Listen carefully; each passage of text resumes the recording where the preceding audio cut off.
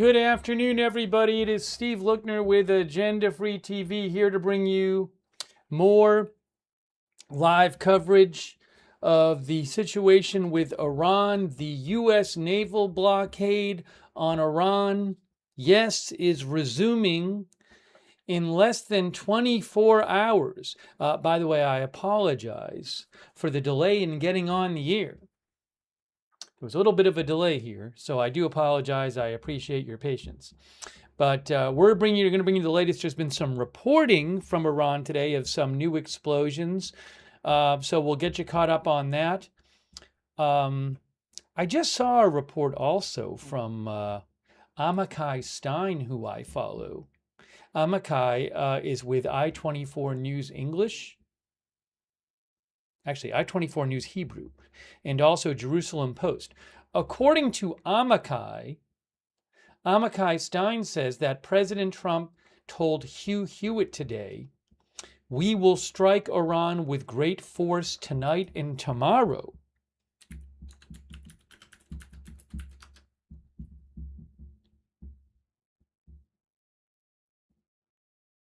Yeah, this is being reported elsewhere too, but apparently President Trump told Hugh Hewitt,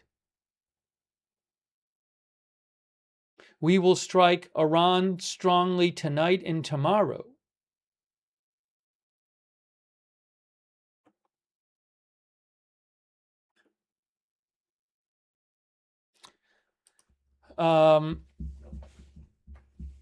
All right, so we're going to bring you the latest updates here, and the naval blockade is resuming. The naval blockade is resuming. Also, according to President Trump says that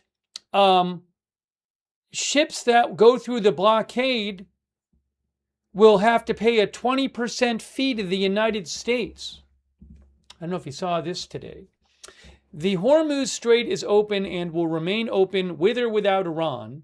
We are reinstating the Iranian blockade, so named because it is only stopping Iran ships or customers from entering or leaving. All other countries will have fair and open use of the strait. The USA will be from this point forward known as the guardian of the Hormuz Strait. But as such, and as a matter of fairness, US will be reimbursed at the cost of 20% on all cargo shipped for any and all costs necessary to do the job of providing safety and security to this very volatile section of the world.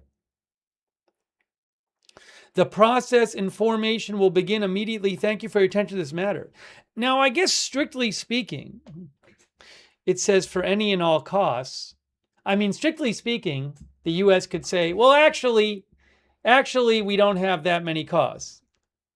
I don't know. When I read this, it looks to me like he means to say 20% on all cargo shipped as a reimbursement. But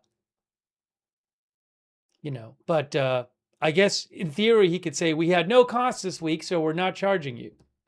But I don't know. It's not a legal document, but that's what it looks like to me. Hey, hold on a moment here.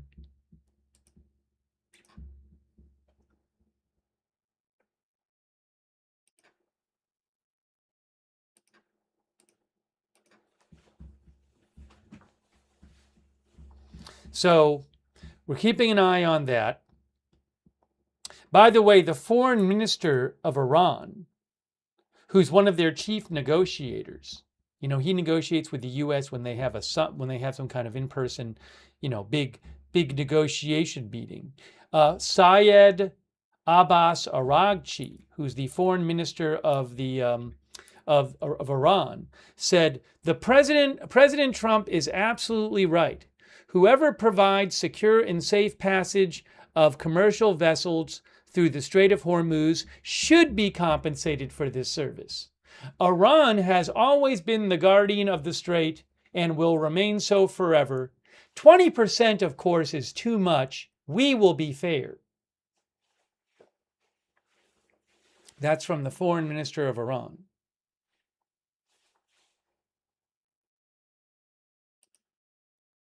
Skyscraper fan says, what if a ship does not pay? I assume they can't go through if they don't pay. That's my assumption. By the way, President Trump is supposed to speak Thursday night with an address to the nation. I haven't heard yet what that's going to be about. How will this toll be collected? I don't know, Stylist says. Oh, one of our viewers mentioned oil prices. Yeah, let me show you this. Oil prices today, Brent crude is up on the day almost 11%. Brent crude oil is up almost 11% today. And then WTI US crude is up 9.38%.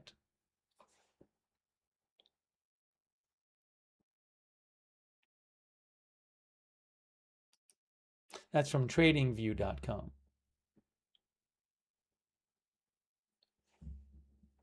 We'll talk about President Trump's. We're going to take your comments about that, about his upcoming speech, whatever his announcement, whatever that is. But you can see here,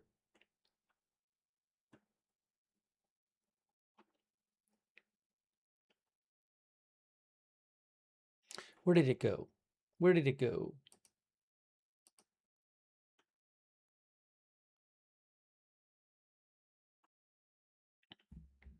President Trump will be making a speech to the nation on Thursday evening at 9 p.m. Eastern. Thank you for your attention to this matter. Is it about the war? I don't know.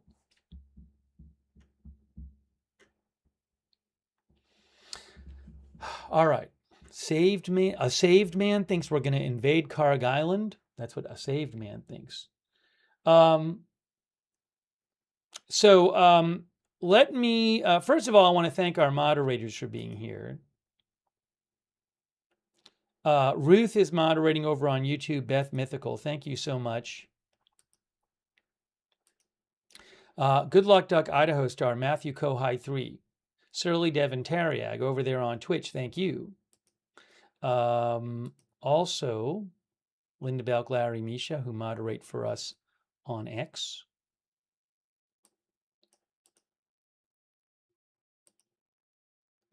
Thanks to our Rumble moderators. Kay and Lovey moderate for us over there.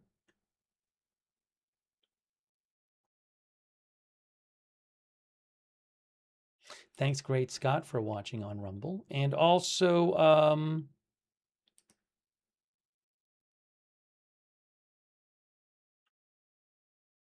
oops, hang on one moment here. I want to thank our Facebook moderators too.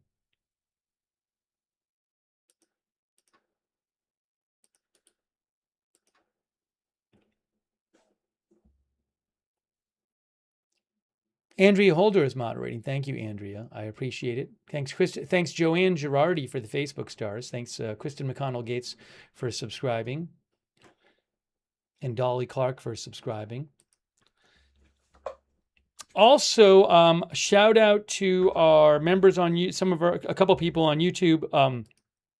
German Butcher 79, thanks so much for the memberships. That's really nice of you. And also Rita R64, thanks for the memberships. If somebody gives you a gift membership or a gift subscription, please subscribe. Thank them for it.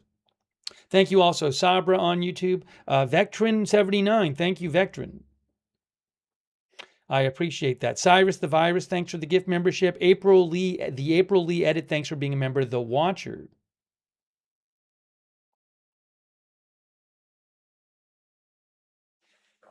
Hold on a second here. Thanks, The Watcher, for being a member.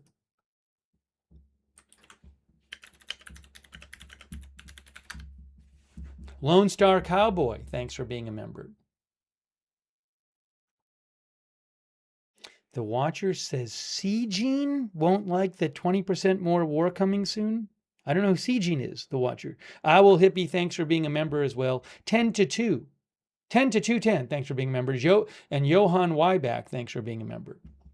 All right. Now, I also want to get you updated on some of the stuff that's been reported coming out of Iran.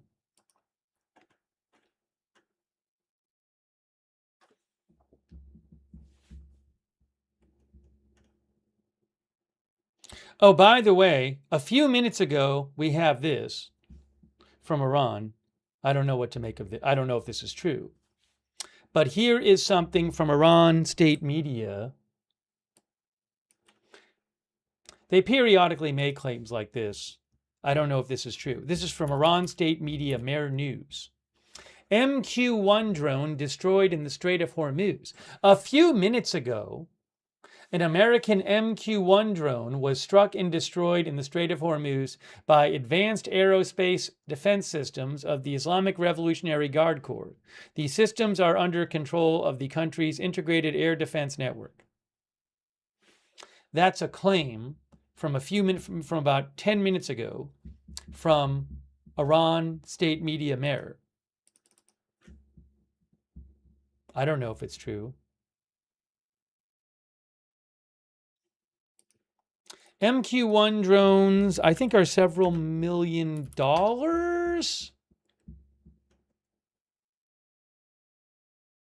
Yeah, we've talked about this before. MQ-1, oops, you can't see it. Now you can. MQ-1 Predator. It says MQ-1B Predator drone. That's from, there you go. That's what it looks like. That's from the Air Force. And yeah, so 4 drones plus other stuff cost $20 million. So it looks like the individual ones, I mean, if you just do the math, would cost maybe several $1 million. I'm not sure. But Iran says they shot one of those down. They've made such claims before. I cannot verify that claim.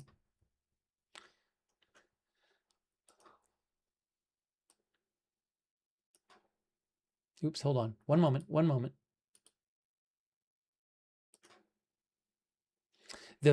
of our viewers said that the price on that site said it was current as of 2015. Yeah, I mean, I don't know the current price and everything. Yeah, current as of September 2015, it's on the website. I don't know the exact price, but that's what it looks. I mean, that's the general, I would assume it's a general ballpark. I would assume.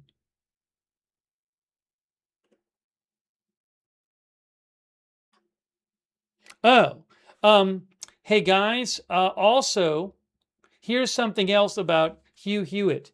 So President Trump has been talking to Hugh Hewitt today, who is I don't know if this is on a radio show or a podcast. Hugh Hewitt is a media personality.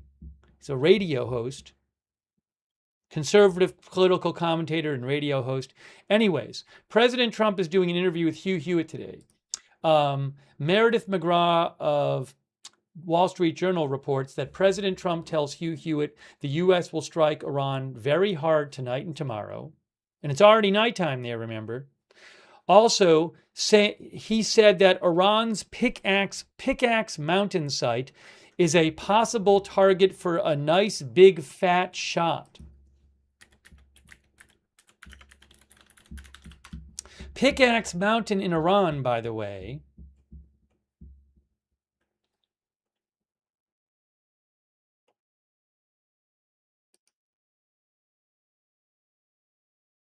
let's talk about this.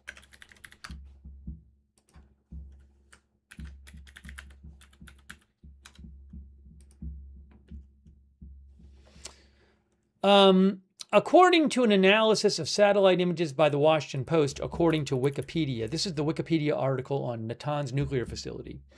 After the American strike, Iran began accelerating construction on the underground site of Pickaxe Mountain, tunneled into the Zagros mountain range, approximately 1 mile to the south of the Natanz nuclear facility. Although work on the site began in 2020, international inspectors were never given access. According to analysts who monitored the site's development, its depth may exceed that of Natanz at 260 to 330 feet and is potentially intended for the secure storage of Iran's stockpile of near weapons-grade uranium or for covert uranium enrichment.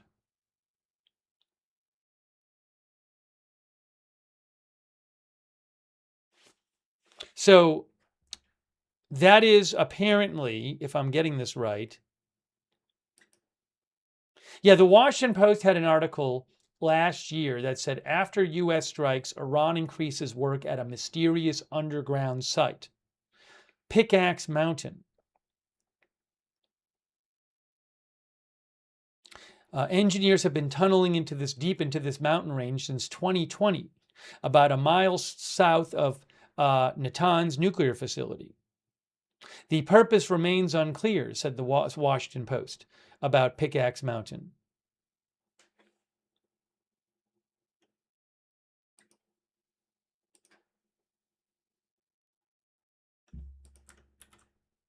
So President Trump said today, hang on,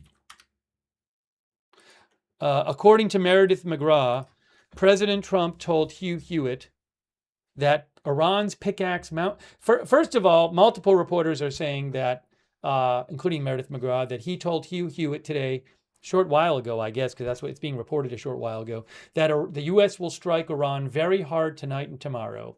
And he added that Iran's Pickaxe Mountain site is a possible target for a nice big fat shot.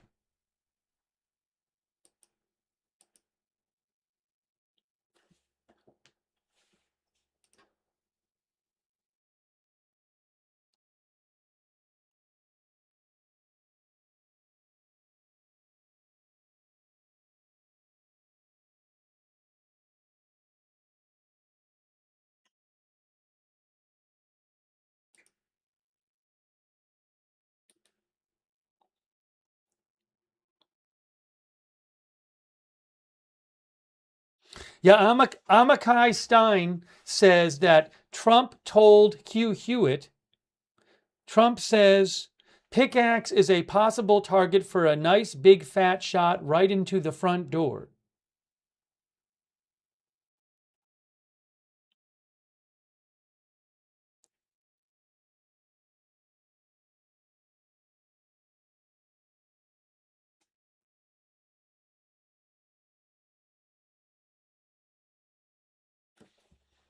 Oh, AZ Intel posted a clip of it. I don't have the rights to the clip. Let me just listen to it. Give me 1 sec. I'm going to listen to this clip. Hold on, quickly. Hang on.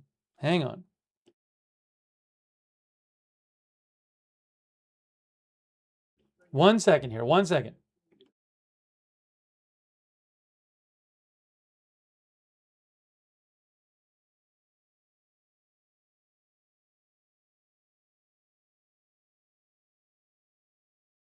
One second.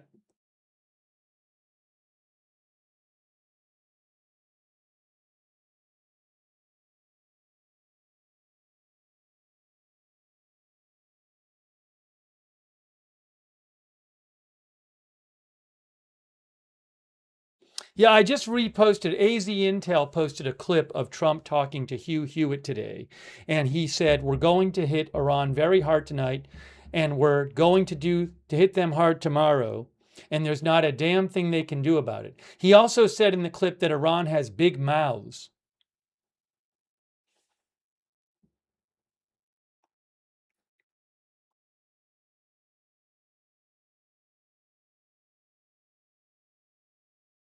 Oh, Rapid Response posted it. Hey guys, look, Rapid Response. I can't play the clip. I don't have the rights to the clip. You've obliterated 3 of their sites. This is from the White House. They posted this. You've obliterated 3 of their nuclear sites, Hugh Hewitt says, but they got a 4th site, maybe at Pickaxe Mountain. Before you enter into another deal, will you insist that IAEA inspectors get down into that deep, deep, deep tunnel? President, absolutely. They don't have it because we have eyes. We have a lot of eyes on it, but Pickaxe is a possible target for a nice big fat shot right in the front door.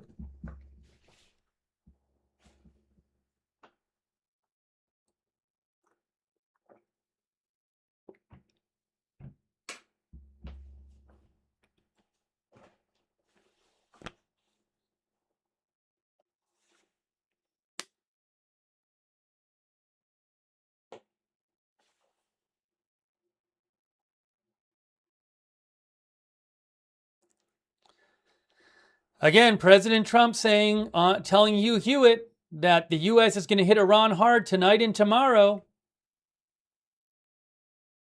Lori Potter thinks he's talking bunker buster.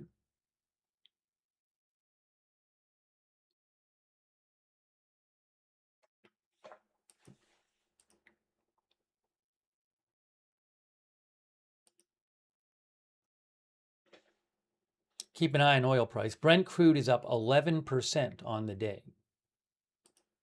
WTI US crude up 9.38% on the day. That is from tradingview.com. Yeah, the Iran time is after midnight. It's 12:08 a.m. Iran.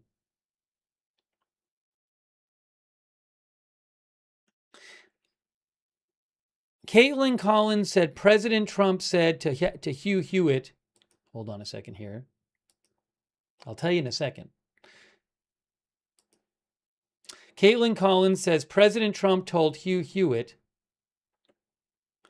that we're going to take out Pickaxe Mountain. Tell the Iranians we're coming.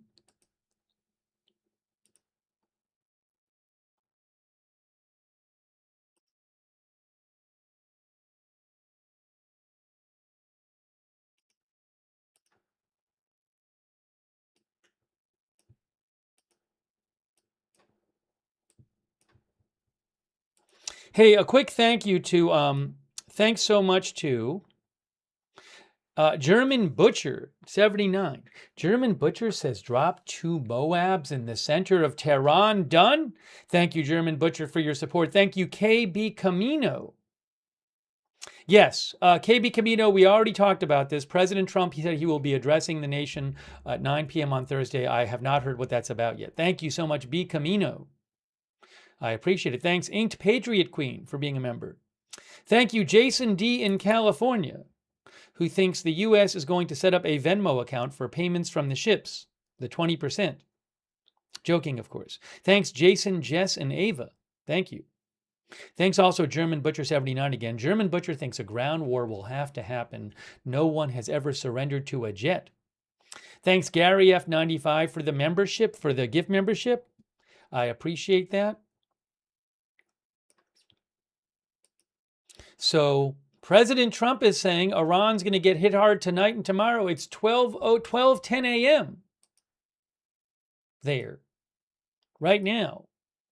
Thanks, Cerberus, for subscribing on Twitch. Thanks, Prince of BTC, for subscribing on Twitch. I'm sure we'll have more Ukraine coverage eventually.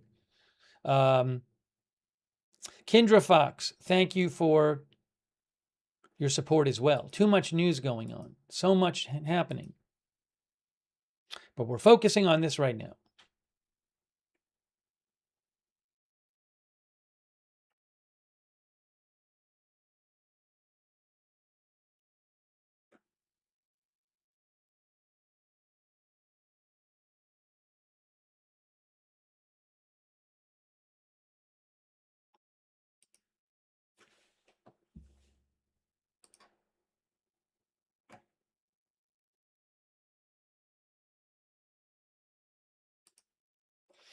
I do want to mention some reporting from a little earlier today, before we came on the air. So, Iran state media Tasnim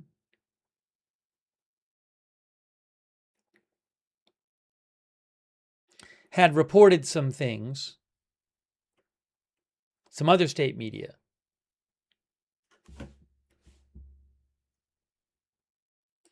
So this was about an hour and a half ago.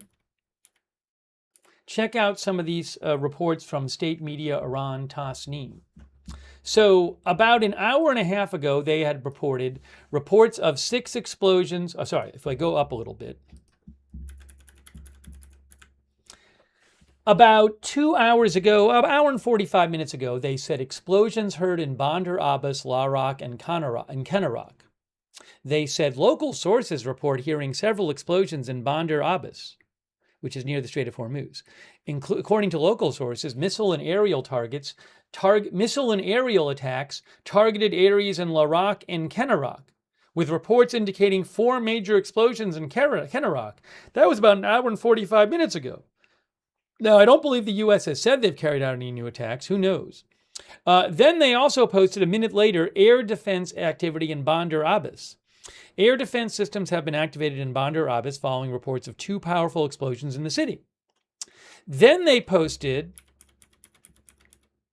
reports of 6 explosions heard in Konarak, and Chabahar. This is about an hour and 40 minutes ago.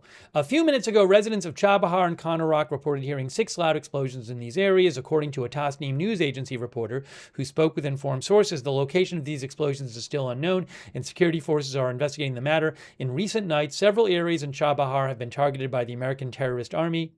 A Tasnim news agency's reporter's follow-up with local sources indicates a calm situation at this hour, and no explosions have been heard so far.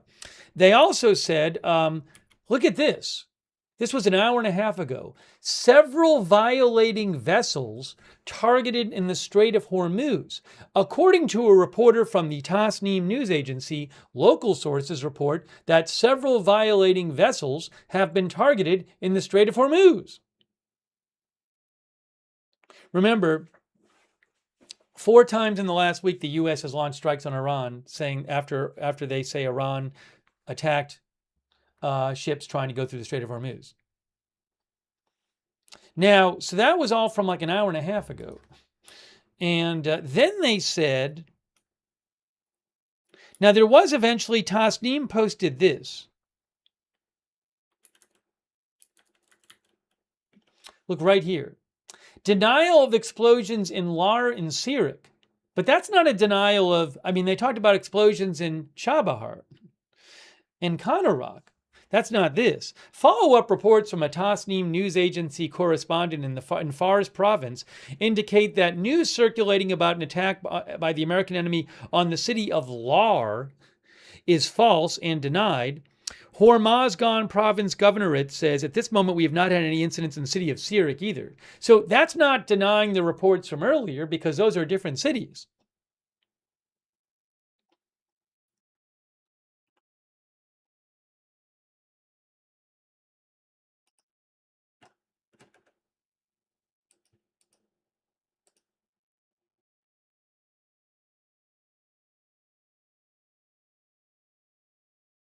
All right, let me show you some other reports. Again, about 20 minutes ago, or half an hour ago, Iranian media claims that the Iran shot down a U.S. MQ-1 Reaper drone over the Strait of Hormuz. That's what they claim.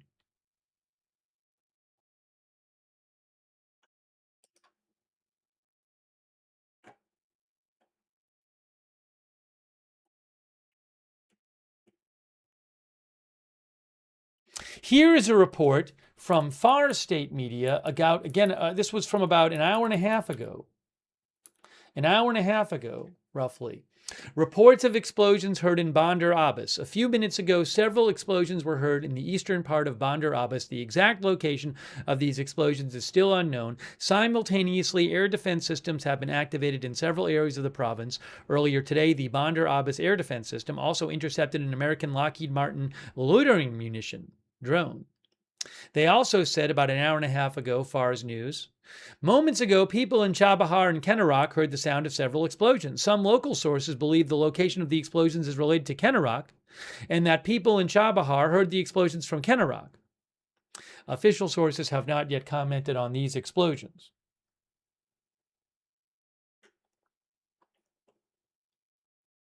So there might have been some exchanges between the U.S. and Iran that we haven't been fully acknowledged by the governments at this point. Let me show you where we're talking about there.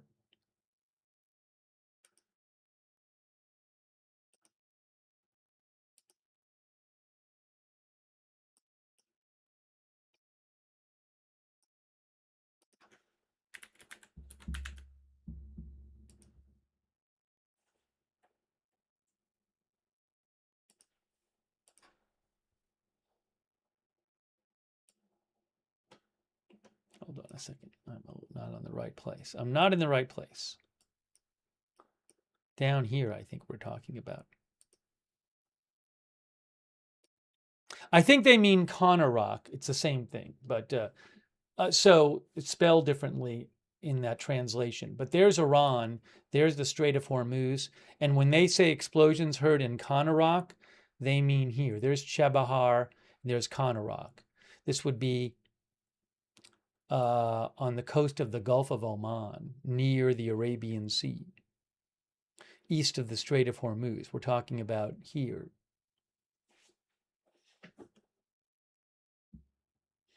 By the way, the Pickaxe Mountain, in case you're wondering, the Natanz nuclear facility is there, and Pickaxe Mountain is near there. And that's in the south of Tehran, in the central part of the country. President Trump said today that Pickaxe Mountain would make a, what do you say, a nice big fat target, reportedly. I have to pull up what he said again.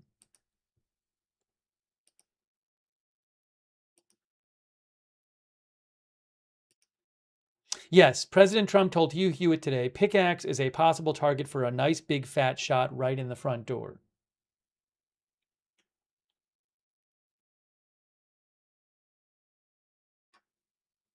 No, it's near Natanz, which we hit. Pickaxe Mountain has not been hit. Which the U.S. Natanz was hit by the U.S. last year.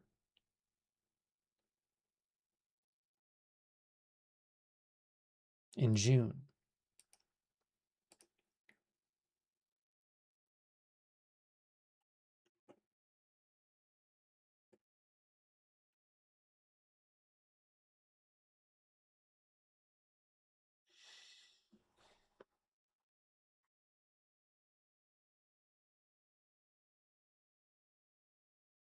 All right, so it is currently,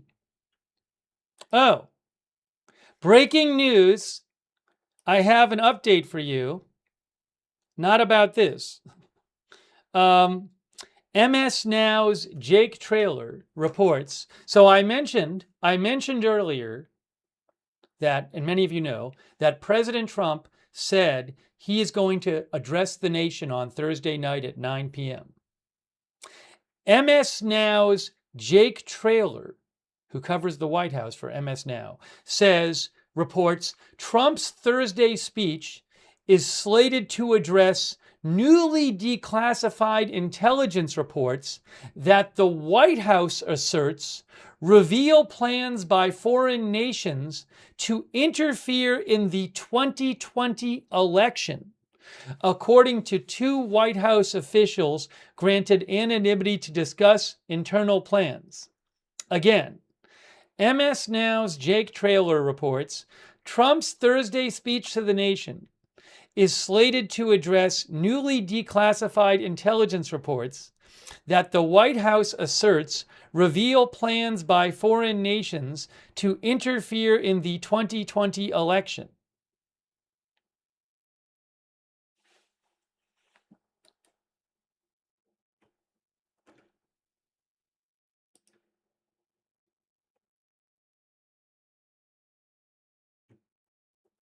If I see other reporting on that, I'll let you know.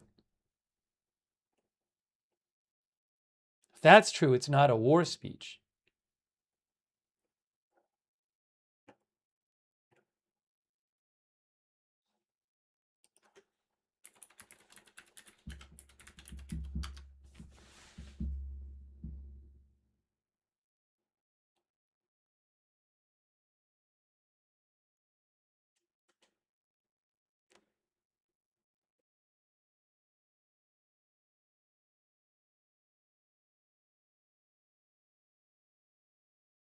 We'll see if there's other reporting about that.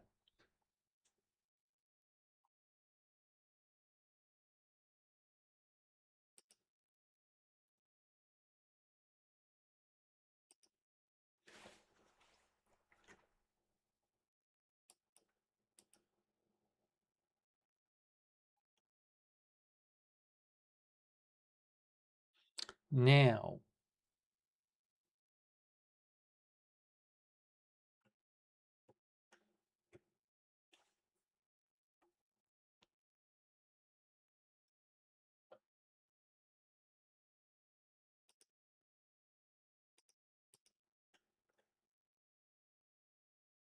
give me a moment here.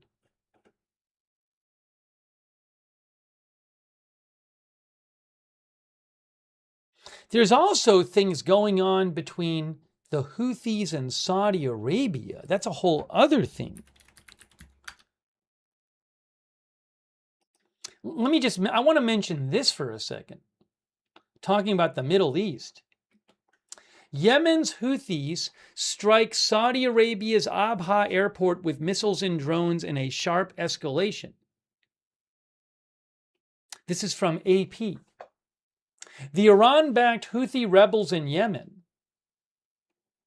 By the way, this is an image from Houthi media, which claims to show an explosion at the airport in Sana'a, Houthi capital, which the Houthis claim that Saudi Arabia struck that airport. Anyways, today, the Iran-backed Houthi rebels in Yemen said they launched missiles and drones at Saudi Arabia's Abha International Airport on Monday in response to airstrikes they blamed on Saudi Arabia that struck Sana'a International Airport earlier in the day. Sana'a is the Houthi capital in Yemen.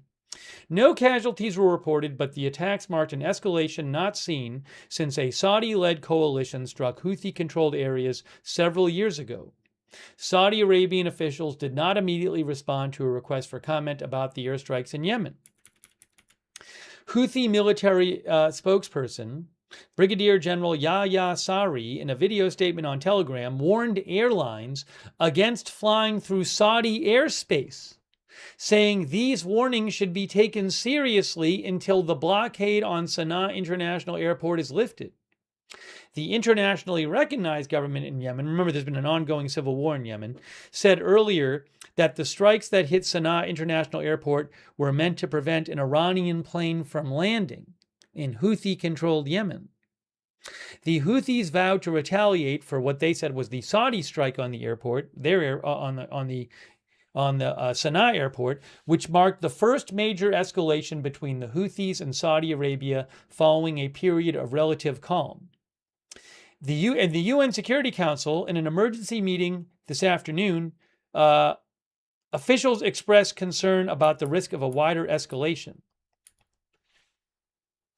For years, a Saudi-led coalition in Yemen's south has fought the Houthis in the north.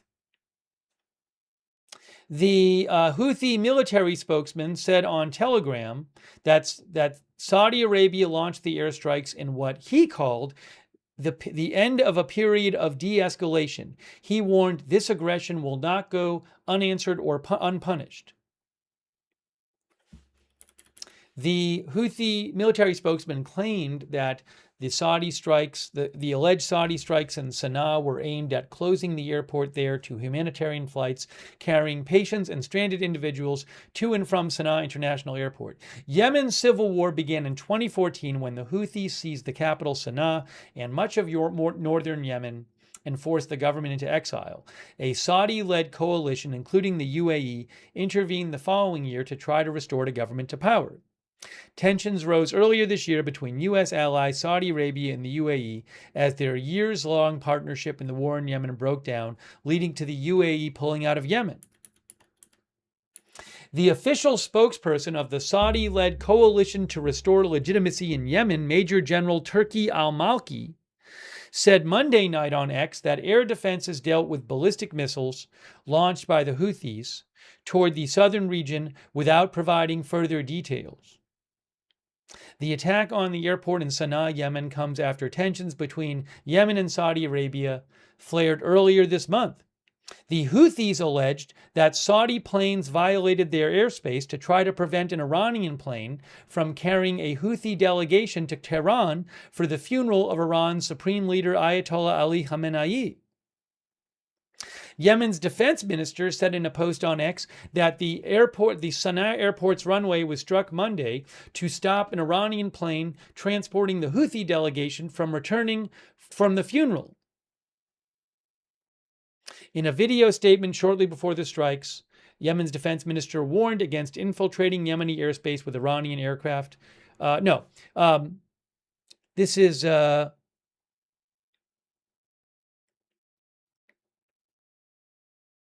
Is this correct here? Yeah, Al-Aki is Al-Kili is Yemen's defense minister.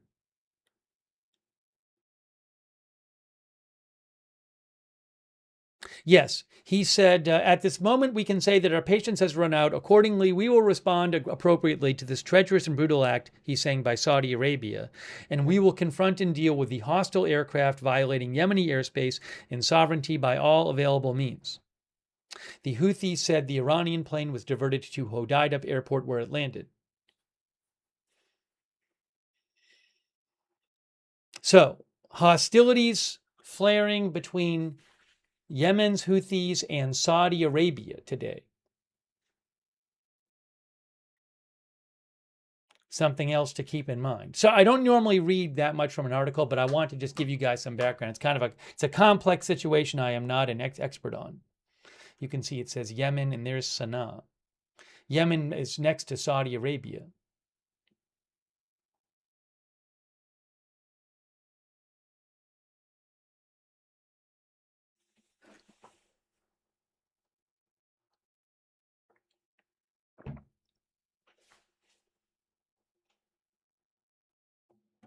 By the way, thanks to Dig Beans, our member, and Man for Some Markets. Thank you so much, Man for Some Markets, for your support. S. Luxy says, I hope this doesn't spiral totally out of control. Again, something I noticed in that article is saying that the Houthi military spokesman warned airlines against flying through Saudi airspace, saying these warnings should be taken seriously until the blockade on the Houthi Sana'a International Airport is lifted.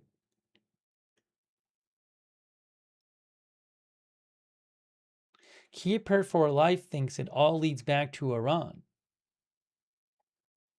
Tariffed says if the Houthis start to attack vessels again, this will be a huge problem.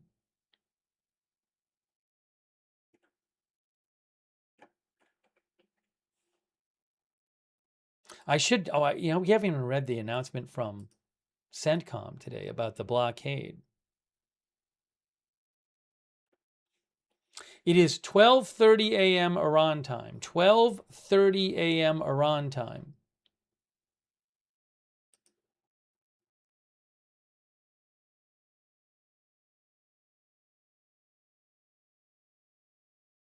Hang on a moment. Where is this?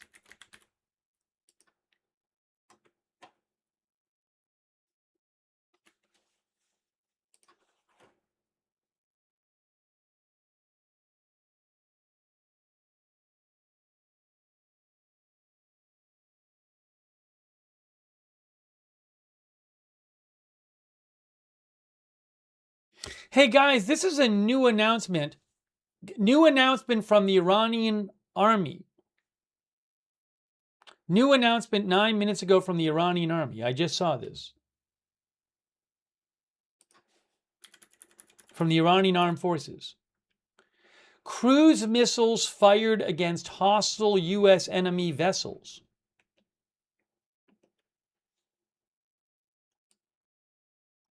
Public relations of the Iranian army. In response to repeated acts of malice and aggression by the U.S. against our country, the Army of the Islamic Republic of Iran a few hours ago targeted communication systems, fuel depots, Patriot systems, observation towers, and an ammunition depot belonging to the U.S. terrorist army in Kuwait with its attack drones. Further, the Navy of the Army of the Islamic Republic of Iran, in response to missile attacks on some military centers, targeted a hostile U.S. enemy vessel by firing cruise missiles. The Army of the Islamic Republic of Iran, addressing the foolish enemies, emphasized that they should learn a lesson from the steadfastness and solidarity of the great Iranian nation in continuing the path of the martyred Imam and defending the righteousness of this divine land, and added, Iran's defensive strikes in response to the aggressions and commensurate with the level of the enemy's treachery will be designed and continue with power.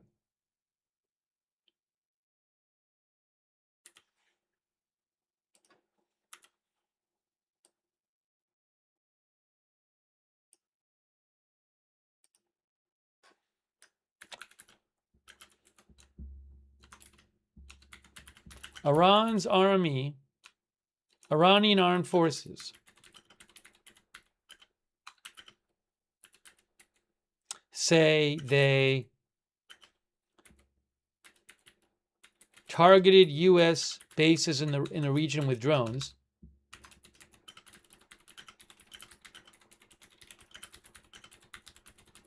and fired cruise missiles at a hostile U.S. enemy vessel.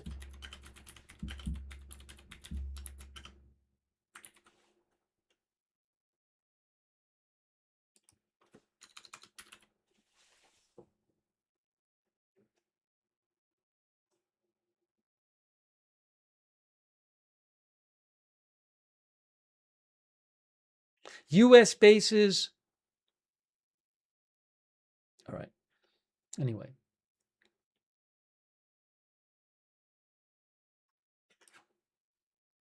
So that's a new announcement. That announcement was released 12 minutes ago.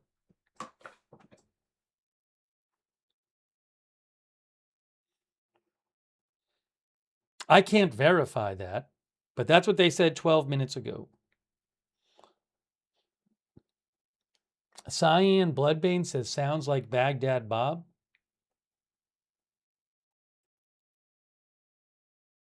Amy Celeste says, targeting doesn't mean it connected.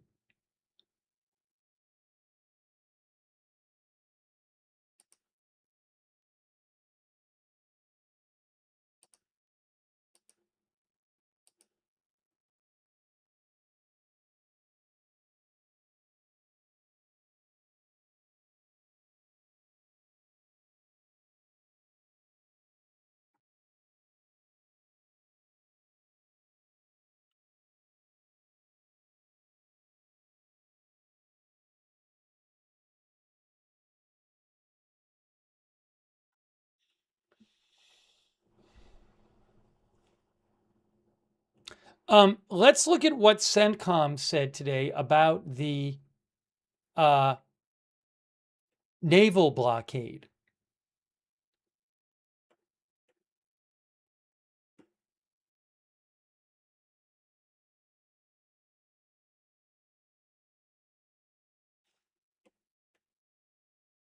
Did they repost their post? I reposted CENTCOM. Oh, there it is. Here it is, guys.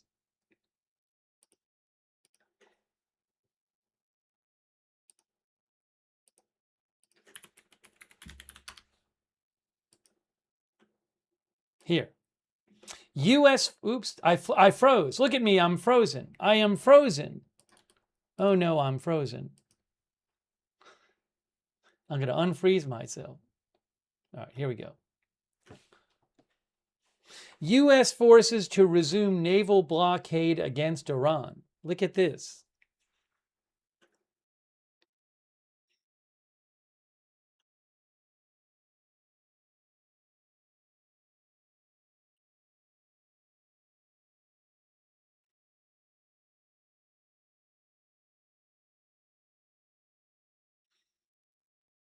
At the Commander-in-Chief's discretion, U.S. Central Command, at the Commander-in-Chief's direction, U.S. Central Command forces will resume blockading maritime traffic entering and exiting Iranian ports tomorrow at 4 p.m. Eastern Time. That is 22 hours, 52 minutes, and 52 seconds from now.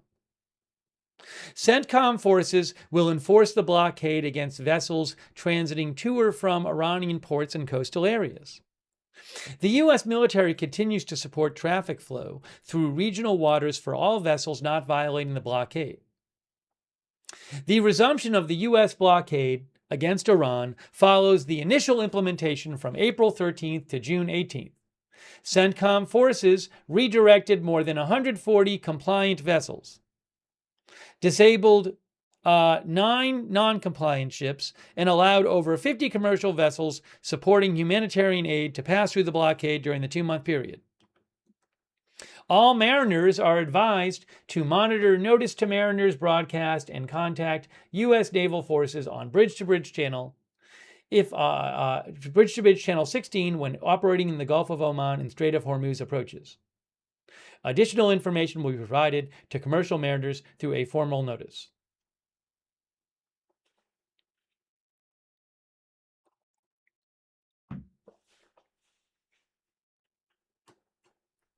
So the blockade is back.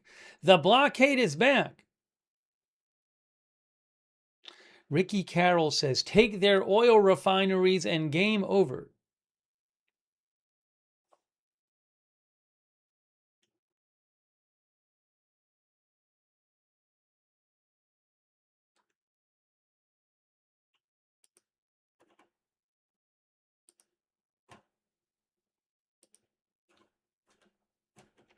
Up, Vahid is reporting explosions in Bandar Abbas, according to Vahid.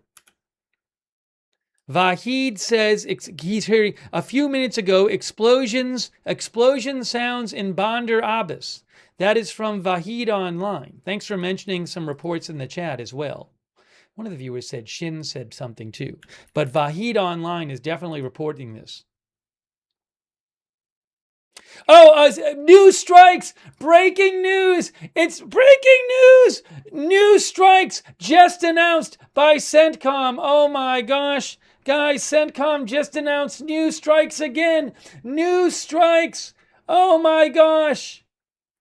At 4:45 Eastern Time today, U.S. Central Command began launching the third consecutive night of strikes against Iran.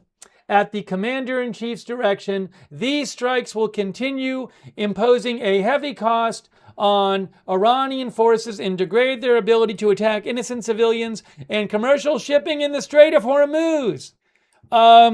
New U.S. begins strikes on Iran for third straight night. Oh my gosh, more strikes.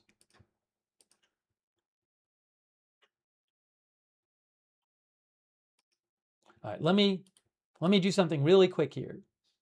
I need 2 seconds. I just need to update.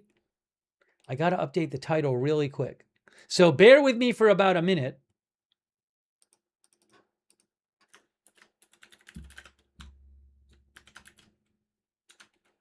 New U.S. strikes and blockade resumes.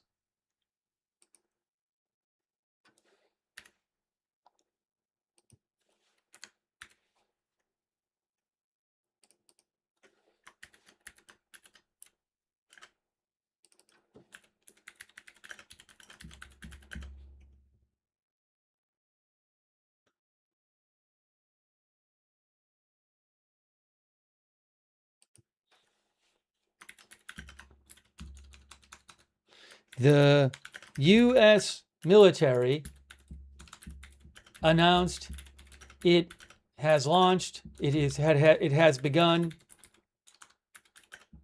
new strikes on Iran for the third straight night.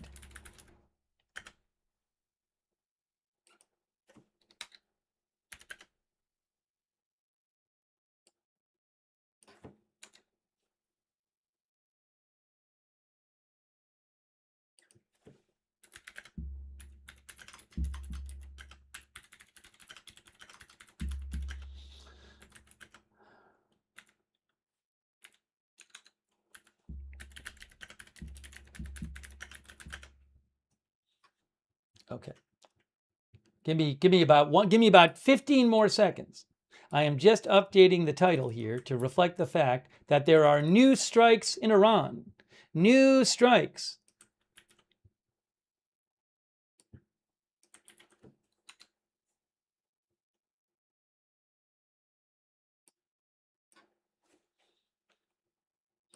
Wow, can you believe it? Again. All right, hang on. I'm going to get you the latest on these explosions. I just need one more second here. I just need one more second. Thanks for staying with me. Have to update one quick thing. There we go. Oops, I was trying to do it.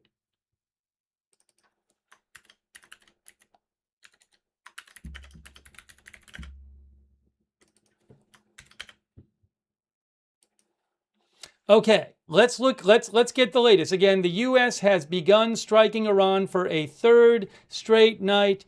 Big breaking news. Let's get the latest. There are strikes reported in, Vahid Online reports 4 explosions in Jam. That's unconfirmed. That's unconfirmed. But Vahid Online says he's getting reports of 3 or 4 explosions in Jam. Also explosions reported in Bushehr. This is just a few minutes ago. Oh, Jam is in Bushehr, I think. So Vahid reports, he is getting multiple reports in from Iran. Vahid gets reports from Iran of explosions in Jam, Iran, in Bushehr province. Let me show you where that is. There is Jam, Iran, which is near the coast there. There's the Strait of Hormuz.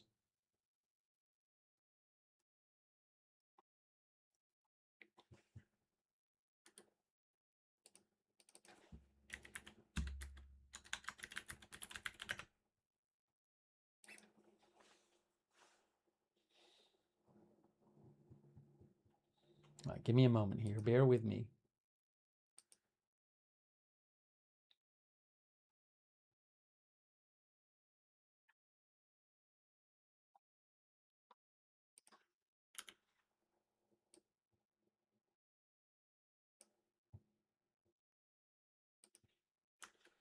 Reports from at Vahid of U.S. strikes of explosions in Jam, Iran.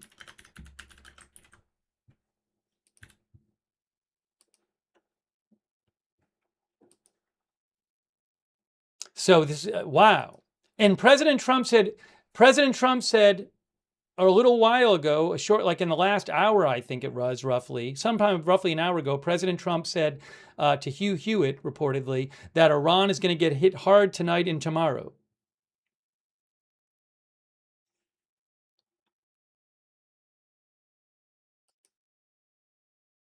Let me again read you this again real quick.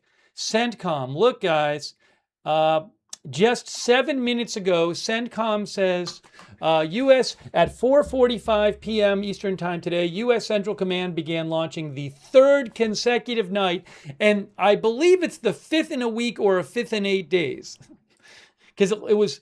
I'd have to go back and look, but roughly 5th night in roughly a week, but the 3rd consecutive night of strikes against Iran at the commander-in-chief's direction. These strikes will continue imposing a heavy cost on Iranian forces and degrade their ability to attack innocent civilians and commercial shipping in the Strait of Hormuz.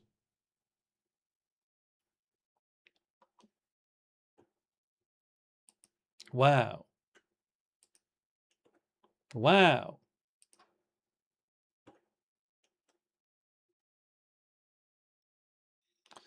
Let's see what reports come out of Iran about what is going to be hit. Will it be noticeably different than the last couple nights? I don't know. How is Iran going to respond to this? And remember, the U.S. is putting the blockade back on Iran tomorrow.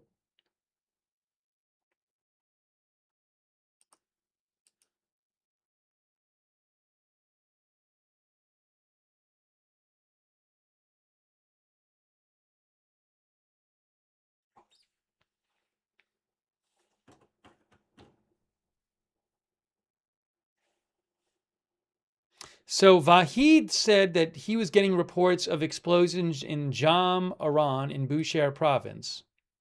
Also, what else did Vahid say? He had posted also some reports of people, in Kish. Yes, Kish, Iran.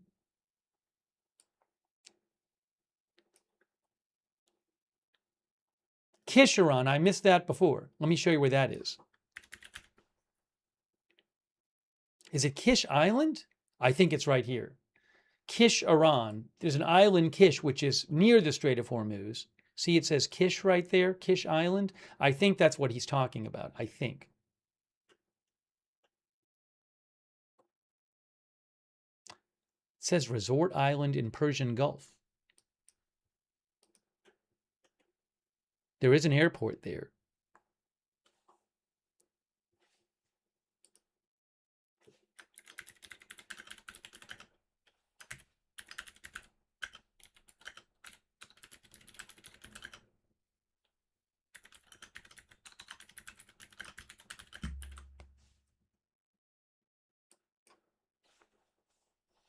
So, regarding Kish, Vahid Online on Telegram says he got reports saying things like Kish was hit, we're near the airport and the window shook. Kish was hit 4 times in a row, 3 times, 3. People saying 3, 4, 5 explosions there.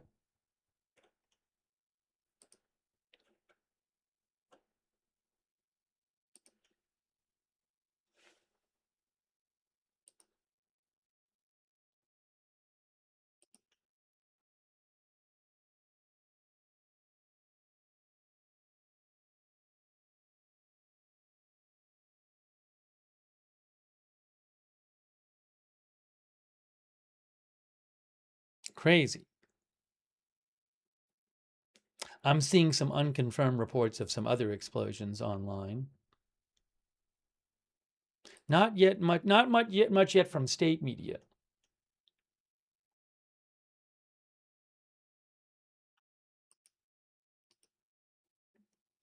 By the way, the announcement of new fighting, I mean, oil was already up over 10% today. So I don't see a big difference in the last few minutes in Brent crude oil or WTI crude.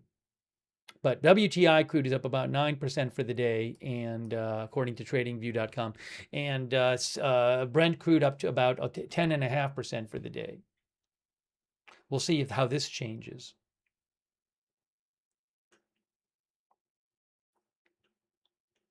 Hey, thanks so much, Daisy Clementine. Thank you, Daisy Clementine. I really appreciate it. Also, Samantha Reynoso. She said videos are circulating on social media of heavy strikes in Khuzestan from now. I haven't seen any yet, so I don't know.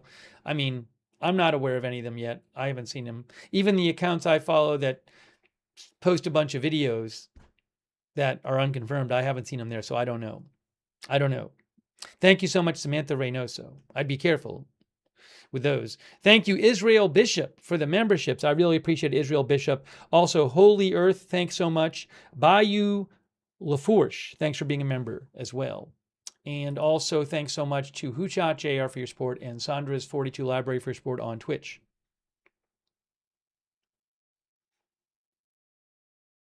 And Kendra Fox.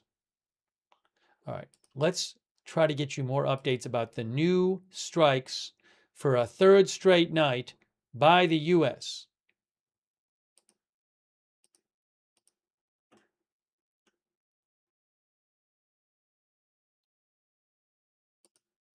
Just announced by the U.S. a short time ago.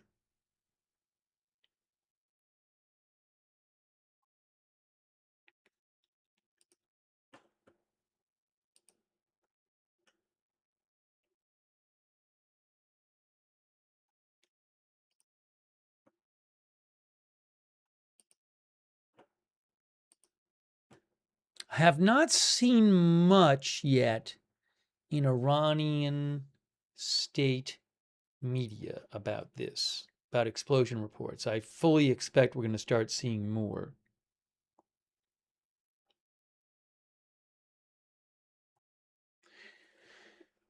Where is this?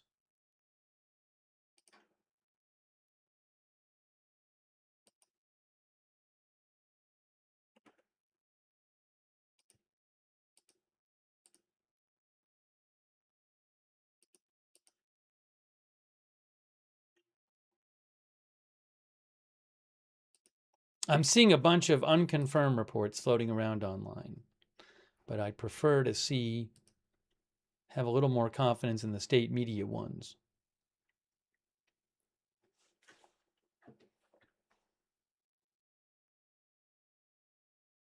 Crazy, crazy, crazy.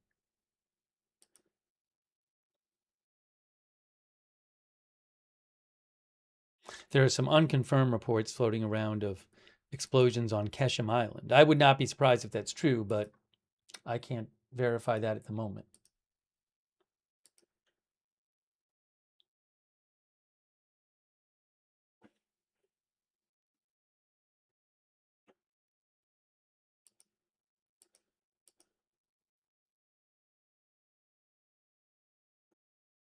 President Trump is attending the World Cup finals on Sunday, according to Shelby Talcott.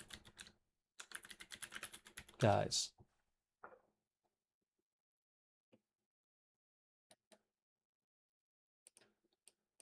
Shelby Talcott with Semaphore says President Trump will be attending the World Cup finals on Sunday.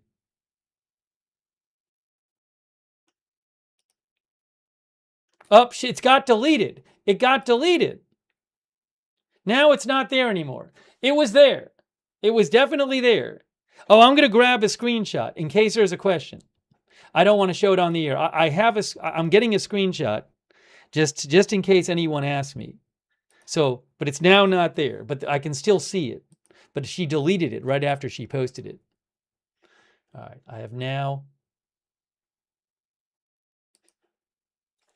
now saved the screenshot in case anyone wants proof that I saw it.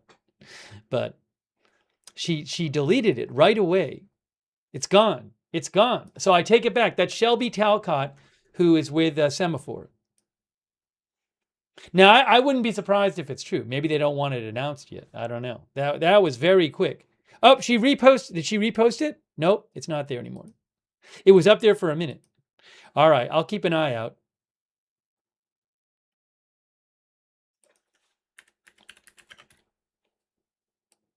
Hang on a second here.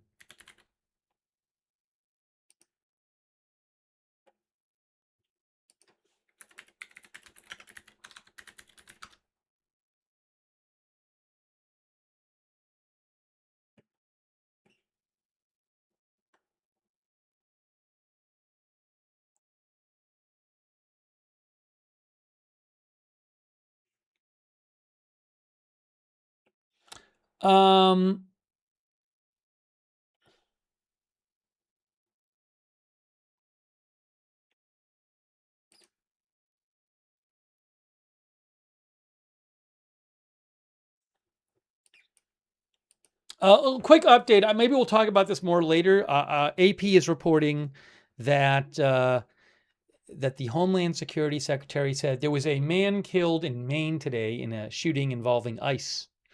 And AP is reporting that the Homeland Security Secretary said man killed by ICE in Maine was not the target of warrant, according to Maine Senator Angus King. Anyways, I don't want to get into all that now. We're covering Iran now.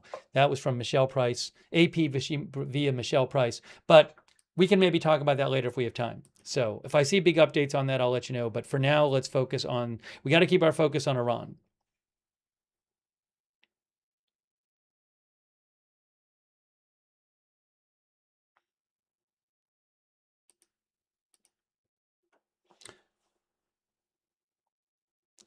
Now, let's see here.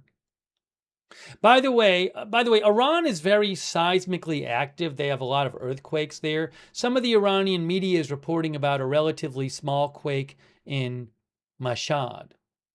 Let me see if I can pull that up here for you, like on EMSC maybe. But Iran is a very seismically active place. It's not even on EMSC. I don't even see it anywhere. So, for example, Tasnim claims an earthquake with magnitude 3.6 shook an area near Mashhad. And ISNA, Iranian news, says a 3.6 magnitude earthquake shook the area around Sefid Sang in Mashhad. Now, I'm looking at EMSC, which I'll show you right here. They don't seem to have anything from Iran here, right? And it's not like, I mean, they have earthquakes below 3 on this list.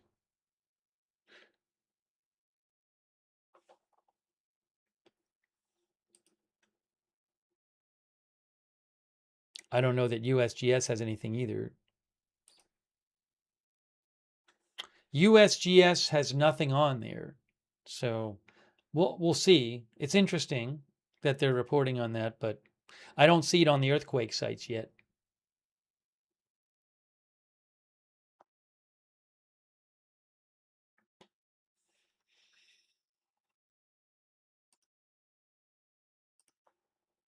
Just to clarify about Iran and earthquakes, by the way, Wikipedia says Iran is one of the most seismically active countries in the world, being crossed by several major faults that cover at least 90% of the country. As a result, earthquakes in Iran occur often and are destructive. Yeah, so I have not heard, I don't know, they're saying there was an earthquake. I haven't seen any kind of scientific body say that there was some sort of earthquake there of any sort at this point, so we'll see.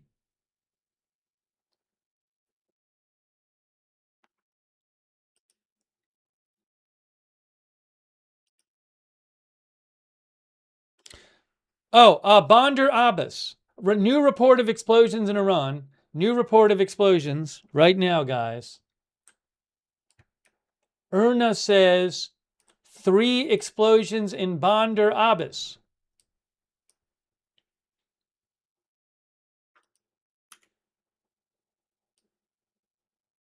Just reported. Iran State Media IRNA. 3 explosions in Bandar Abbas, near the Strait of Hormuz.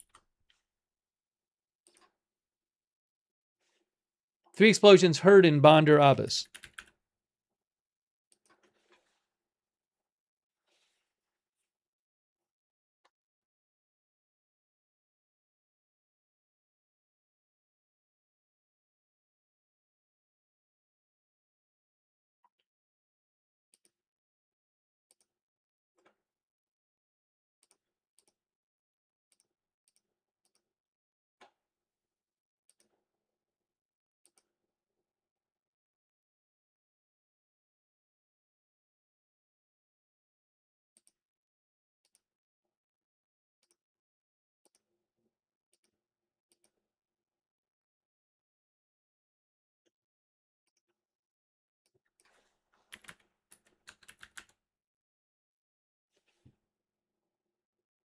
Oh, give me 1 second here.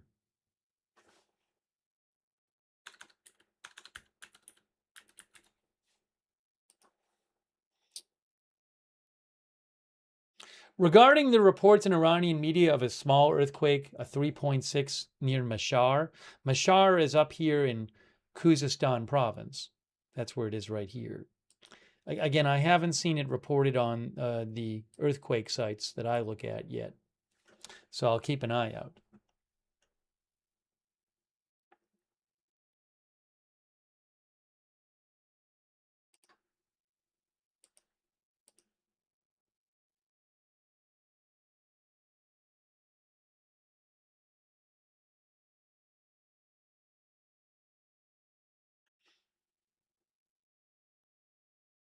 I have an update about President Trump.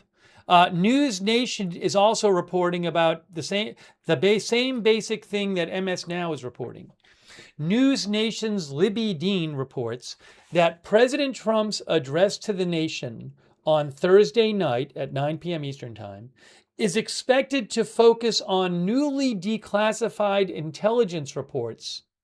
According to a source familiar with the matter, the reports provide additional details about foreign nations' plans to influence the 2020 election.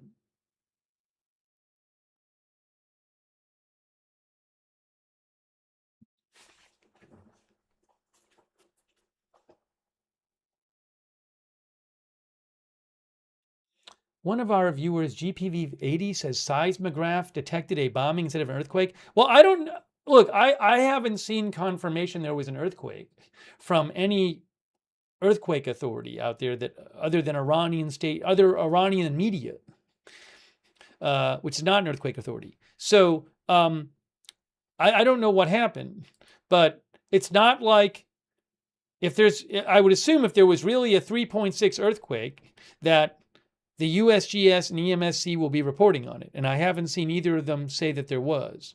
So I don't really know what to make of that at this point.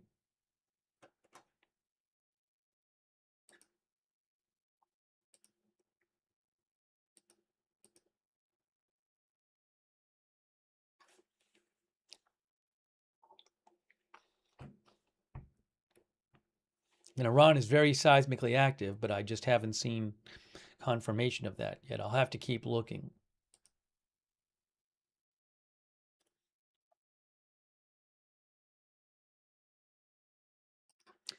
New update on explosions from Iran state media Mehr News. New update on explosions. Look.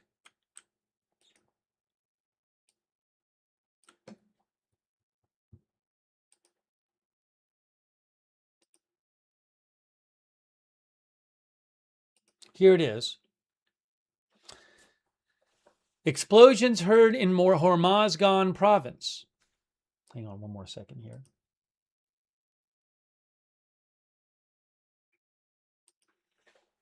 According to a reporter from Mehr news agency, Iran state media, several explosions were heard in the city of Bandar Abbas early Tuesday morning.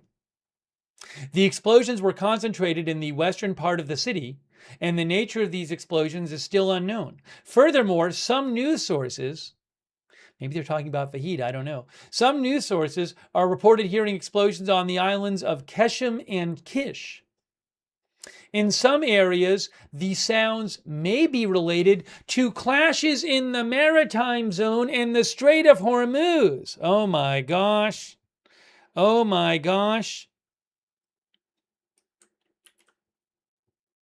All right. Iran state media.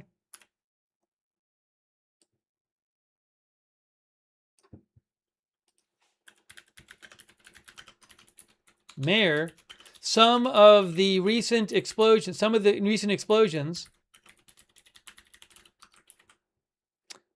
may be related to clashes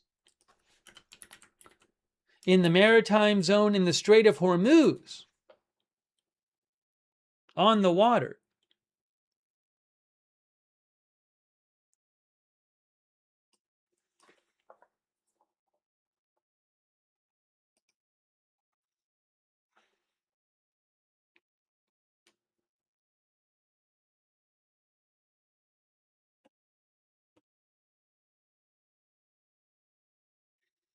Darid, our viewer, says, Holy Forever Wars.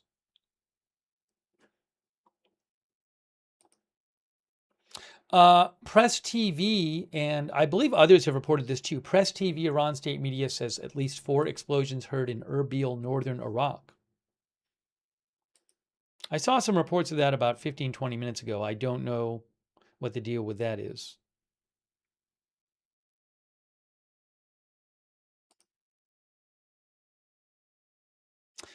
Iran state television says, here, let me show you this. First of all, on the bottom there, Iran state television says Iraqi news agency, at least 4 explosions have been heard in Erbil, located in northern Iraq. Also, as you can see, they're claiming that there was a 3.6 earthquake near Mashhad, Iran, which I have not seen reports of yet from the earthquake sites.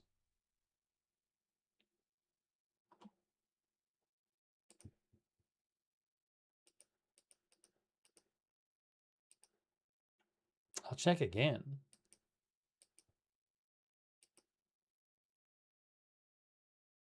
There is nothing on EMSC about such an earthquake in the last couple hours. I'm looking. I don't see anything about Iran. And I'm going to check USGS. Nothing there recently. So I don't know. I mean, someone might say, is there some kind of explosion that's happened in that area that Iran wants to say is an earthquake, even though it's not an earthquake?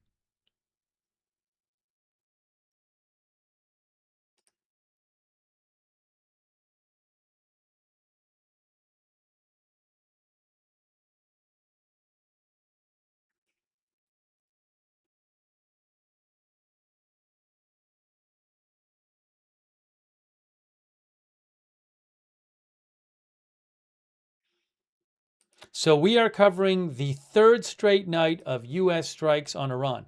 Vahid Online reports he is getting more reports of explosions in Kish Island. Multiple reports from Vahid Online of more explosions in Kish, Iran. I believe he means Kish Island. I'm going to show you on a map where I believe that is.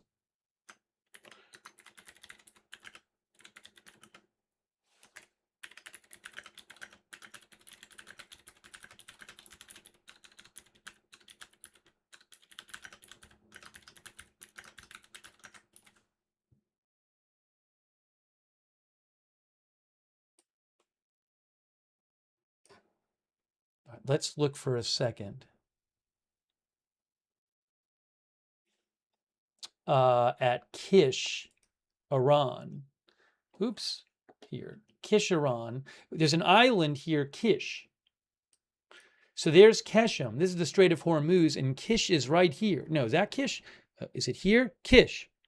No, that's not it. Now I'm all lost. Can I find Kish Island? It's one of these. Now I can't even find it. We just had it here before. Terrible. There. Oh, there it is. Sorry. It's more north than I thought it was. Kish. Kish Island, Iran. I believe that is what he is talking about. I don't know if it's, I mean, it's more like west to the west of Strait of Hormuz, it looks like, but not that far. Kish Island. So Vahid is getting reports from Iran of a second round of explosions there. It does have an airport there.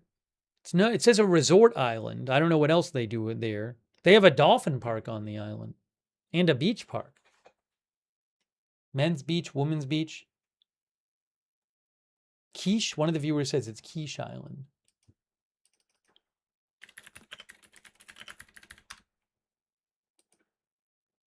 I'm going to listen to Wikipedia. Quiche. Quiche. Wikipedia says quiche. I stand corrected. It's quiche. The island is marketed as a consumer's paradise, says Wikipedia, offering shopping centers, tourist attractions, and resort hotels. It is an estimated population of around 50,000 people, just to show you here on Wikipedia. See, Quiche Island. It has about 12 million visitors annually.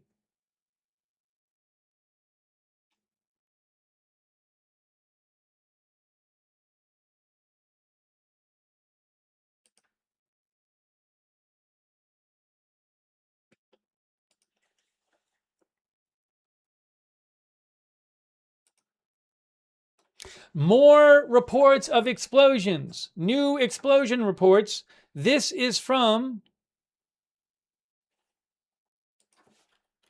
Fars State Media.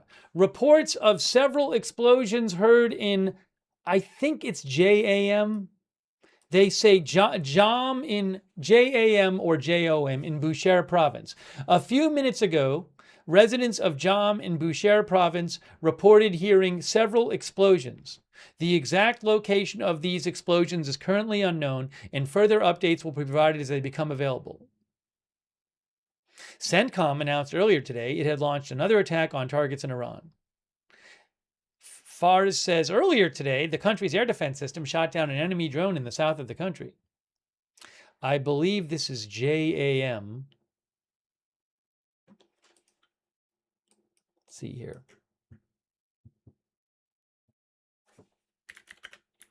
Yeah, Jam in Bushehr province. Here. Hang on. First of all, let me just get this posted. Then I'm going to show you on the map where we're talking about.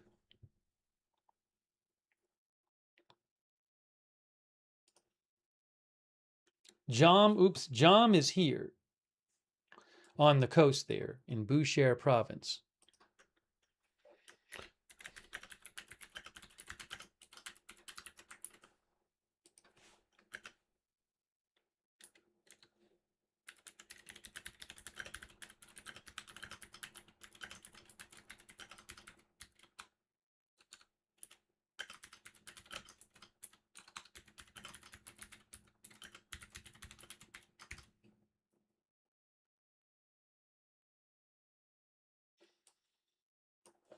So Jam, Iran is close to the coast. There it says Jam right there. Jam. Now, there is an airport there. It's not, I mean, there's a city there, but there's also an airport. Looks like. Tawhid Jam Airport. I don't know what's being attacked in that area.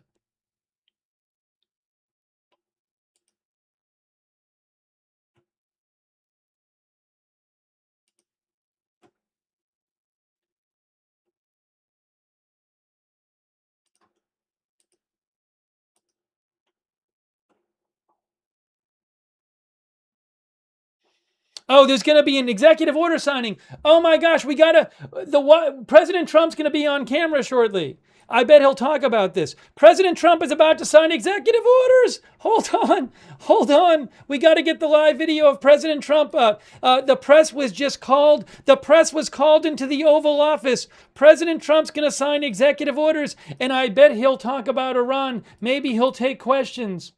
All right, I'm ready to show it to you when it happens. Give me a second here. Oh my gosh. What's President Trump going to say?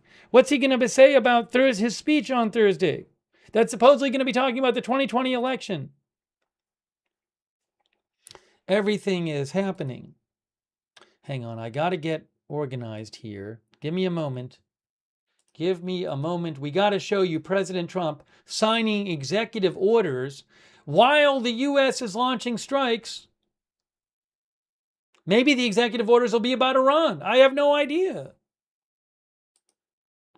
What is happening here? Yes, President Trump will be signing executive... Oh, hold on. Here it is.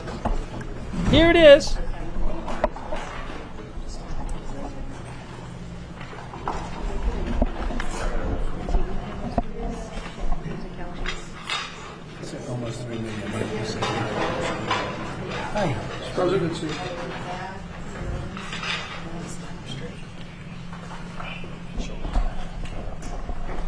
Hello, everybody. We have the governor of Utah, and we have a lot of other very high representatives from Utah, at least mostly from Utah.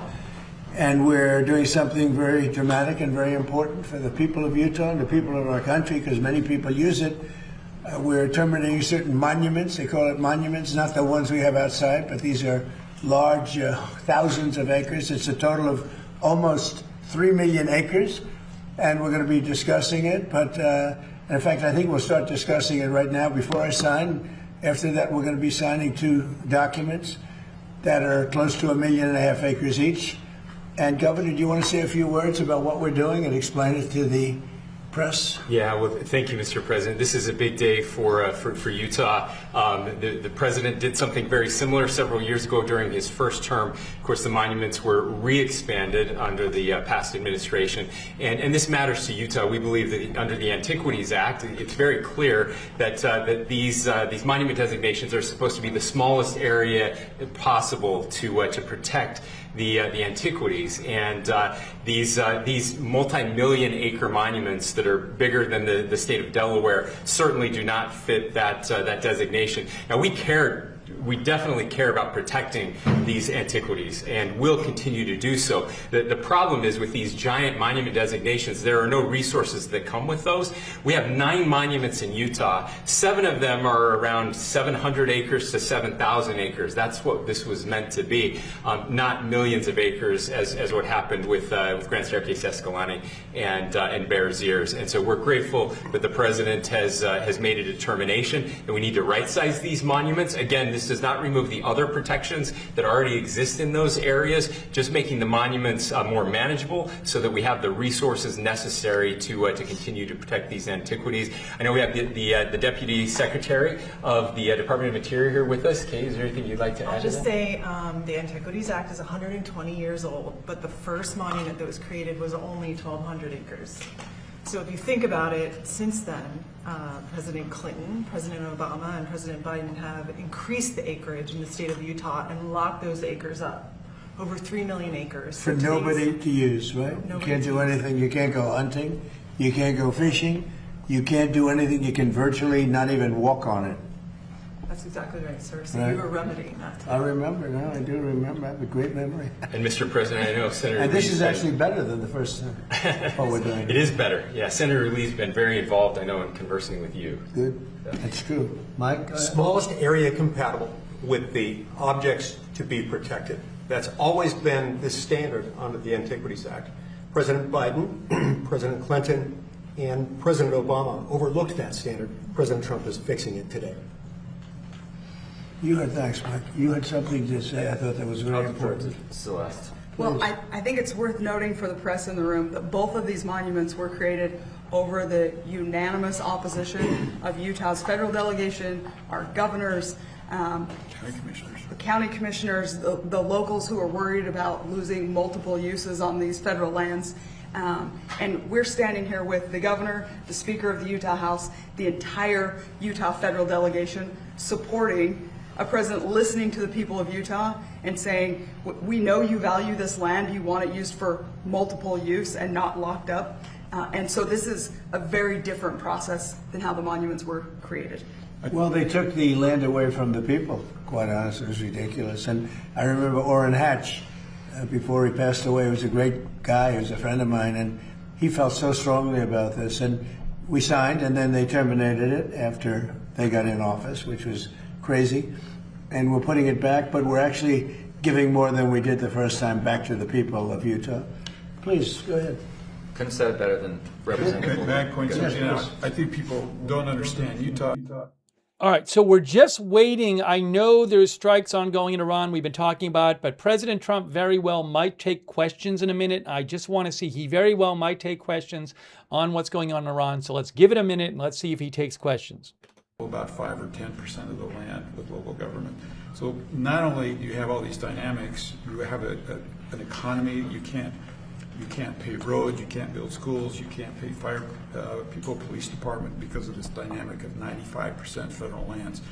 The other part of that is Utahns will tell you they love these lands. They manage them better than people 2,000 miles away. So if this is about good management, it really should be done in Utah by people who have demonstrated over decades and decades and decades and generations that they're good managers of this land. Great job, well said. Anybody? No? You're leaving? I can't believe it. Very excited. I can't believe it. You're excited? Where are you going from here? Well, can I say this first of all? We sat down with the previous administration and said, then we'll just work this out. So we don't have to keep going back and forth. Just work with us. Right. And we promised to be. All right, hang on. So what I'm going to do is I'm going to look up for some Iran updates while others are talking there. And as soon as Trump talks again, we'll go back to his audio. Okay? Again, hold on. This is very nice. I'm very happy about this. Let's see if he takes And better than questions the first right time. after this.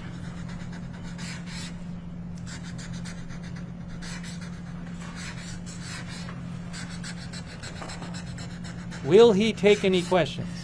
Okay, here's number one.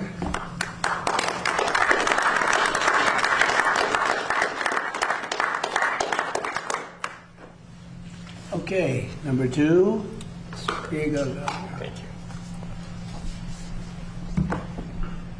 Almost 3 million acres. Going to be well taken care of now.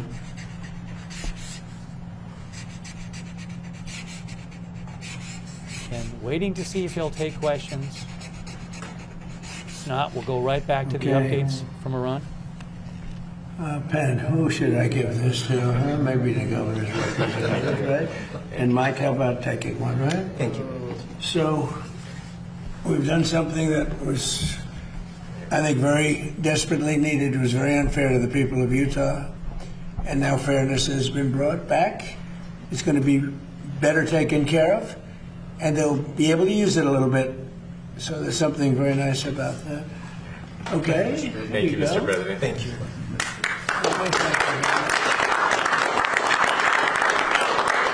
you have any questions about this, first of all, most importantly? He's going to take Anybody questions. wanna talk about this? I've got Yeah, one Jeff, on go Iran. ahead. I've got one on Iran too, but I'll start with this. Just you said that 70% of the land was federal. Was there any other way to turn this around? How is it that I guess my question is how did it get there if it's a state? Go ahead, you want to discuss that, please? The land ownership is what it is, but under the Antiquities Act, 120 years ago, Congress made the decision to give presidents the power to designate by executive proclamation certain land as monument. It was supposed to be the smallest area compatible with the objects to be protected in connection with that. Now, initially, as the Deputy Secretary of the Interior explained a minute ago, that meant a few hundred, maybe 1,000 or 2 acres at the most. These are 3 million acres. As I explained to President Biden, that's 2 Delawares. It's been abused, and so it was done by executive action. President Trump is right-sizing it to bring it in compliance with what the law says. And Mr. President, just on Iran, you have said now to Congress that we are back at war. How long do you expect this to take, and what's the legal basis? Take what? Take what? The war. Well, I think it's going very fast. We've demolished their military. We're hitting them very hard. We had a deal yesterday or the day before yesterday. It was all done. And then they broke up that deal immediately because they found out there was something in the deal they didn't like. And they're wired differently, and we're not going to put up with it. We are just going forward. We're attacking them tonight. We're taking out all of their capability for anything having to do with the Strait, with the Hormuz Strait. And I think in the end, we will end up just controlling the whole thing. And what they're doing is being very foolish, very stupid, and they've treated people horribly. They've killed 52,000 protesters so far that we can determine. It might be more than that, but 52,000 protesters have been killed, and it's really a terrible situation. But we'll have it under control very quickly. Yeah. Please. Wait, please. Hold on one second. Wait, Jeff. I'm sorry. Be nice, Jeff. Go ahead, please. Thank you, Mr. President. Have to teach him to be nice. Thank you, Mr. President. On your presidency, so a lot of us here actually witnessed a miracle 2 years ago today as we were on the ground covering your rally in Butler, Pennsylvania. Right. You said a lot of times that you believe that God has saved your life. Has there been a moment throughout your presidency so far where you thought this is why God kept you here? Well, we're doing a lot. You know, we have a country that I use the expression "Make America Great Again," and we've done far more than anyone thought possible, including maybe even me. We've done things that are unreal. At $19.2 trillion, the money being invested in our country is more than any country has ever had by many times. We have trillions of dollars coming in because of the tariffs and the proper use of tariffs, because all of the things. I think because of the election. November 5th was a very important day. When you look at the military, we have the strongest military in the world. We rebuilt it largely during my first term, and we have recruitment now. We're setting records in recruitment. We had, if you go back to the campaign when I used to talk about it, the last administration, they couldn't recruit soldiers. We needed soldiers in every single branch of our military, and that included police and firemen. Nobody wanted to do anything having to do with the uniform in this country because they weren't proud of the country. And now the people are very, very proud to be an American. Our country is doing phenomenally well. We're respected all over the world. If I go, no matter where I go, we just got back from NATO, and I think you saw the response. It was like a very beautiful thing, actually. It was a total response, totally positive response. No matter where we go, we're respected again, maybe respected more than ever before. So I appreciate the question, but that's pretty much it.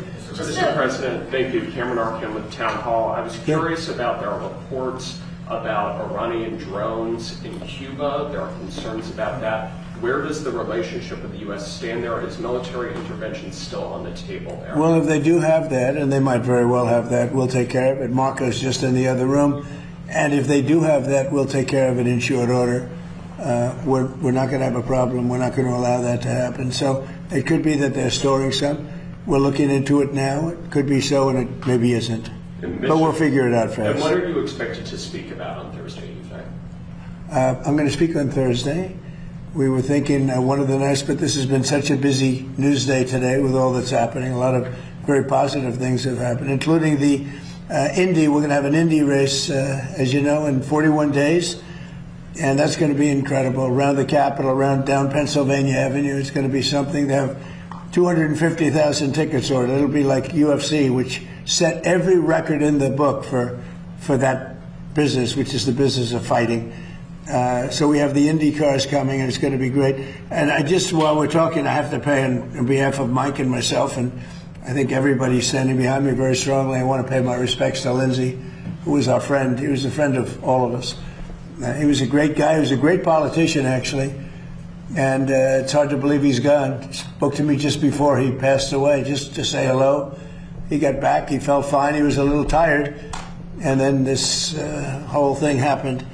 And it's, boy, it's tough. So the flags are at half-mast until Saturday evening, which is an extended period of time, you know, generally speaking, but I think he deserves it. And he's a fantastic person. He was a fantastic man. He was actually a great politician. He got along with almost everybody. And when he didn't get along, they knew it.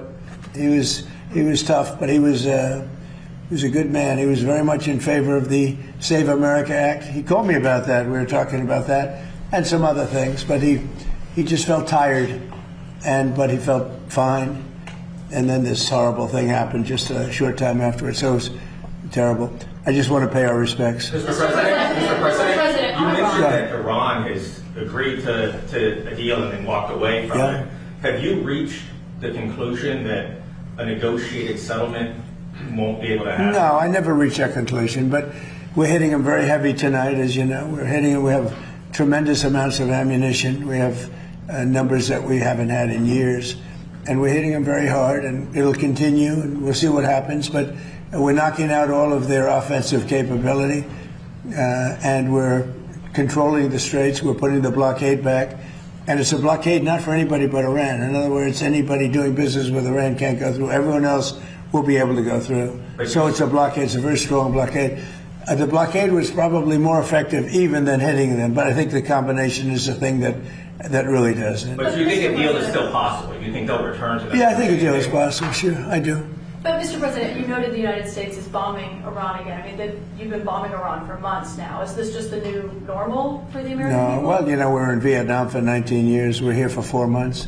So I think we've done a lot. We've knocked out their Navy in a period of 1 month. We knocked out their Air Force. Their Air Force is non-existent. We knocked out most of their missiles, most of their drones. We knocked out their drone manufacturing capability, about 92%.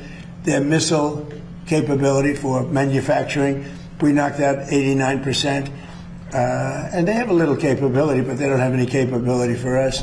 This is almost a military skirmish. Now, with all of that being said, you have to get people that want to make something. We had a deal with them 2 days ago, and then they said, oh, we can't make that deal. We have to negotiate it further. And this is what they've done for 47 years. The difference is nobody negotiated like I do.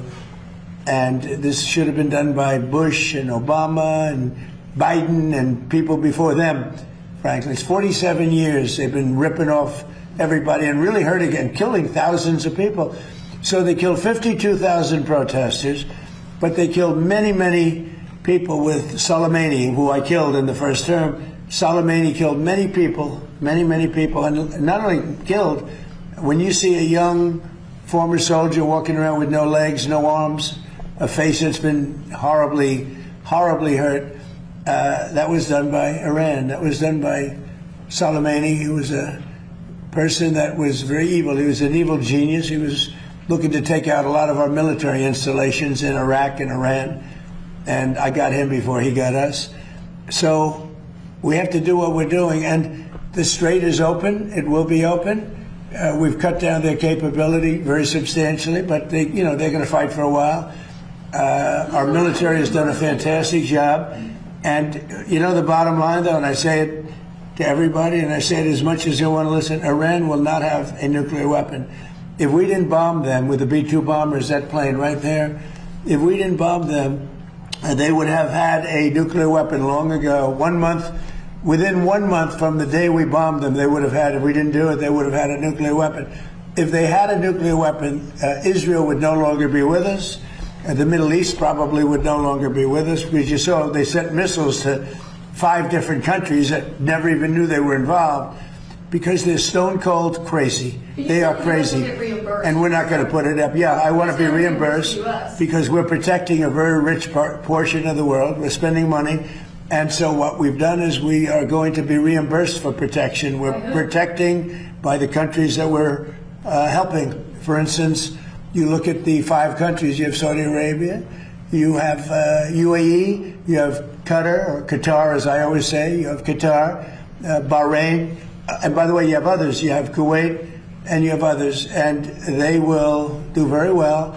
But we think it's appropriate that we don't need them. You know, we have more oil than any other country in the world. When you add Venezuela, which has been amazing, which has tremendous amounts of oil that we control, when you add Venezuela and everything else, we have more than 50% of the world's supply. We don't need it, but we need it from the standpoint of protecting allies, et cetera, including Israel, including Saudi Arabia, including Qatar, including UAE. We're protecting all of them, and we've done a very effective job. So 4 months ago, these people had military that was very strong, by far the strongest probably in the Middle East.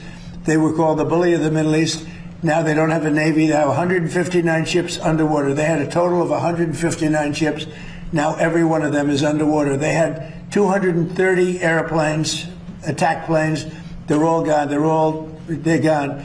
They had tremendous radar. It's all gone. They had tremendous anti-aircraft. It's all gone. Sadly, their leadership is all gone. They had their first-tier leaders are all dead. Their second-tier leaders are all dead. Their third-tier leaders, who we're dealing with, more or less, some of them are already gone.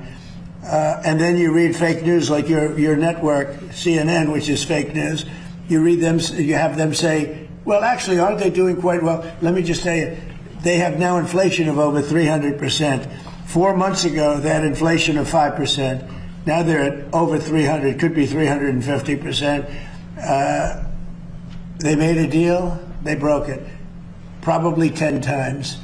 And they killed a lot of people. They killed our people. But the protesters, what they've done to the protesters, 52,000. Have you ever seen any of the burial lots where they're burying the protesters?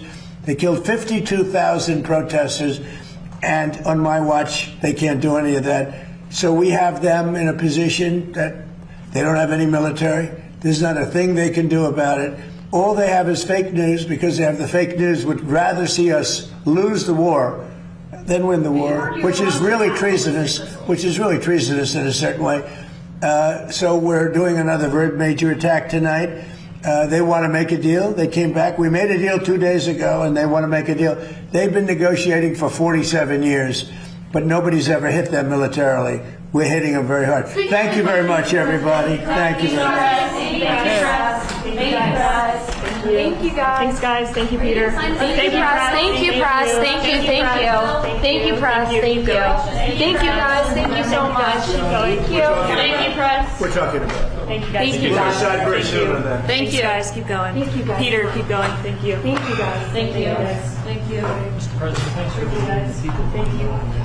Oh, yeah. So that was President Trump. All right, that was President Trump. We got to hear him talk. He says they're hitting Iran hard tonight. He says he thinks a deal is still possible. He kept saying there was a deal two days ago and that they pulled out of it. I can't confirm that. That's what he said. Hey, so let's get back to talking about these new U.S. strikes tonight. I did want to show you, though, President Trump speaking live because he answered some questions about Iran. So let's get caught up on the new U.S. strikes in Iran, which were announced and began about an hour and 20 minutes ago. A quick thanks to Mr. Bebo C. Serwin. Thanks for your support. Thanks, Fireforge, for being a member. Thanks so much. Again, Mr. Bebo, Melting Ice Forever. Thank you. Porby41, thank you. Also, our members, Danny G, 4227, Dutch Boy, and Jody Johnson. Also, Steffi says I'm pronouncing Bandar Abbas wrong. I'll have to look that up too. Thank you, Steffi. I'll look it up. John Smith, thank you. And Kojak is back. Kojak says, what can possibly be left to hit in Bandar Abbas?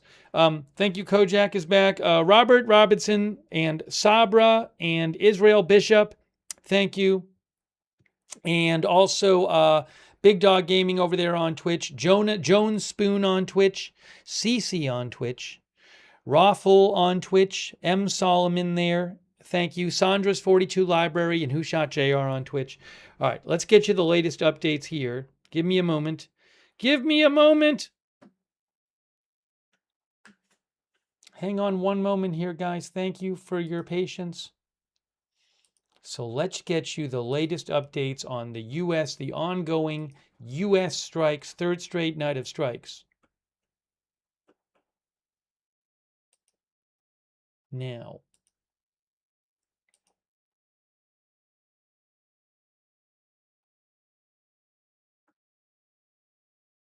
so according to Iran state media Fars News, they say explosions have been heard in Kish, Keshem, Bushehr, and Bandar Abbas. That's what they say. I'm going to check some other outlets too and see what they're saying.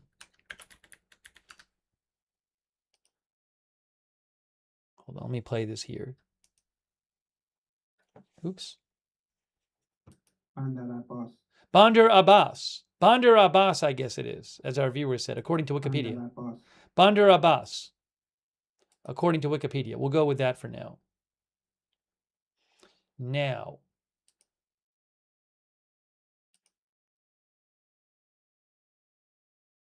hang on, hang tight. Oh, 5 minutes ago, 6 explosions heard in Kish Island. Look at this. Look at this here from Iranian state media. IRNA.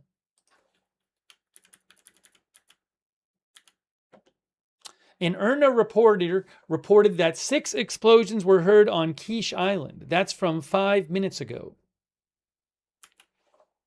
That's a resort island west of the Strait of Hormuz.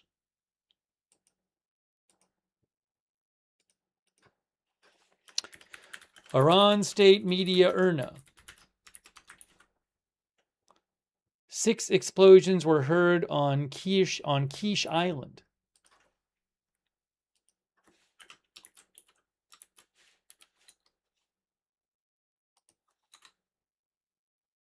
And that was posted about 5 minutes ago.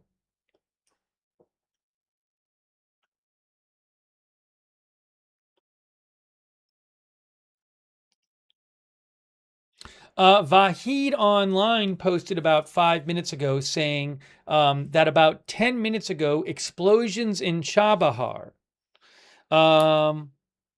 Okay. Reports from Vahid of explosions, of new explosions heard in Chabahar. Vahid Online.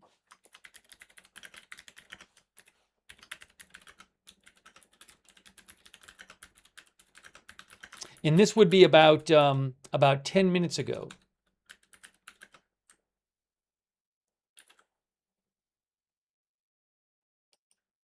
So let me show you. Vahid says, reports that a number of explosions, some people telling him a number of explosions were heard there.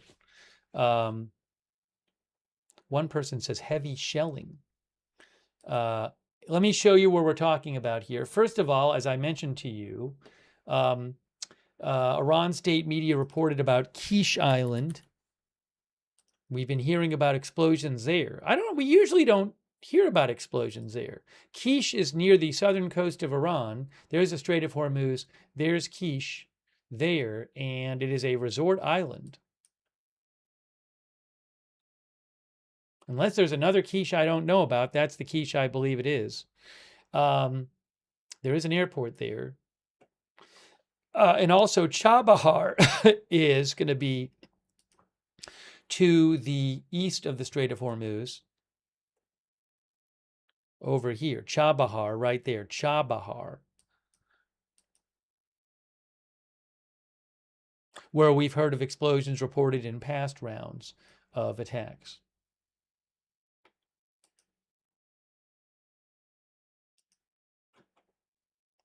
Oh, update. We have an update here. A couple updates.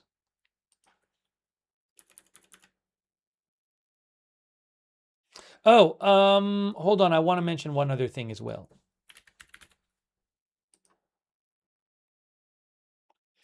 Zachary Cohen of CNN says, a U.S. official tells me these strikes tonight are against Iranian military targets, coastal surveillance systems, drone and missile capabilities, etc. I just saw some new reporting from Iran state media. Now,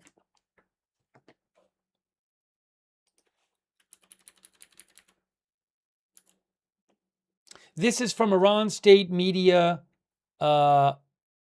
Fars. No, this is Mer. I'm sorry, this is Mer. Several explosions reported on Quiche Island, but attack on water and electricity facilities denied, they say.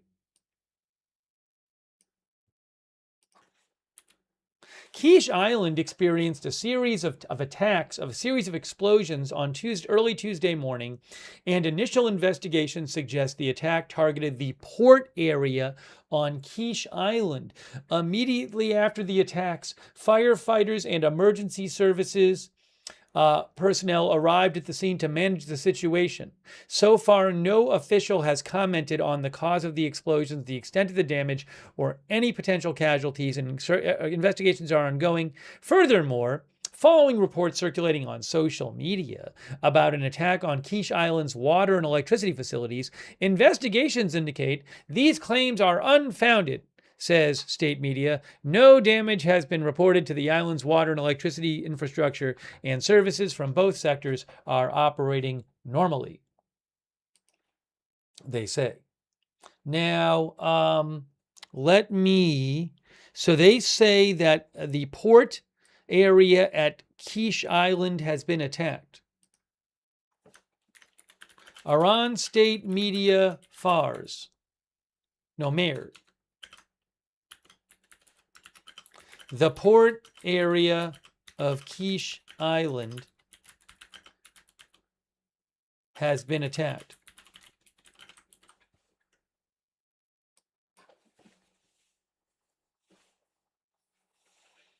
Star says, is this a rerun? This is the third straight night of U.S. strikes.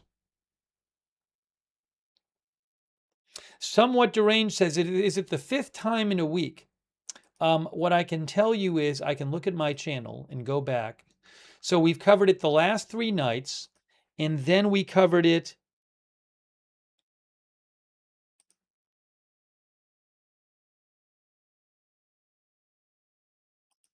the first, let's see, we were on the air covering it. Yes, it's within a week. We were on the air on July 8th covering strikes, and then the day after that. So yeah, it's within a week. From my math suggests it's the fifth time in a week.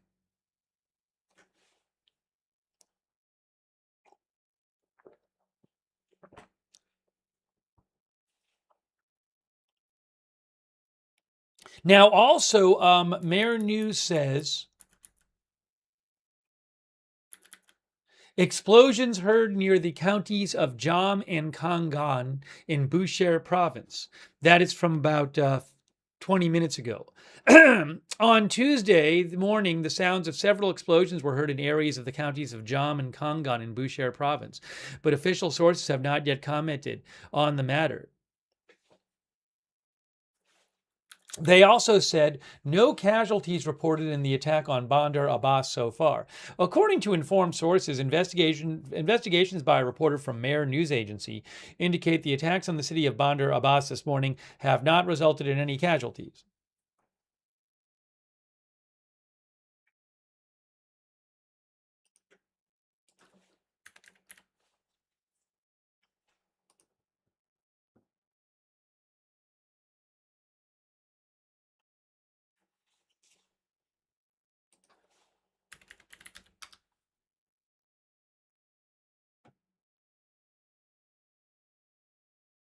One of our viewers mentioned there's a new UK MTO report about a tanker. Now, they haven't posted it yet. Is it on their website?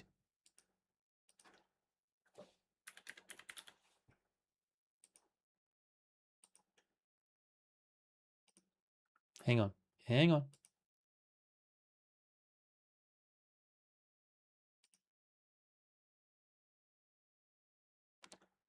Yeah, yes, I'm seeing something here. Hang on, where is this? I need to pull up the actual report. So this says, this is a new report here from UKMTO. They say, thanks for mentioning this in the chat. UKMTO has received a report of an incident northeast of Oman.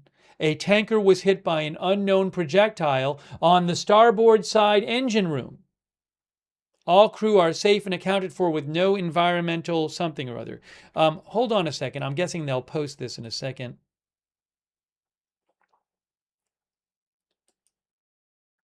Why can't they have it up there? I just showed, I'm trying to find the little map thing that they have. Just read you the report. View all incidents. Where's the map?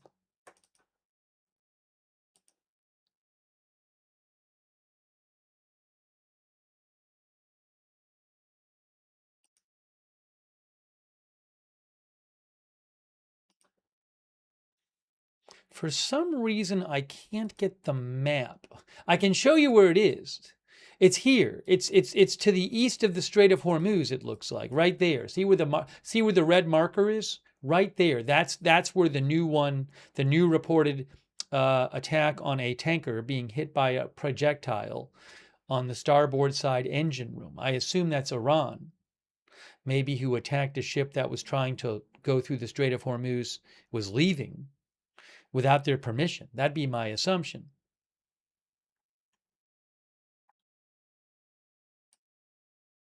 Hang on.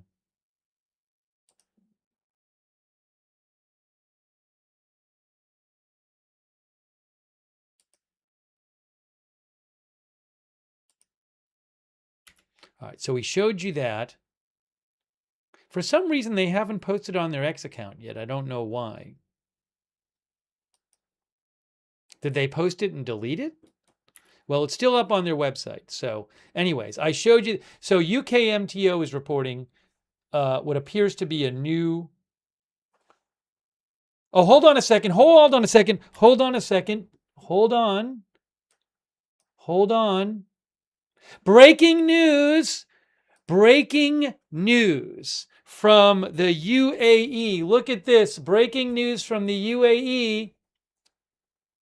The UAE Ministry of Defense announces that the national tankers Mombasa and Bahia were targeted by 2 Iranian cruise missiles in the southern passage of the Strait of Hormuz. Wow.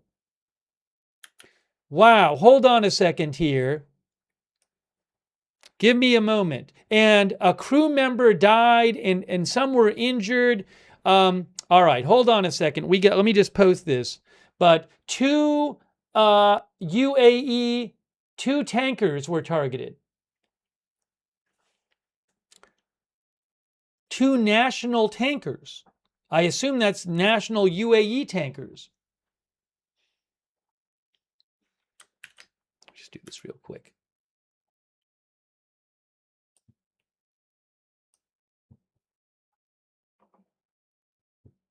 Hold on. We're going to show you that and get you the details.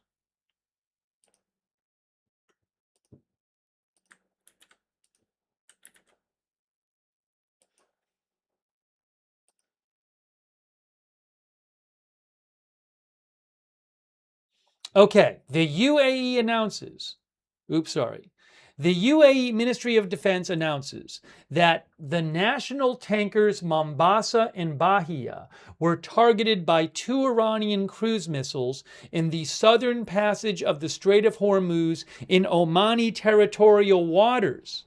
2 tankers. The targeting resulted in the death of 1 crew member of the tanker Mombasa of Indian nationality and the injury of 8 others, including 4 serious injuries, 6 of Indian nationality and 2 of Ukrainian nationality. The targeting also caused material damage to the 2 tankers as a result of fire breaking out on board, and the fires have been brought under control on both tankers.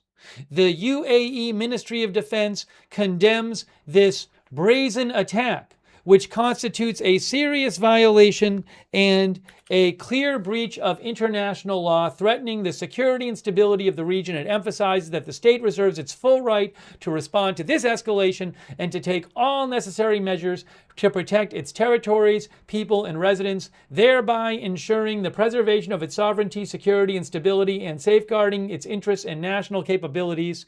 The ministry expresses that it is on high alert and fully prepared to deal with any threats and is taking all necessary measures to firmly counter anything aimed at undermining the security and stability of the state. The ministry urges the esteemed public to obtain information from official sources in the state to avoid circulating rumors or unverified information. Wow.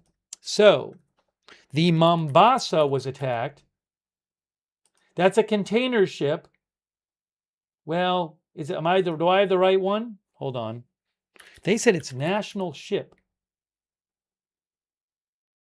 There's a bunch of Mombasas.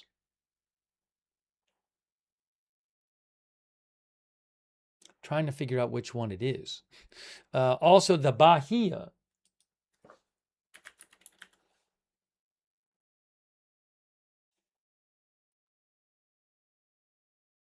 There's a lot of, I'm not sure which exact ships these are. There's a lot of ships named Bahia. So I want to, and it's a little confusing to me what national tankers means. Does that mean that they belong to the UAE? But Iran has attacked 2 tanker ships in the Strait of Hormuz. That's new. The UAE calls them national tankers. Both attacked by Iranian cruise missiles in the southern passage of the Strait of Hormuz. The targeting resulted in the death of 1 crew member and the injury of 8 others, including 4 serious injuries and material damage to the 2 tankers. Fires have been brought under control on both tankers.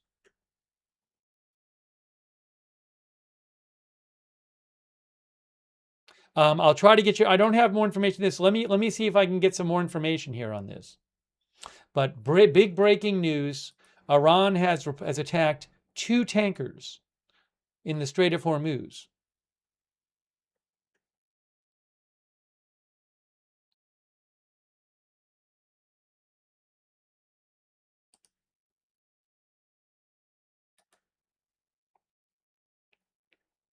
Here is the new report from UKMTO. One of these must be this one. Look, guys.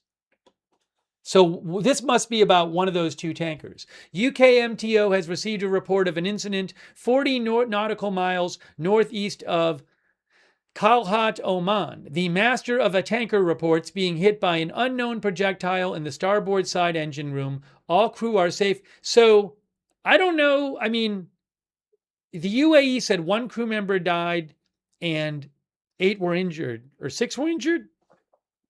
They said 1 crew member died, and I'm just pulling this up again.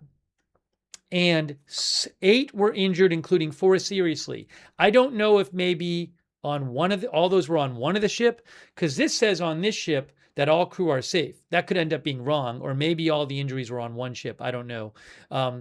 But no environmental impact from this ship. I'm assuming this is one of the 2 that was just, but I don't know if it is. I mean, I don't know if this is one of the 2. I assume it is. But vessels are advised to transit with caution and report any suspicious activity to UKMTO. So Iran has attacked in recent hours 2 more tankers. The Strait of Hormuz, one of the viewers said, isn't that kind of far away from the strait, RJP said. So, yeah, I mean, the UAE said it was in the southern part of the Strait of Hormuz. I don't know how they're defining the strait. Maybe they'll define it to the end of Oman. I'm not sure. Or or not. I think the strait is technically more in here. So technically, I think technically that would probably not be technically in the Strait of Hormuz, but it's also possible that, you know, the UAE knows that and just said it was in the southern. The UAE said it was in the southern passage of the Strait of Hormuz. So maybe they consider that the southern passage, or maybe, you know, who knows? So I don't want to get picky with the language here and draw conclusions from it, because it's possible that, you know, just some language is being used loosely. But I understand the question. It's a good question. So we'll wait and see. But for now, the UAE is saying that 2 tankers were hit by cruise missiles by Iran going through the Strait of Hormuz, and 1 crew member is dead and 8 are injured, 4 seriously.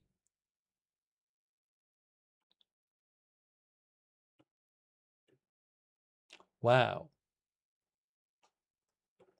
And I don't know if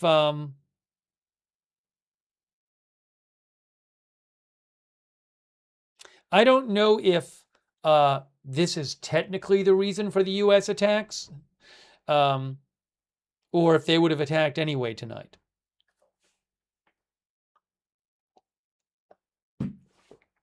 The one and only says Trump will not like this. I mean, I would assume that maybe the U.S. knew about this hours ago. I don't know that this literally just happened.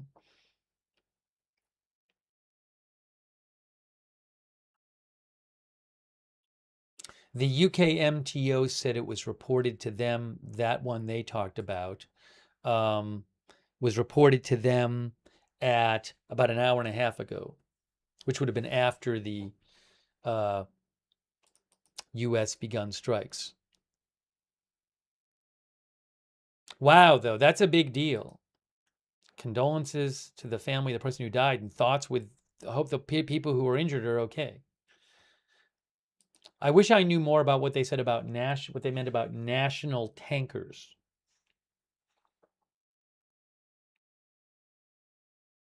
I mean, they could be ships from other countries that were carrying doings that were hired by the UAE.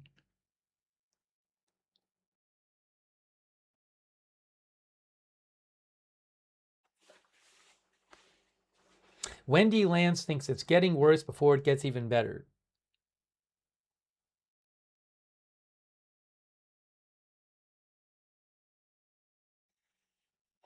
Jar Jar Jeff says probably a tough sell to insurance companies to have ships want to go through there. Hey, thanks so much to Elizabeth, Mystical Buddha Cake Shop. I really appreciate it, Elizabeth. Thank you so much. Also, Susan Ray Silvestri, thanks for your support. Queen of the South, thanks for being a member. Rivka Spronk, thank you. Arsh Kaler, thank you. Mr. Bebo, thank you. NSLSA66, thank you so much for your support. Fireforge, thanks for being a member.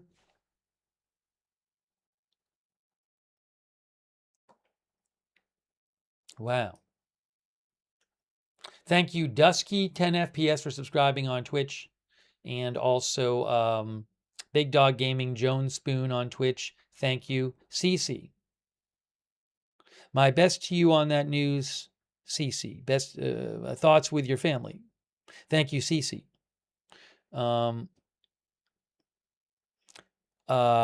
Rawful, thank you for subscribing on Twitch, and M. Solomon, thanks for subscribing on Twitch. I do want to thank our moderators who are here again. I really appreciate our moderators being here. Ruth and Bite Mode. Hold on a second here.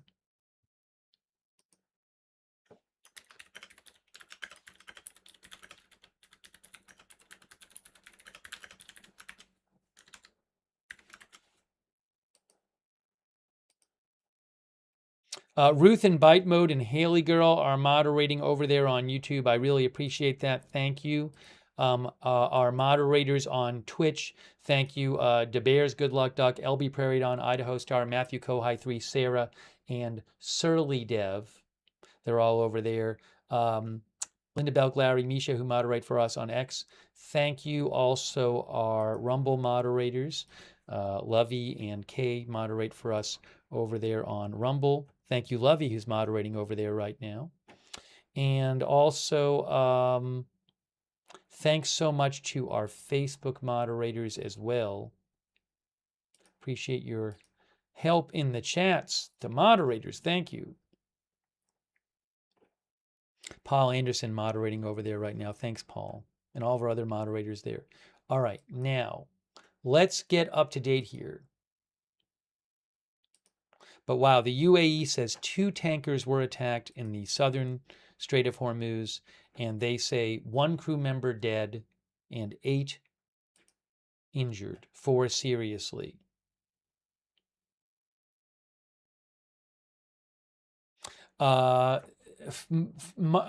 So numerous explosions have been reported tonight on Kish Island, a resort island island off the southern coast of Iran. The Mer News of Iran state media says enemy attacks on Kish Island have not resulted in any casualties. The Kish Free Zone organization announced in a statement that the enemies, presumably referring to the United States attacks on Kish Island, have not resulted in any casualties.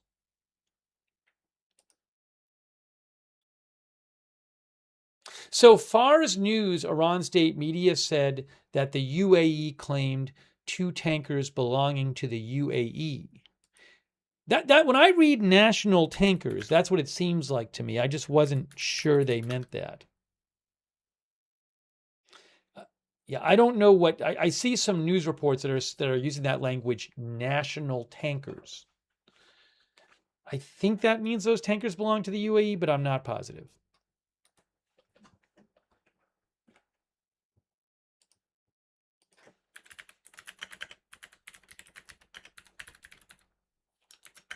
Give me a moment here.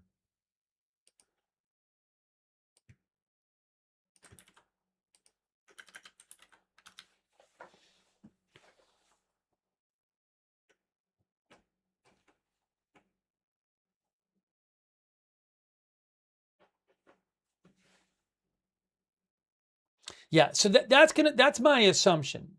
But again, I don't know for sure.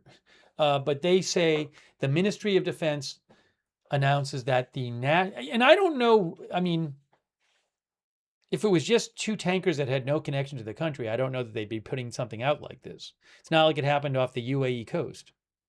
Again, the Ministry of Defense announces that the national tankers Mombasa and Bahia were targeted by 2 Iranian cruise missiles in the southern passage of the Strait of Hormuz in Omani territorial waters.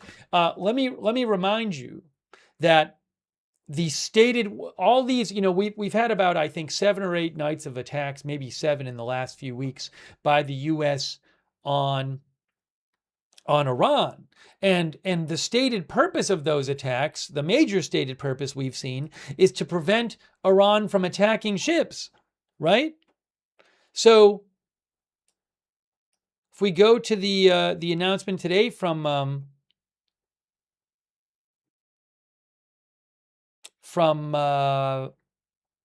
CENTCOM, sorry, I gotta pull it up here.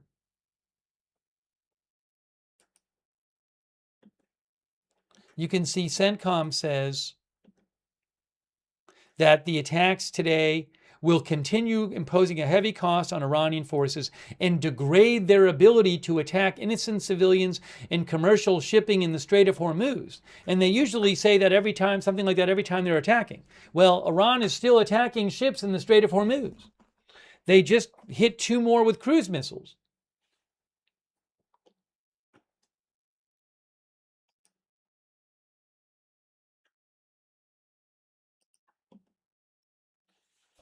Two national tankers of the UAE were targeted by 2 Iranian cruise missiles in the southern passage of the Strait of Hormuz in Omani territorial waters. The targeting resulted in the death of 1 crew member of the tanker. Oh, I'm sorry, I misread. So I can see now this says that there were injuries and deaths on 1 ship. Somebody probably yelled at me in the chat about this. I'm sorry. I missed this. My brain wasn't working. So 1 tanker had a death and 8 injured, the Mombasa. So the other the other tanker might have been the one that the UK MTO was talking about that said that there were no injuries on that ship. One crew member on the tanker Mombasa of Indian nationality died and 8 others were injured, including 4 serious injuries. 6 of those injured were Indian and 2 of Ukrainian nationality. The targeting caused material damage to the 2 tankers as a result of fires breaking out on board, and the fires have been brought under control on both tankers. I will say this. Remember, a couple weeks ago, I want to say maybe after the 2nd or 3rd day of U.S. attacks on Iran, 2.5 weeks ago, roughly, Iran made an announcement, and they said that, the Revolutionary Guard, I believe, said, we're going to increase the severity of the attacks on these ships that try to go through.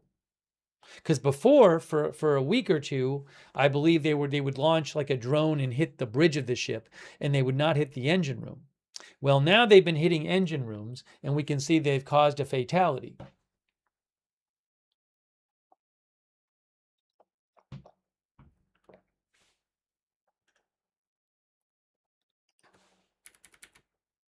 TM816 says Trump is the only president to try to get this done. Rest just threw our tax money at Iran for terror. JK Sinar says the guardian of the strait must do a better job.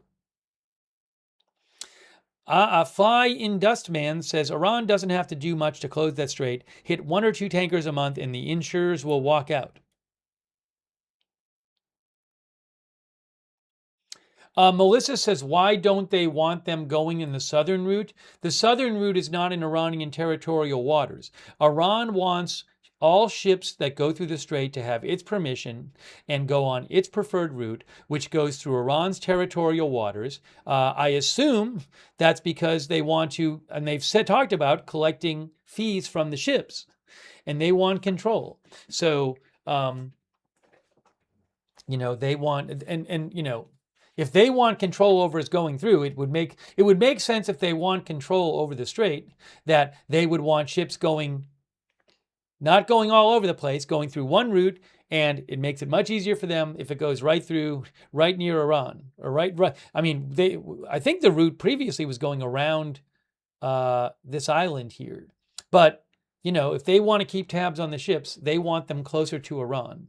That, in my amateur opinion, is the basic idea here.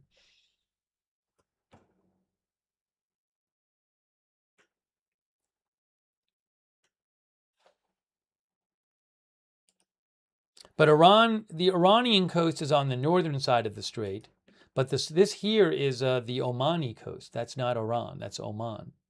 And then this here is the UAE, here and here. That's part of Oman. This is an enclave here, I believe.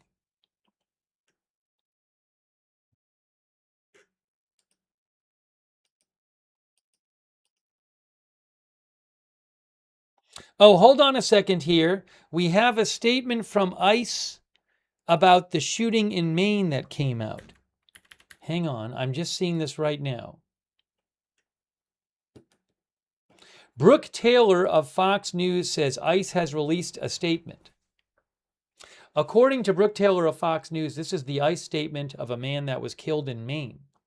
On July 13th, 2026, at approximately 7 a.m. Eastern Time, ICE was conducting targeted surveillance on the last known address of an illegal alien with a final order of removal. An illegal alien departed the residence in a vehicle. ICE law enforcement attempted to conduct a vehicle stop. The vehicle attempted to flee the scene, and fearing for public safety, an officer discharged his weapon. The driver of the vehicle was struck, and emergency services were immediately contacted. He passed away from his injuries. The Biddeford Police Department and FBI responded to the scene. DHS OIG has been notified, and like all discharge of firearms, this will be investigated. This is a developing situation, and we will update the public when more information is available. It's interesting that it says the vehicle attempted to flee, and fearing for public safety, an officer discharged his weapon. That is the ICE statement, by the way.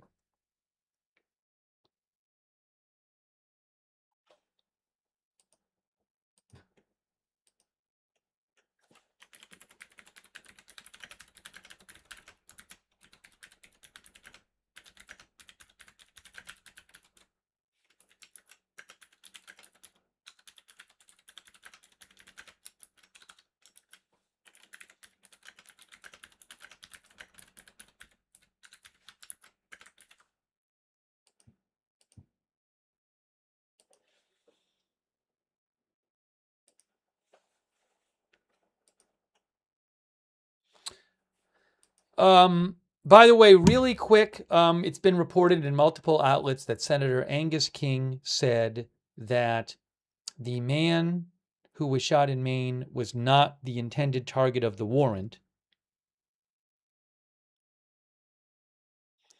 And I don't want to get too...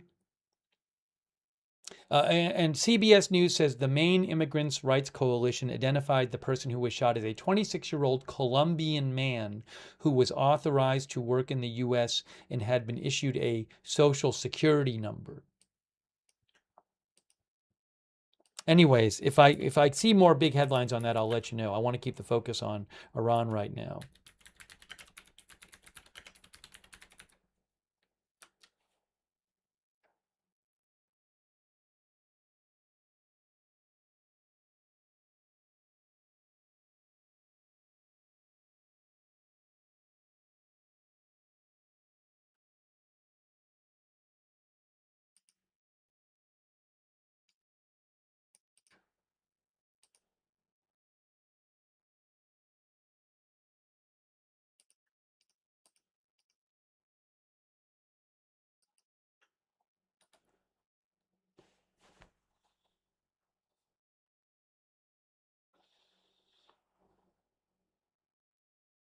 So we are bringing you updates. Again, we have been talking about how the UAE announced that 2 of its national tankers were hit by 2 Iranian cruise missiles in the southern passage of the Strait of Hormuz.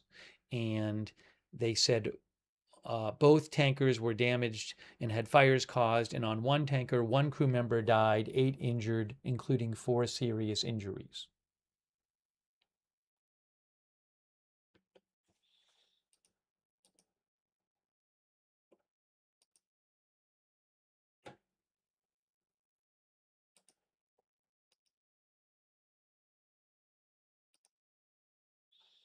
Try to get you more updates here.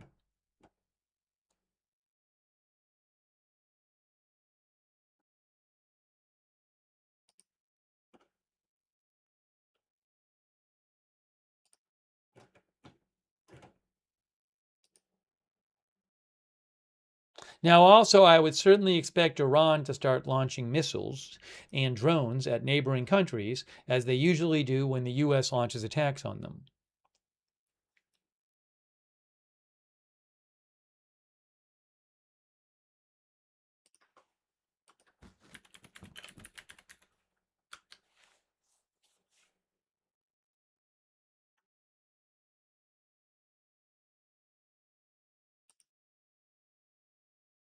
Oh, this is interesting. I didn't see this before. Hang on a moment.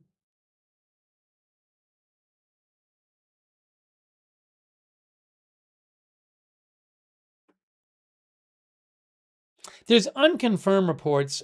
Fars, by the way, Iranian state media Fars said Arab sources are reporting an explosion in Abu Dhabi in the UAE. Now, I haven't seen those Arab sources. I'm going to look in a second. But I also want to mention something I saw which is quite interesting, which I hadn't seen before. Let me just mention that real quick. Here. Look at this.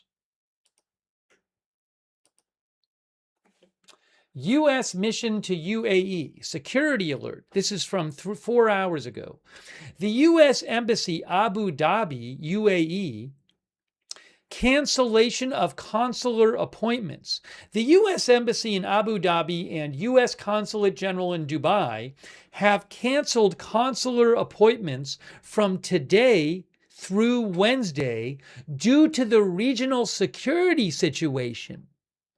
If you have an appointment on these dates, Americans should not come to the embassy or consulate. We will contact you to reschedule.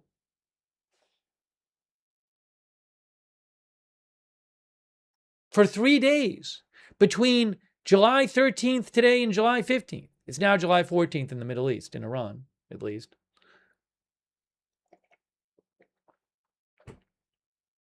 What's up with that?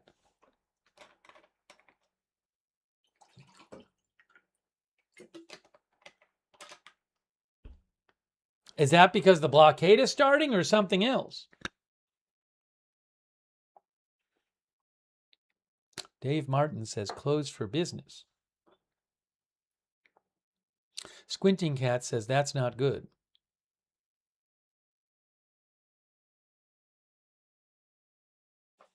All right, now hang on a moment.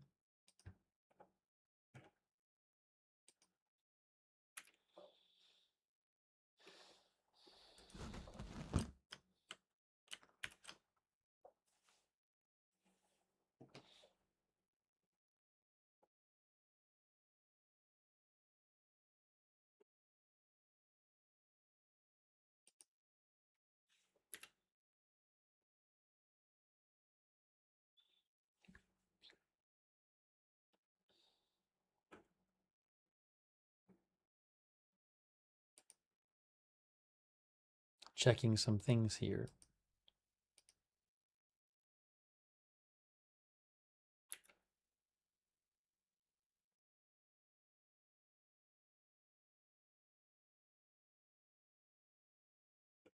Yeah, there's some unconfirmed reports floating around claiming explosions heard in Abu Dhabi or near Abu Dhabi in the UAE. Again, that's not very well sourced right now.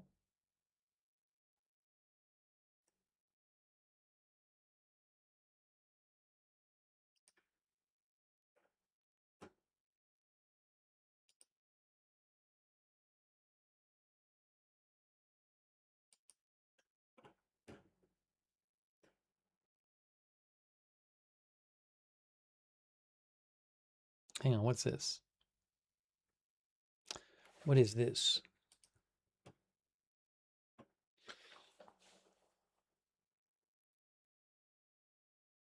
Yeah, not a lot to go on there. Again, Iran state media Tasnim says reports indicate an explosion was heard in Abu Dhabi. Now, a lot of times when Iran state media posts something like this, like reports are, and they don't say they're reporting it, a lot of times that happens when when Iran has fired missiles or drones somewhere. Like Iran will fire missiles and drones, and they'll say sources are reporting an explosions in Jordan. And it turns out that Iran fired missiles at Jordan. So I don't know if Iran fired something there or near there. Let me show you on the map where we're talking about here. So there is Iran right here. Here's the Strait of Hormuz in here. Here's the UAE, and there's Abu Dhabi on the coast there, right?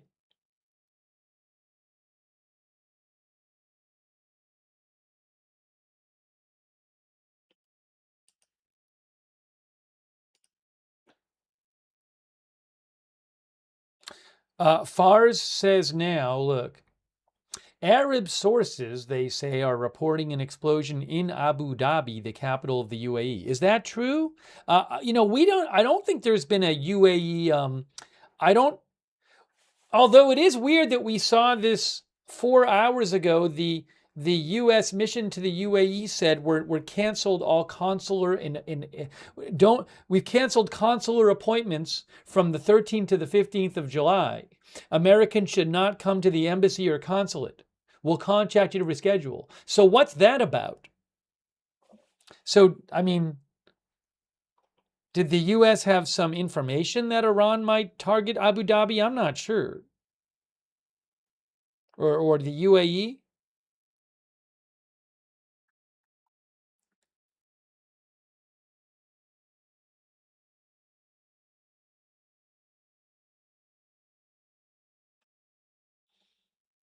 EIM thinks they know something.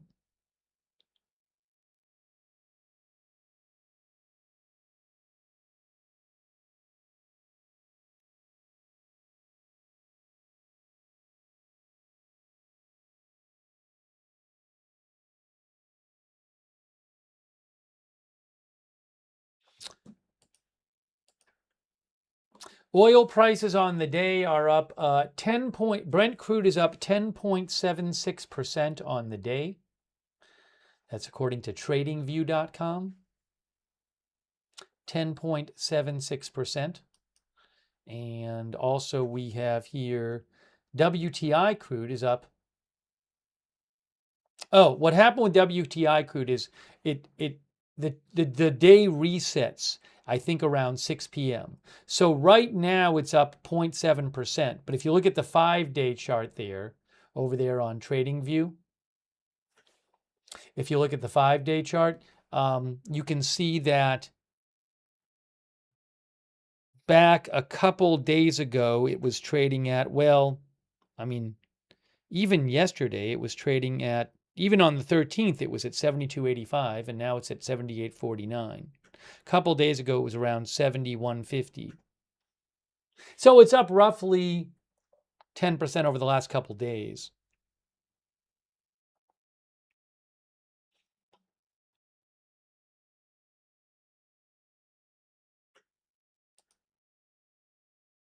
I don't know if this has anything to do with the war stuff. Bitcoin is down 3%, around 3% on the day. You can see yesterday, late yesterday, around 6 p.m. it was at 8 p.m. it was at 64,275. Now it's at 61,950, but I don't pretend to know why that's happening.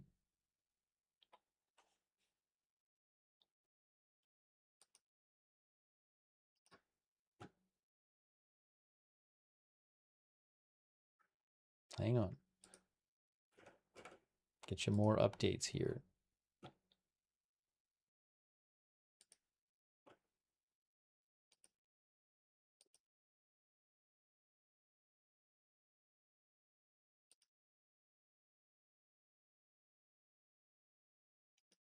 So certainly expecting soon, now maybe they've already started, that Iran is going to respond militarily to these U.S. strikes, the new U.S. strikes tonight.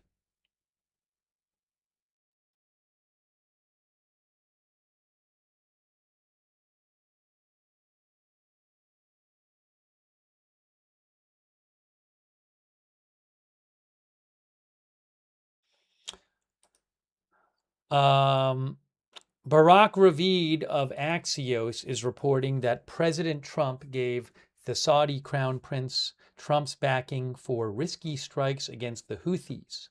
We've been talking about how earlier today, actually, there's been this flare-up between Saudi Arabia and the Houthis in Yemen. Yemen is next to Saudi Arabia,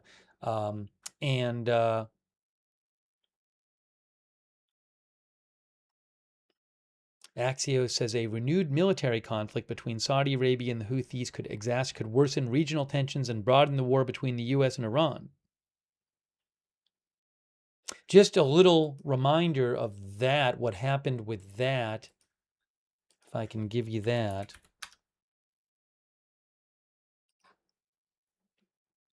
Reuters, Houthis fire missiles at Saudi Arabia, breaking years of calm after they say Saudi Arabia fired missiles at an airport in Houthi-controlled Sana'a. Yemen's Houthi movement, Reuters says, fired missiles at Saudi Arabia at an airport in Saudi Arabia today after accusing Saudi Arabia of bombing an airport under Houthi control on Monday, breaking a 4-year truce in the conflict between Saudi Arabia and the Iran-aligned Houthis. The spokesperson for a Saudi-led military coalition in Yemen said on X that Saudi Arabia intercepted missiles launched by the terrorist Houthi militia toward the southern region. A Houthi military spokesperson said they had targeted the international airport in Saudi Arabia's Abha, the capital of a mountainous southern region bordering Yemen where many Saudis escaped the summer heat. These strikes are the first claimed by the Houthis against Saudi Arabia since an informal truce went into effect in March 2022, following Houthi attacks on Saudi energy infrastructure. Today's violence threatened renewed conflict on Saudi Arabia's southern border after Iranian drone and missile attacks targeting its eastern regions and Riyadh subsided following an April truce in the Iran conflict.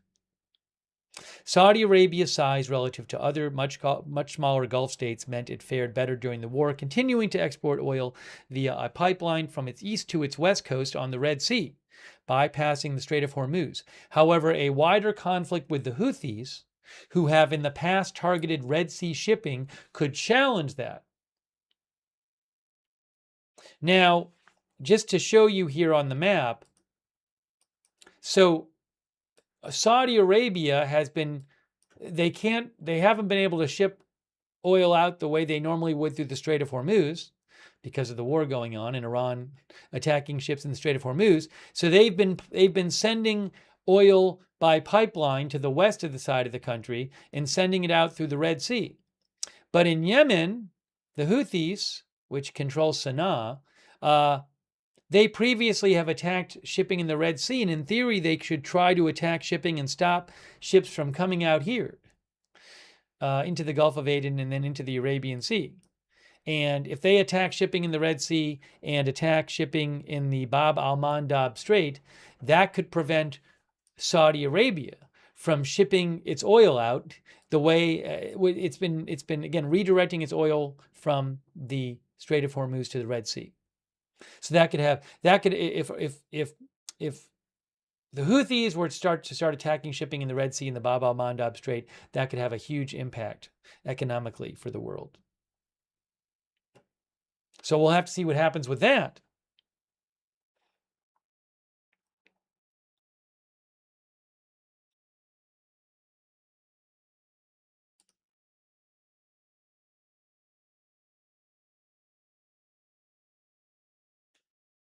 And just to mention on the map here, you can see Saudi Arabia is here and Yemen is here.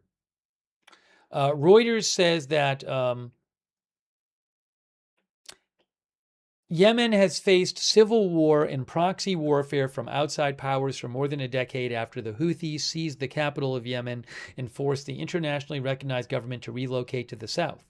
The Saudi-led coalition intervened in 2015 against the Houthis, triggering one of the world's worst humanitarian crises. The 2022 truce between Saudi Arabia and the Houthis has largely held, but again, Houthis have fired missiles today at Saudi Arabia at an airport there after they said Saudi Arabia attacked an airport in Houthi-controlled Yemen. So we're going to have to keep an eye on that situation.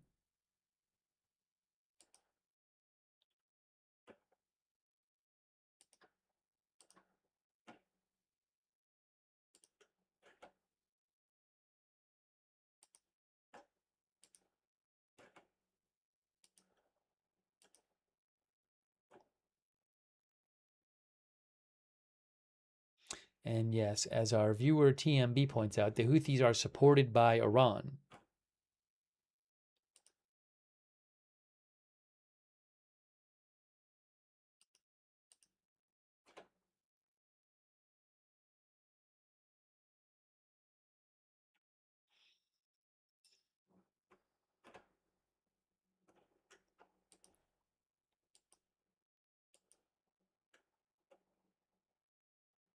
All right, trying to get you the latest updates here.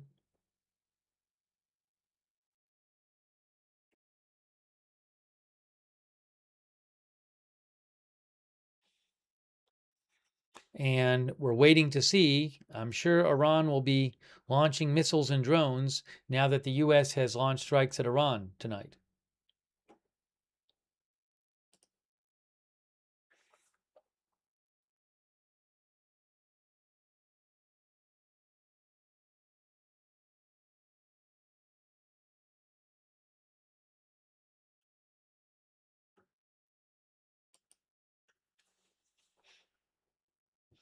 Hang on, hang on, hang on.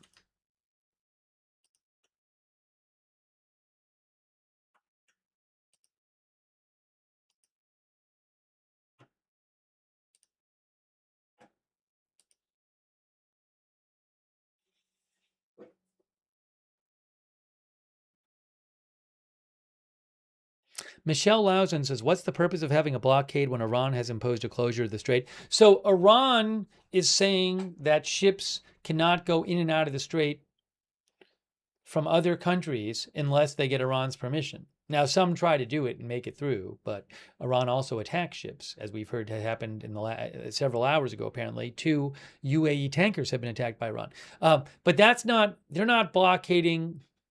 It's not like they're putting a cement wall in the Strait of Hormuz. If Iran is going to let Iranian ships go back and forth in the Strait of Hormuz, right? The blockade by the U.S. is just on ships going to and from Iran. So Iran itself is not going to stop those ships from going through. But the U.S. blockade is designed to stop the ships going to and from Iran.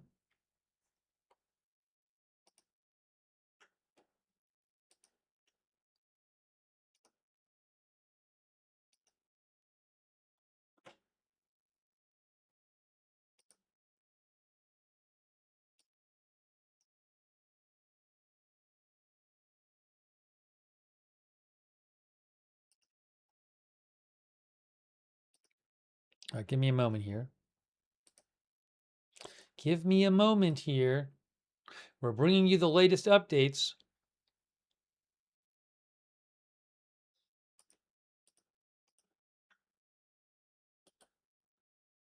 So much going on.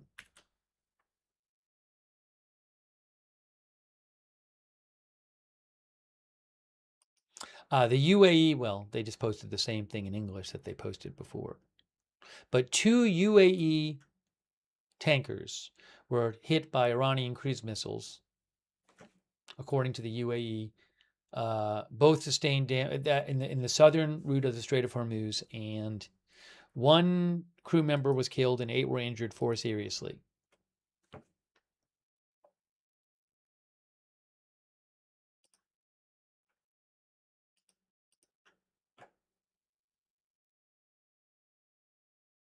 Mo says the U.S. or UAE should start attacking Iranian tankers.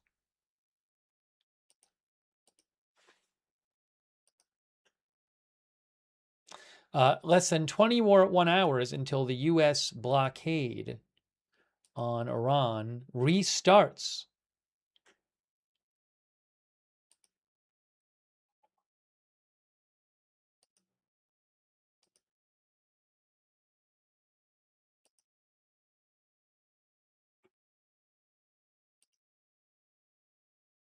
If you missed it, President Trump said today the U.S. is going to charge a 20% fee to go through the Strait of Hormuz, and it's going to take control of it. President Trump's also said during his when he was answering questions a short while ago that it looks like the U.S. is going to have to control the strait. So just to remind you, in case you haven't seen this, President Trump this morning said the Hormuz Strait is open and will remain open with or without Iran. We are reinstating the Iranian blockade, so named because it is only stopping Iran ships or customers from entering or leaving. All other countries will have fair and open use of the strait. The USA will be, from this point forward, known as the guardian of the Hormuz Strait.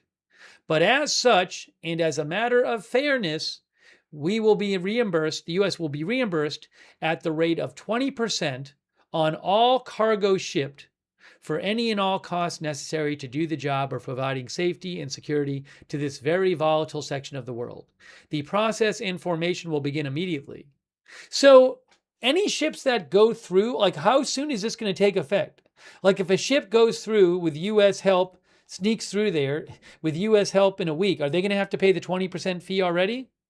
Thank you for your attention to this matter. President Donald J. Trump.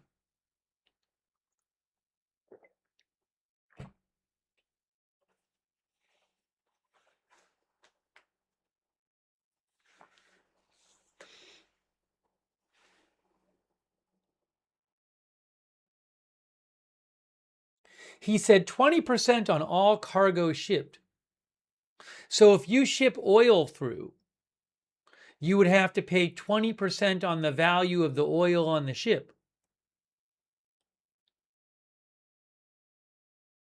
Well, it says the process and formation will begin immediately. It doesn't say it's going to be enforced immediately.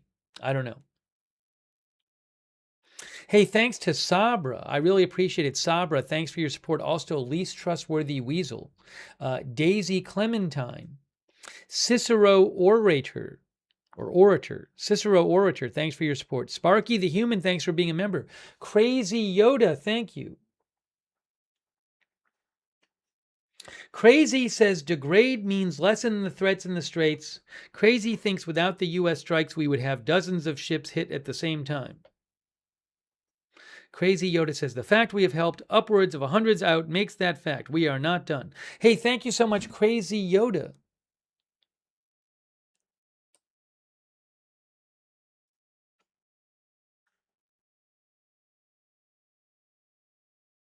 Thank you, Bradley Blundell, who says, time to finish the job. Thanks for being a member. Thanks, Jesse James, for your support. I really appreciate that, Jesse James.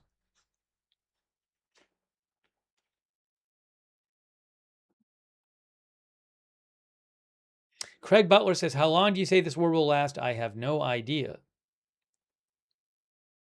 And in case you didn't see it, the foreign minister of Iran, who is one of the lead negotiators for Iran, when the U.S. does negotiations with Iran, he's one of the lead negotiators.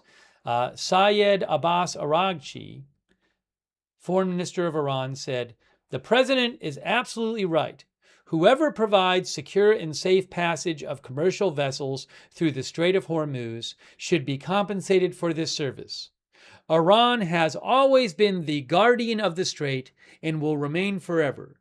20%, of course, is too much. We will be fair. That's from Foreign Minister Araghchi.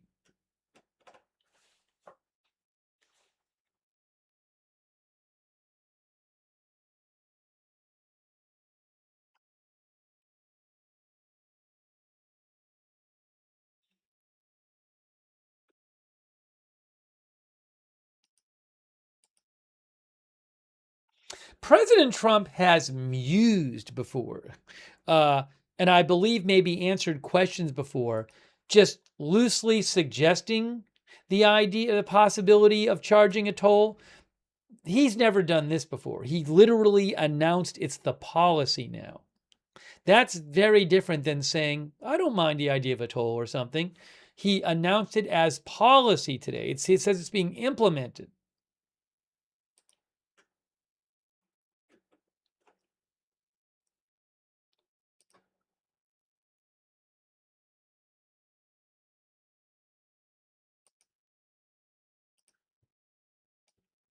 Now,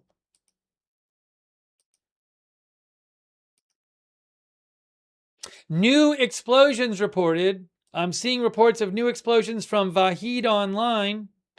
Vahid Online on Telegram says about 2 minutes ago, explosions reported in Omidyar County.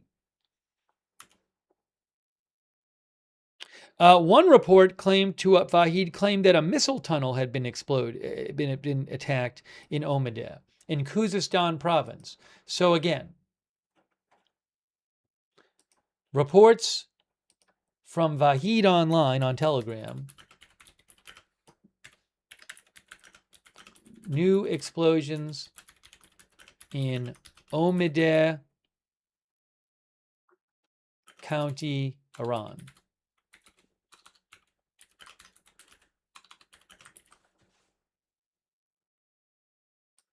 Let me show you where that is. I think Omidyar was attacked yesterday. Omidyar is in Khuzestan province. That's going to be up here. Can I find it? Omidyar, right there. Oh, right there. See that right there? Excuse me. Right there, north of the western end of the Persian Gulf, in Khuzestan province. There were a lot of strikes last night in Khuzestan province by the U.S. I'm not sure why.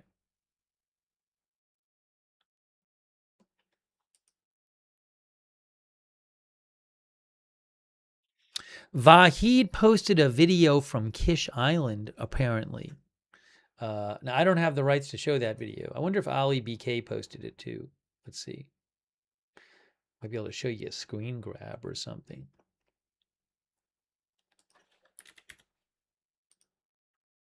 Yeah, Ali BK has the same video, I think.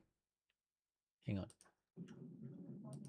Hey guys, just to give you, if you want to see the video, you can go to Ali BK on Telegram. But just to show you real quick, a screen grab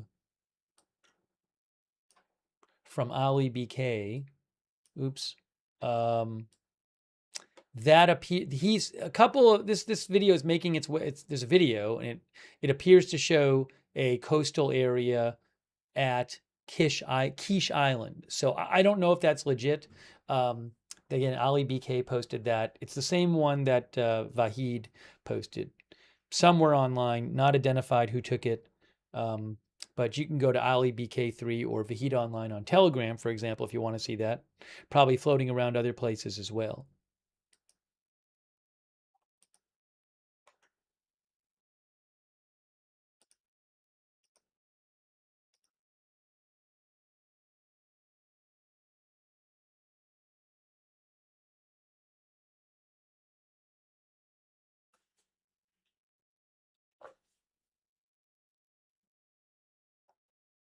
Shin reports a cellular outage in Fars province for 30 minutes. That's what Shin says. Now, I haven't heard that elsewhere, but Shin is reporting a cellular outage in Fars province for 30 minutes.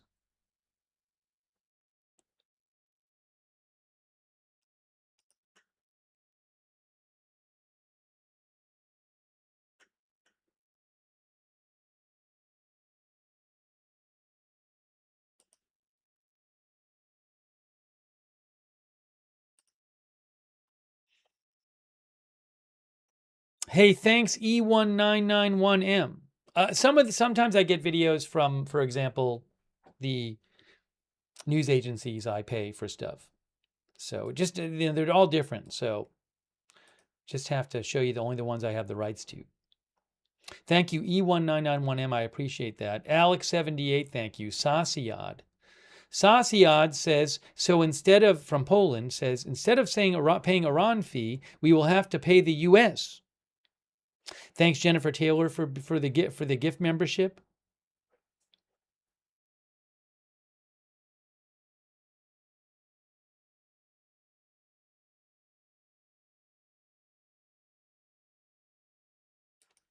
The UAE Ministry of Foreign Affairs put out a statement.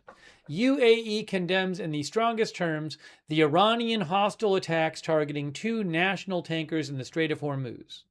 The UAE has condemned and denounced in the strongest terms the Iranian hostile attacks that targeted the national oil tankers Mombasa and Al-Bahia with 2 Iranian... They were oil tankers. They were both oil tankers. Did the other announcement say that? Maybe it did and I forgot. There's a lot of stuff happening. No, they did not. The other announcement did not say oil tankers. These were oil tankers. The Mombasa and Al-Bahia with 2 Iranian cruise missiles while transiting the southern shipping lane of the Strait of Hormuz within Omani territorial waters. Again, 1 crew member died and 8 others were injured, 4 with serious injuries. The UAE stressed the need for Iran to halt these unprovoked attacks, ensure its full commitment to immediate cessation of all hostilities, and the complete and unconditional reopening of the Strait of Hormuz.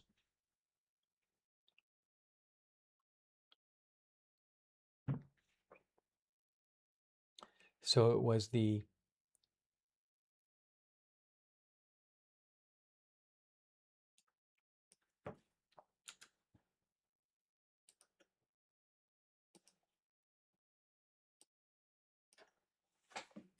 The 2 UAE national tankers attacked by Iran were oil tankers.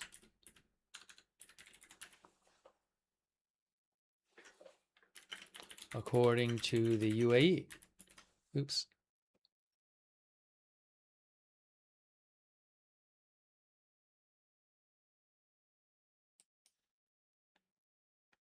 Now, what I wanted to do is, one was the Al-Bahia.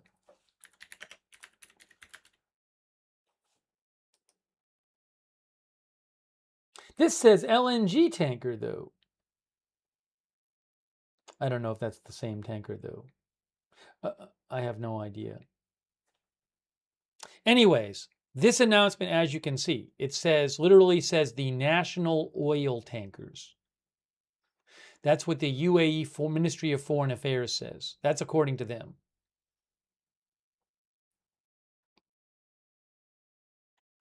So if it's wrong, it's their fault.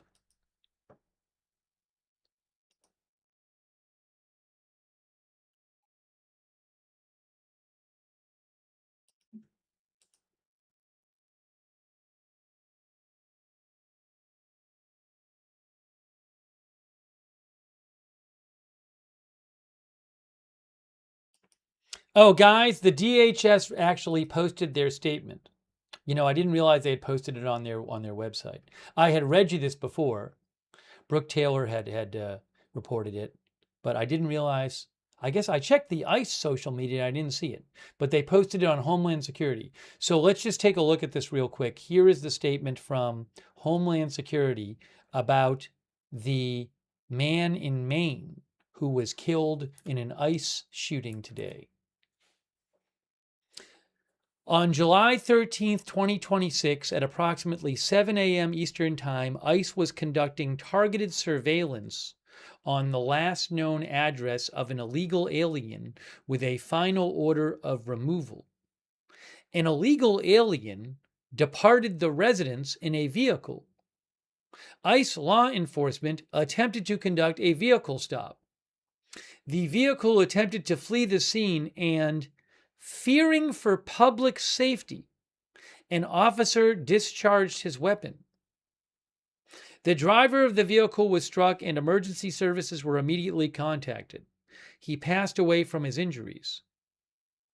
The Biddeford Police Department and FBI responded to the scene. DHS OIG has been notified, and like all discharge of firearms, this will be investigated. This is a developing situation. We will update the public when more information is available. It's very, as I said earlier, it's very interesting to me that they did not say something like, fearing for his life, the officer fired at the vehicle. It says fearing for public safety, which is interesting that they said that.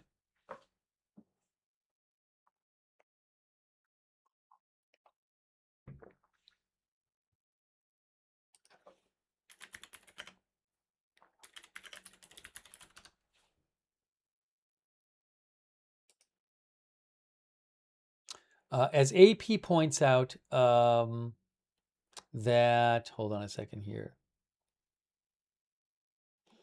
AP says two immigrants advocacy groups said the man who was killed was authorized to work in the U.S. He was reportedly Colombian. Reportedly, he had a social security number and was authorized to work in the U.S.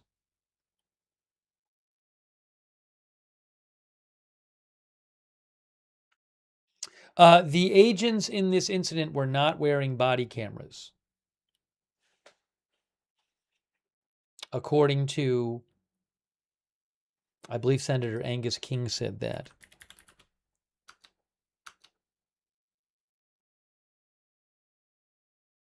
Also, Angus King, senator from Maine, said the person who was shot was not the person who the arrest warrant was for.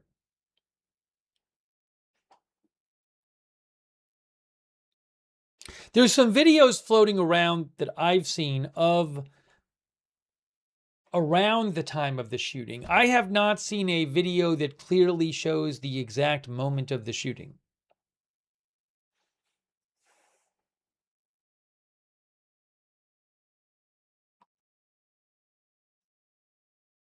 So again, I don't want to get too sidetracked on that. It's an important story, but I don't want to get too sidetracked on it because I want to keep the focus on Iran, but maybe we can talk about it more a little later.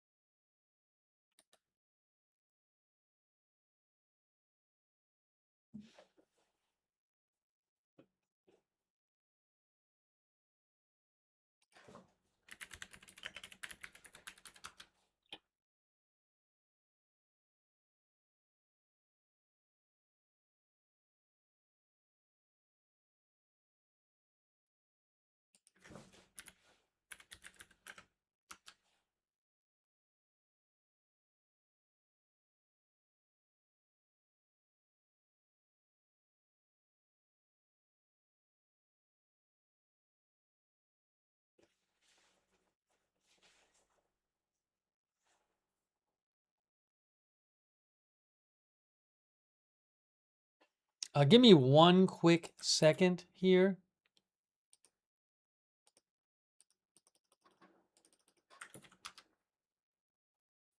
Give me one moment. We will get...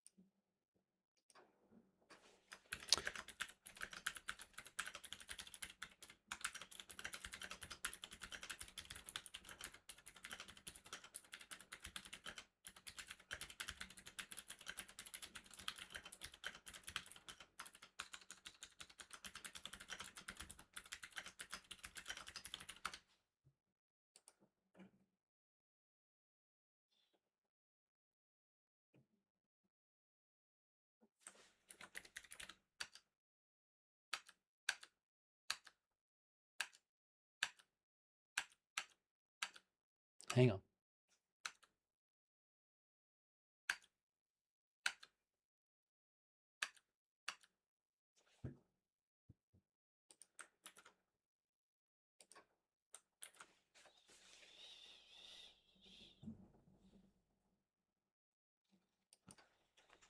All right, thanks for your patience.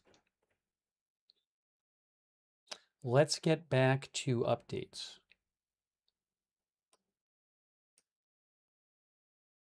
You know what? Just really quick, guys. Hang on. We're focusing on Iran, but I know people were talking about the main thing. If I can really quick give you an update here. I think I have an update from AP that just came out. Yes. So I'm not going to read the whole article, but just really quick. AP came out with an update recently, just in the last few minutes, I believe. Like 4 minutes ago. So really quick, just, again, we can talk about this more later, but if we have time, but a federal immigration officer fatally shot a motorist in Maine on Monday, the second time this week that an ICE agents have used deadly force, and at least the 9th time since President Trump began his immigration crackdown. Immigration rights groups identified the man who was killed as a 26-year-old native of Colombia. We told you that ICE said, the Homeland Security said in a statement that ICE was surveilling an address for a person with a final order of removal. When ICE tried to stop a vehicle driven by someone coming from that address, the vehicle attempted to flee the scene, and fearing for public safety, an officer discharged his weapon. U.S. Senator Angus King previously said that the Homeland Security Secretary Mark Wayne Mullen told him the officer opened fire after. So Senator Angus King had said that the Homeland Security Secretary had told him that the officer opened fire after the man tried to use his vehicle as a weapon against ICE agents. But the official statement from Homeland Security did not say that the man had tried to use his vehicle as a weapon against ICE agents. I don't know what's happened, what the deal with that is. Senator King says he was in a vehicle, pulled out in the vehicle, and the term the secretary used was weaponize the vehicle, and was shot by an ICE agent. King also said he was told by the Homeland Security Secretary that the officers were serving an arrest warrant, but it wasn't for the person they were there to serve an arrest warrant, but it wasn't for the person who was shot.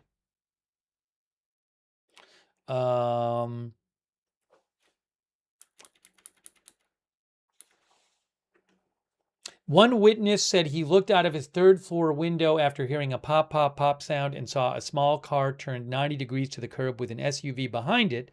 The driver was wounded and the car started moving down the street until the SUV hit it again. His face was bloody, his head was bloody, said the witness.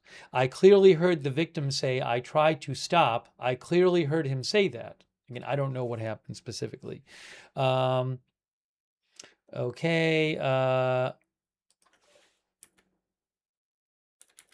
The witness said, I was emotional. The witness said the agent who shot the man walked close to him. And then the witness said, I was emotional and just let him have it. And the agent looked at me and said, he tried to run me over or something to that effect. I don't remember his exact words.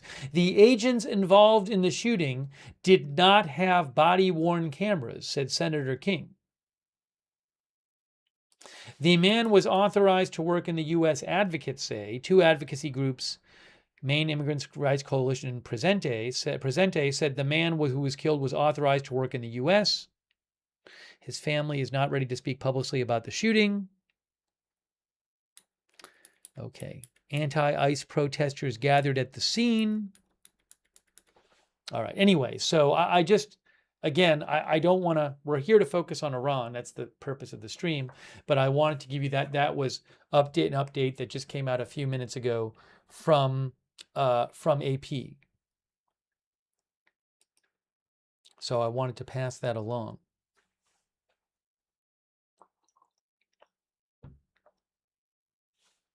There was a shooting in Houston, was it like last week, an ICE fatal shooting, and there were no body cameras in that incident either. And also I'm not aware that there's any video that has emerged showing the actual shooting incident.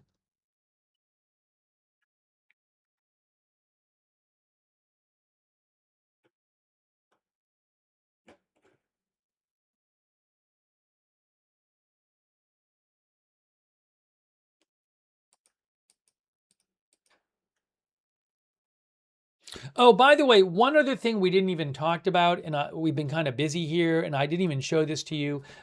Probably a bunch of you have seen this, but in case you haven't seen it, we talked last night about how the U.S. military said in their announcement last night that they used naval drones for the first time. So there was another announcement today by CENTCOM. You can see here it says, yesterday, using multiple one-way attack surface drones, CENTCOM forces successfully struck a submarine and ship maintenance facility in Iran. 3 Corsair unmanned surface vessels hit the port at Bandar Abbas Naval Base, marking the first time American forces have employed sea drones in combat operations. Last night's strikes degraded Iran's ability to continue attacking commercial shipping.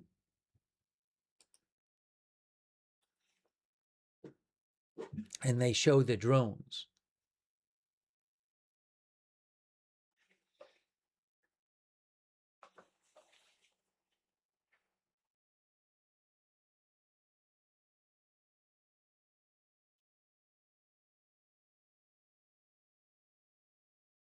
Wall Street says testing their news toy.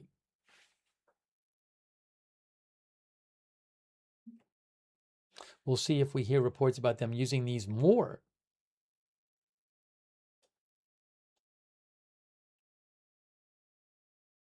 R3X says Ukraine tech. I know Ukraine uses naval drones. I don't know if these are based on Ukraine tech or not.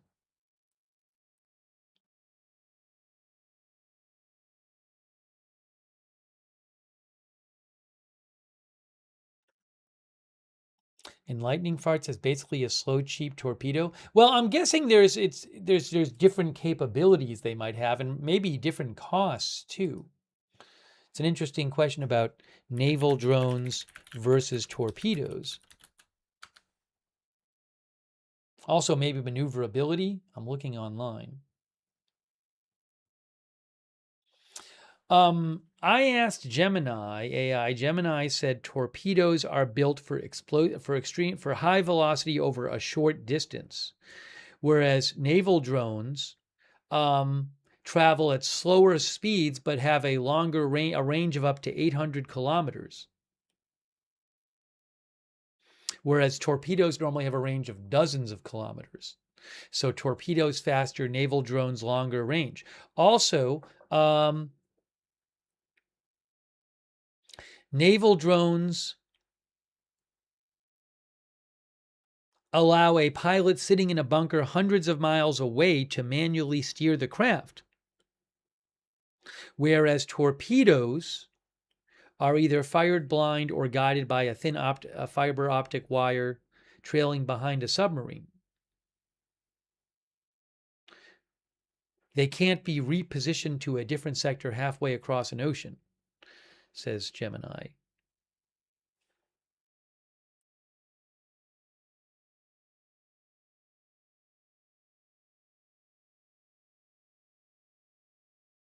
Gemini suggests since drones are at the waterline and not below, it can be harder for them to sink a ship.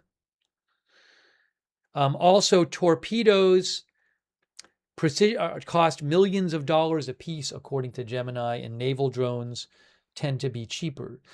By the way, I would have to go back and check all of those claims. With AI, I don't like to rely on it. So let me just say right now that I cannot verify those claims.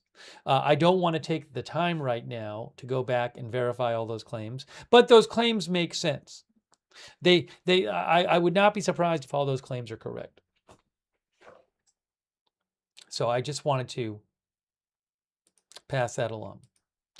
Some of our viewers, are there sirens in Bahrain? Some viewers are claiming there's sirens in Bahrain. Has Bahrain said there's sirens there?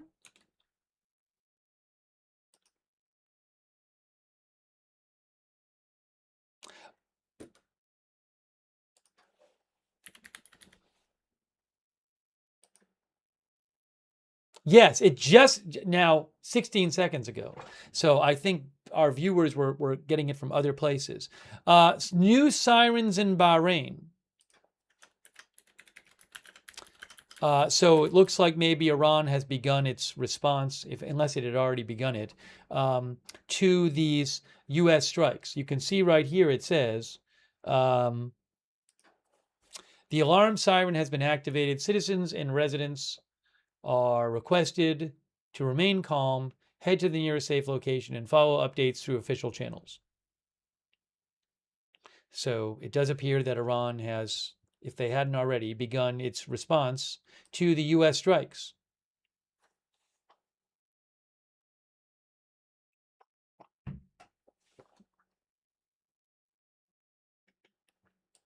Let me try to get you some updates here.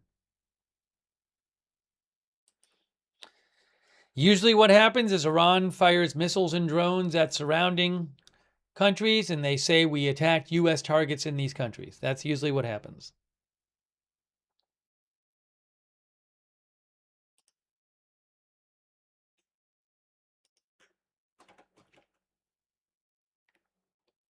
Oh, new explosion reported also in Bamani, in Bushehr province, according to Vahid Online. This is interesting. Where is this? Hang on.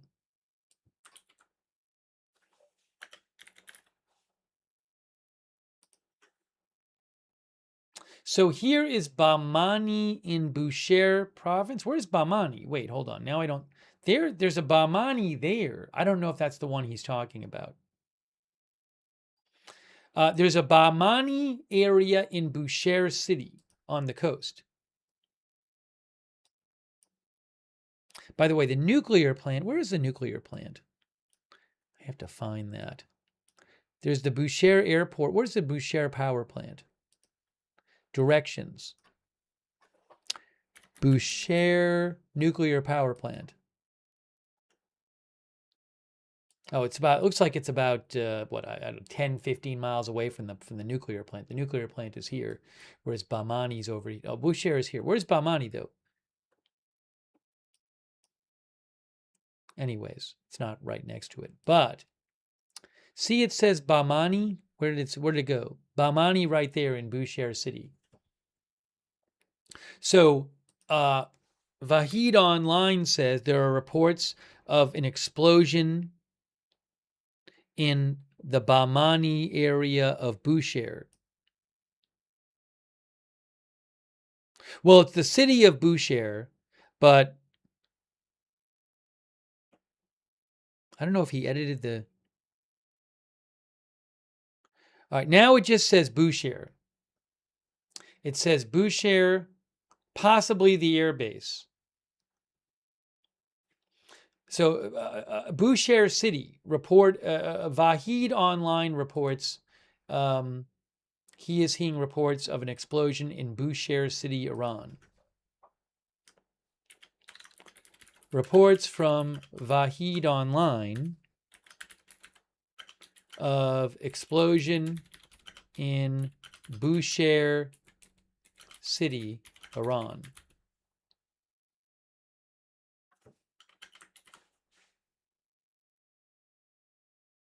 Possibly the airbase. Just posted. Vahid is pretty reliable too. He gets these reports from Iran somehow.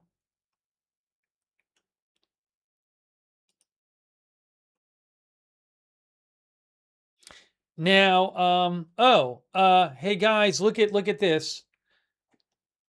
It looks like maybe Iran is attacking the same base in Bahrain it has been attacking for months.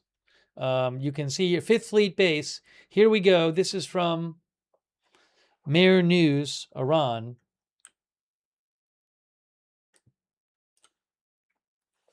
According to some Arab sources, the U.S. Navy's 5th Fleet base in the Al Jafar area was targeted by an Iranian missile attack, coinciding with the activation of warning sirens in Bahrain. That, again, that is a largely evacuated U.S. base, which has been attacked numerous times. I believe they attacked it last night, too. Hugh J says, reliable. Why are they attacking that base, Shrenko again says? Why are they attacking it so much? Well, look, I mean, one reason they might be attacking it is it's a way for them to say they did something without escalating. Maybe they don't want to do nothing, but maybe they don't want to escalate. So they just attack that.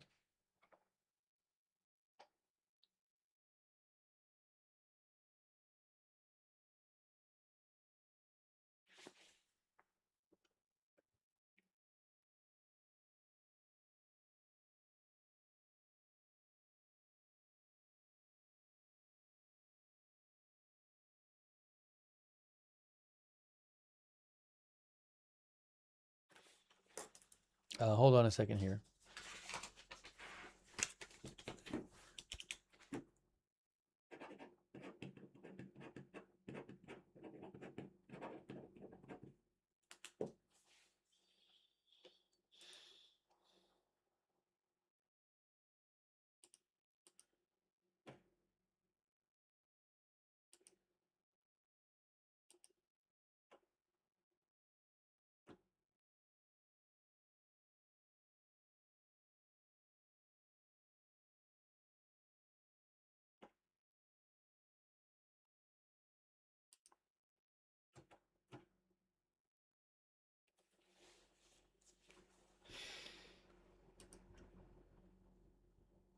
Now, maybe there's other places in Bahrain attacked too. I don't know.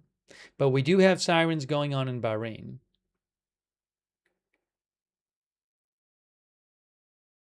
Oh, update about Omidyk County in Khuzestan province from Iranian state media Fars. Enemy projectiles hit areas in Omidyk County. That's in Khuzestan province, Iran. The deputy governor of Khuzestan province says at 2:10 a.m., which would have been about an hour ago, areas in Omidyk County were targeted and hit by enemy projectiles from the U.S. According to initial reports and assessments, so far 4 people have been injured.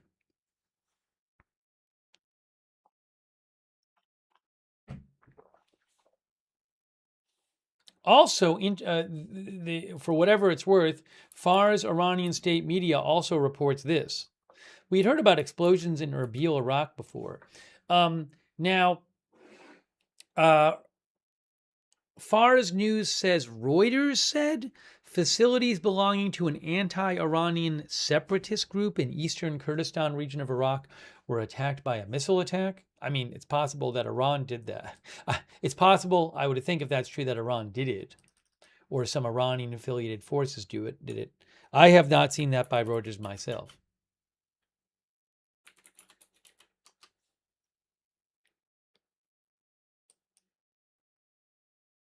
Back on June 27th, I see a story from Reuters talking about a drone targeting a camp belonging to an Iranian Kurdish opposition group north of Iraq's Erbil. So anyways, I wanted to let you see that.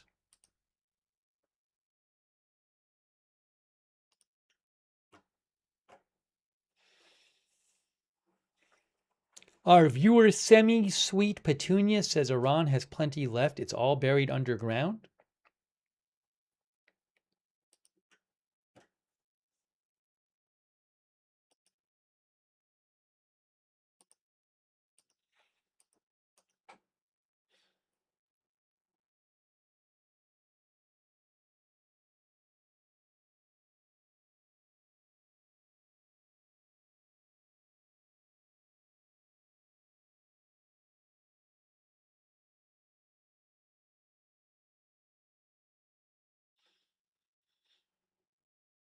Now Shin is claiming there's an explosion in Saravan, Sistan, and Baluchistan province. That's what Shin is claiming. Vahid a few minutes ago reported an explosion in Bushehr, the city. So it looks like the U.S. is still launching attacks on Iran.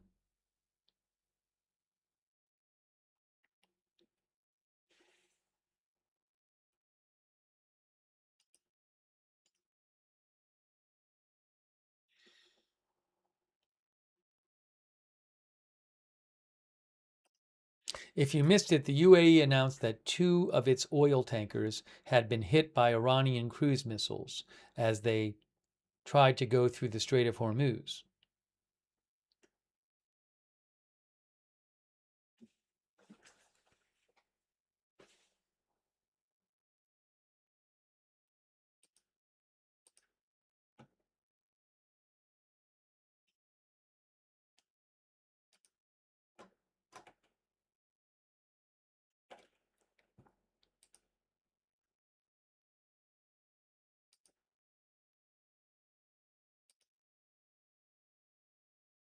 So Brent crude is up on the day, according to TradingView.com.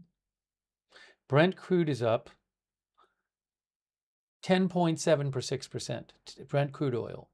Now,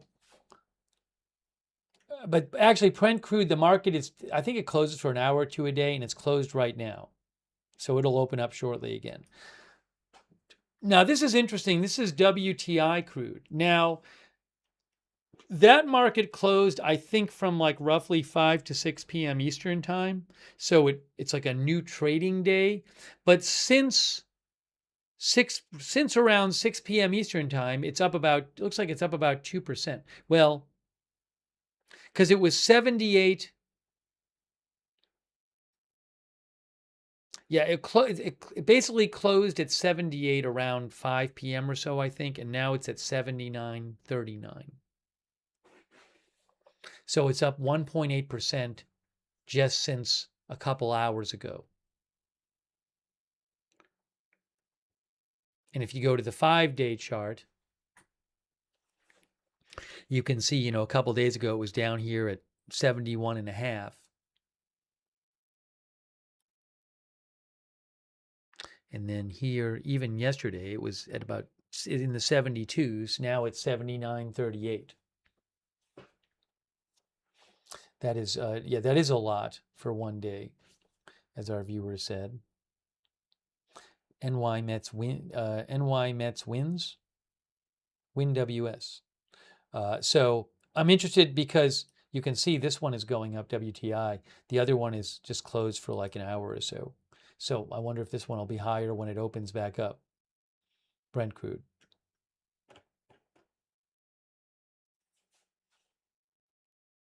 The Wall Street Journal had a headline today which was interesting, where they said,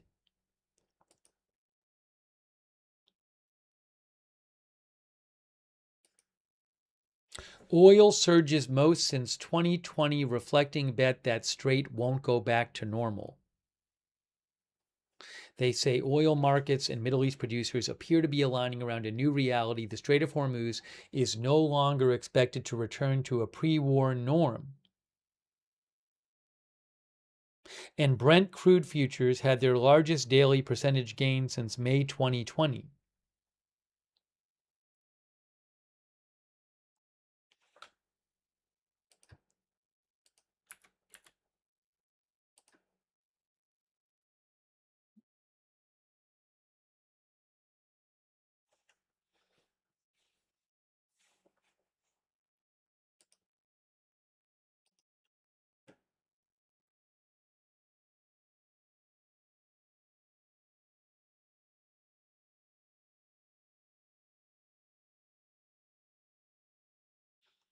By the way, Iran state media says that the two tankers the two UAE tankers that the UAE says that Iran hit with missiles today on Monday. You can see Iran state media Fars says that the two ships are crude oil tankers registered in Liberia. And Fars state media says these ships are managed by the ADNOC Logistics and Services Company, which is wholly owned by the government of Abu Dhabi.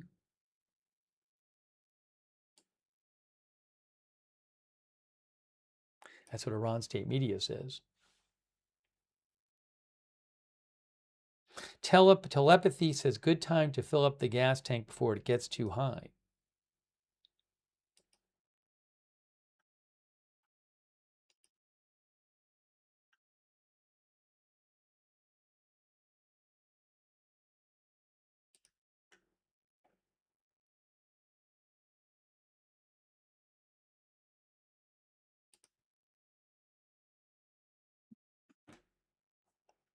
NSLSA, who says, as a mortal enemy to Iran, why has Israel been so quiet lately? So I understand the question as to why is Israel not involved in the strikes right now. I don't know exactly. One thing is that, look, one thing to remember is that, you remember a few weeks ago, right? There was this memorandum of understanding. What was it, like 3 weeks ago?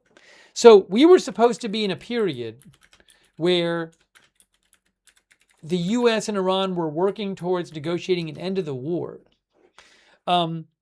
Probably Israel being involved in strikes on Iran would not work to that. So one thought I had is while they were negotiating, the U.S. wouldn't want Israel involved in the strikes. But Israel also, I mean, for a while hadn't really been involved as much as the U.S. in the strikes on Iran. As to why, I mean, it's a good question, but I mean, maybe it's possible that one thought I have is that the U.S. might have seen it as something which could make the conflict worse.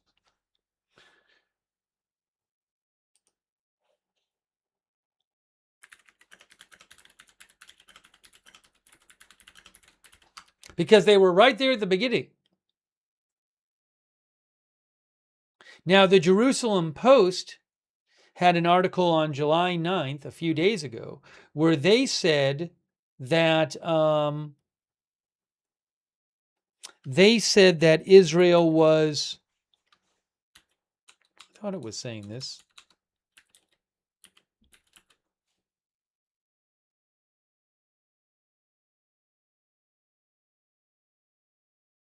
Hang on. It's weird. It's there. I thought it was part of the article. Now I don't see it there.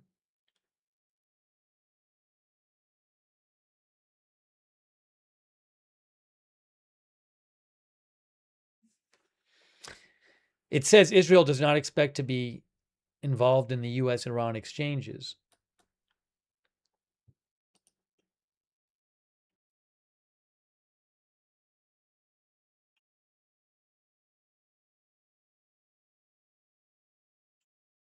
Again, it's a good question. I don't have an exact answer as to why Israel is not involved. I can suggest possibilities, but I don't know. I mean, Israel has also was involved heavily for a while, fighting Hezbollah in Lebanon.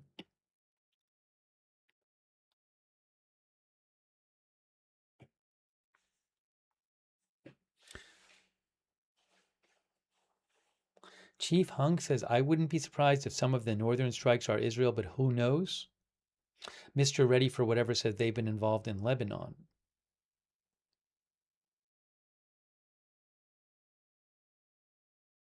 Bananu thinks Israel is busy seizing land in Lebanon.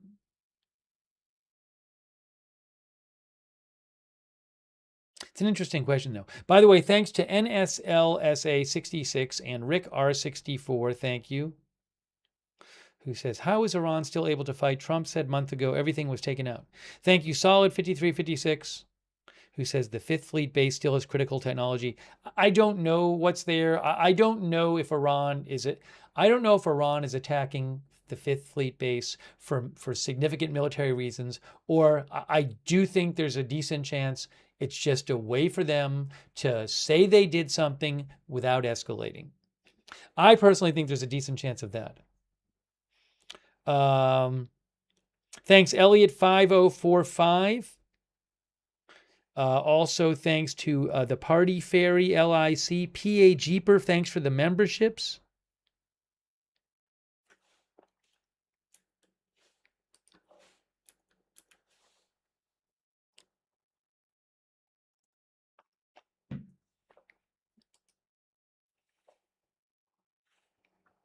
Elliot says Iran claims ownership of the strait because the MOU tasked them to protect it. Well, I mean, I think they claim ownership of the strait beyond what the MOU says. But yes, they have said that they try to keep things. Sometimes they use this language of trying to keep things safe in the MOU, in the Strait of Hormuz. They do use that kind of language. Elliot thinks the U.S. declassifying the boat drone attacks supports propaganda to support these attacks. I think what Elliot is saying is that the U.S. saying that they're using these drones, naval drones now, to attack Iranian targets would give Iran a way to claim, see, we're really protecting ships in the Strait of Hormuz. Although I don't know that any countries would buy that. I don't know that kind of argument's going to really change any country's minds about Iran's intentions. They might just have already have an opinion of Iran, whether Iran is acting in good faith or not. But thank you, Elliot, for writing in and for your support. All right, hold on a second here. Let's get caught up. Hey guys, I'm seeing new reports from Iranian state media claiming that Saudi Arabia has launched new airstrikes in Yemen, I would assume on Houthi targets. So for example, Press TV says Saudi Arabia launches airstrikes on Yemen's, I think that's Sada governorate. There was another report too. Yeah. And also, Iran state media Fars claims initial reports indicate a criminal attack. Now remember, Iran supports the Houthis, by Saudi Arabia on the Saada province in Yemen. So are there new Saudi strikes on the Houthis in Yemen? I'll try to find that out for you.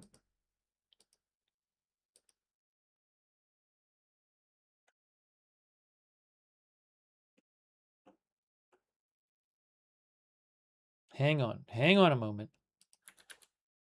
That is flaring up today too.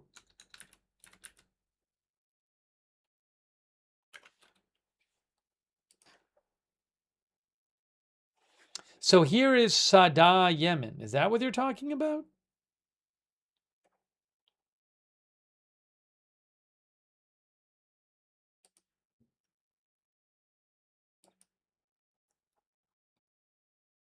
It's the stronghold of the Houthis, Sada.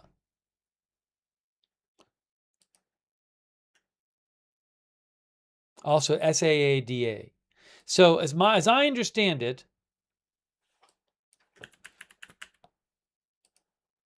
yes, Sada, Yemen. Oops, you can't see it. That's the stronghold of the Houthis. Now, apparently, there's reports from Iranian media that Saudi Arabia has launched new strikes on Sada, Yemen.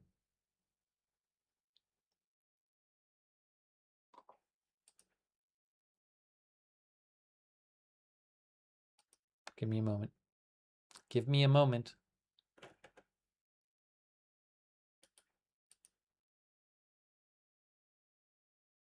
Need to pull that up now.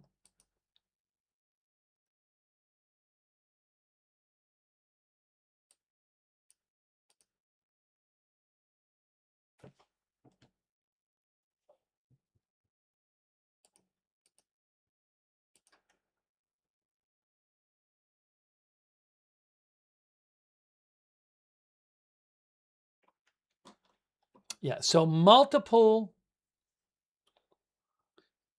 By the way, again, Bahrain, sirens in Bahrain went off like half an hour ago. Supposedly, there was one report saying that in Iranian media saying that Iran was attacking the U.S. Fifth Fleet base in Bahrain again, but I haven't heard more about Bahrain. I'll let you know.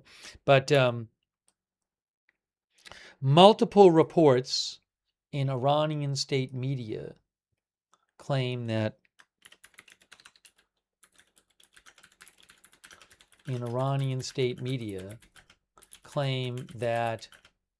Saudi Arabia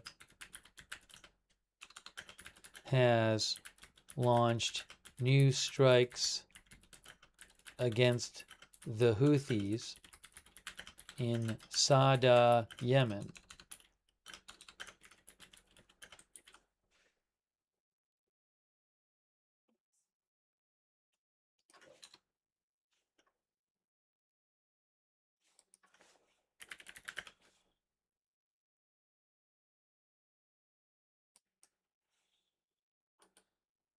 So something else to keep an eye on.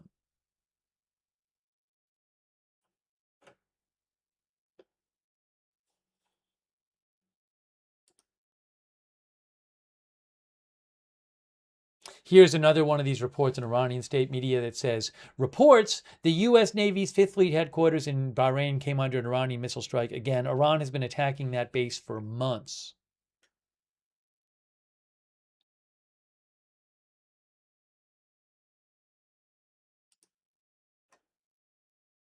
Oh, new explosions reported in Bushehr. New explosions reported from Vahid Online. Vahid Online says, in the last couple minutes, 2 explosions heard in Bushehr city. 2 large explosions in Bushehr city.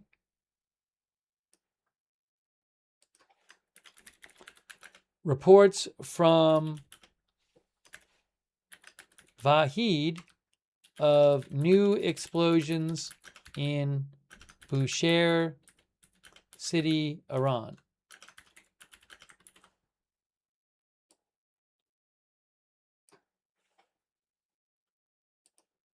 Remember, Bushehr is up here. See, it says Bushehr next to the Persian Gulf.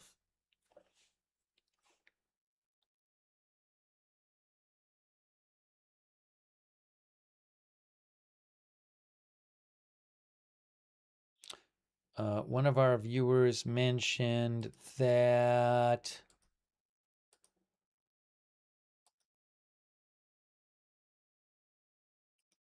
yes, so this is a thanks to the viewers for mentioning this. This is a U.S. tanker refueling plane, which is declared a 7700, which is an emergency declaration. But again, as we've said before on the broadcast, planes declare 7700 emergencies all the time without crashing. I'll get you something about that from... trying to move this here because that's in the way of this. This is from Flight Radar 24.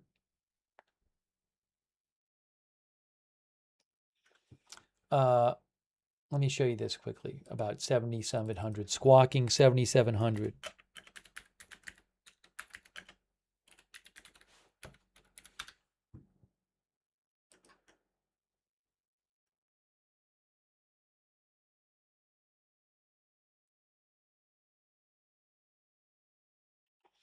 So there's a Flight Radar 24 has a blog post, Squawking 7700 in-flight emergencies from a pilot's perspective.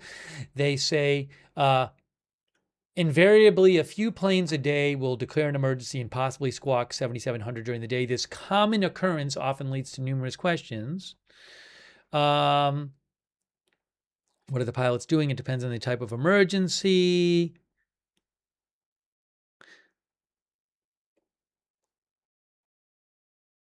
Anyways, there's all kinds of... Declaring an emergency means the crew determines they have an urgency or distress situation. Urgency means the crew is concerned about the safety of the flight and needs timely, but not necessarily immediate assistance.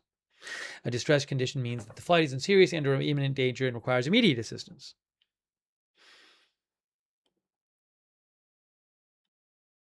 99% of the emergencies observed on websites like Flight Radar 24 are very benign events, harmless.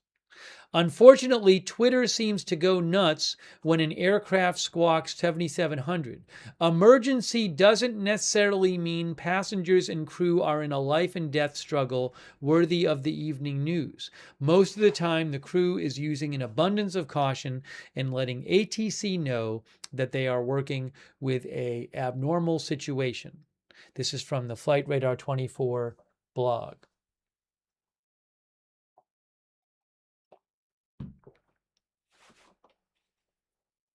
Okay, so there is a U.S. tanker squawking 7,700.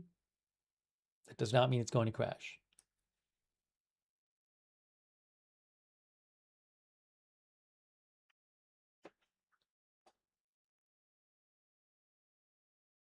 It left from Tel Aviv. Looks like maybe it's returning to Tel Aviv right now, or trying to.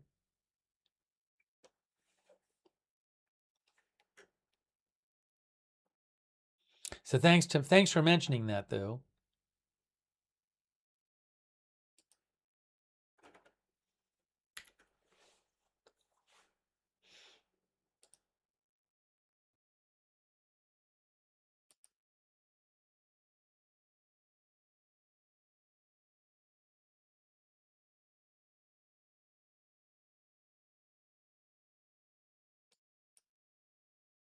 Oh, guys, hey, look at this. I missed this from before from Susan Collins, Republican senator in Maine. We had talked about how there's an ICE shooting, a fatal shooting by ICE in Maine today. Susan Collins said the Department of Homeland Security Secretary Mark Wayne Mullen has informed me that the Boston office of the DHS Inspector General has taken over the investigation of the Biddeford shooting in cooperation with the FBI. Just letting you know. She also said that the shooting in Biddeford requires a full and impartial investigation of what happened.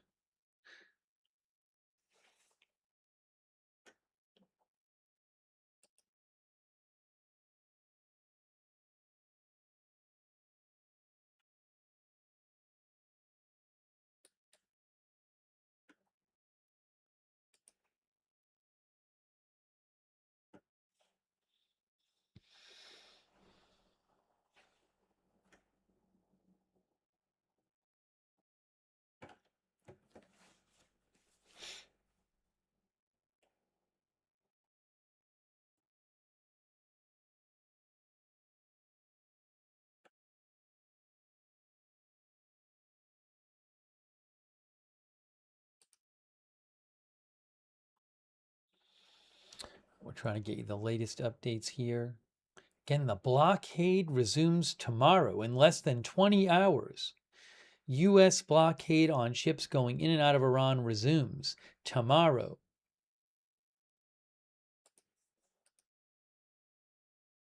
Thanks to John Deeds for your support on Twitch. And Dusky 10 FPS, thank you. Also, thanks so much to Tim Pock. Tim Pock says, do you think Trump was using the meeting with NATO to build a coalition seeing Iran broke the truce? No. I don't, well, I'm not aware of that. I mean, a lot of the talk there was about Ukraine, apparently. He answered a lot of questions. He did multiple appearances during the NATO summit answering questions. I did not hear him talk about some new coalition at all. So, I mean, I just have, there's no reporting of it. So I can't say what he was doing. I don't see any kind of reporting or anything that Trump said that suggests he was trying to build some new coalition. And nothing he's saying, he's not talking about a coalition now. He's saying the U.S. is going to be the guardian of the strait, and any country using the strait is going to have to pay the U.S. 20% of the value of the shipping. So that doesn't sound like a coalition. That sounds like the U.S. in charge of everything. Also, you said seeing Iran broke the truce. I mean, what President Trump said today is that they had a deal He claims there was a deal a couple days ago and Iran then changed the terms. He didn't even say Iran broke the truce. He hasn't even been saying that the last couple of days. That hasn't, I mean, maybe he'd say that if you pressed him, but that's not something he's been talking about a lot. Today he was talking about claiming that Iran, you can't negotiating with them and they agree to one thing and then they break it. But that's not breaking the truce.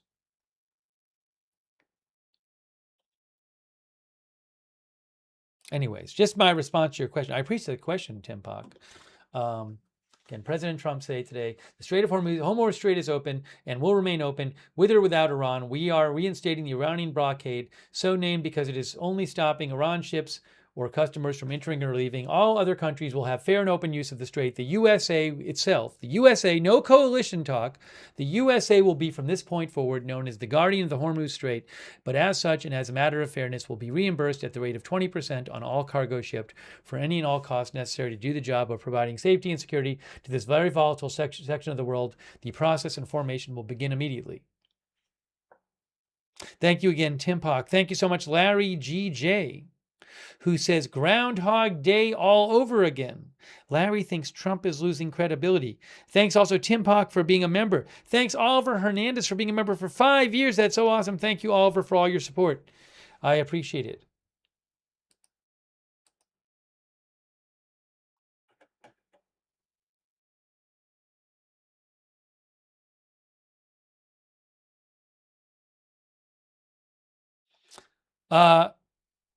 By the way, Mayor Mamdani of New York City just posted about the ICE shooting in Maine. Here is what Mayor Zohran Mamdani said about the ICE shooting in Maine.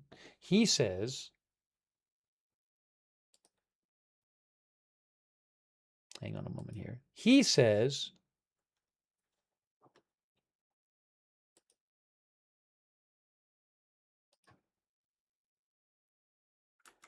you know, if I could get it on the screen for you, I would show it to you.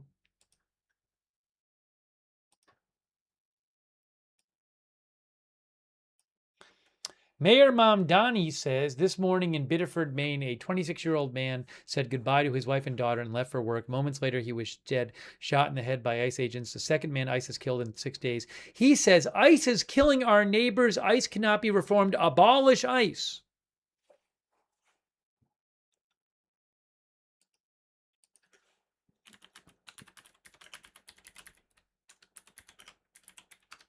Now, I don't know. He has called for abolishing ICE before. He has regularly done that before. So I just wanted to mention that's what he said. But he has called for it before.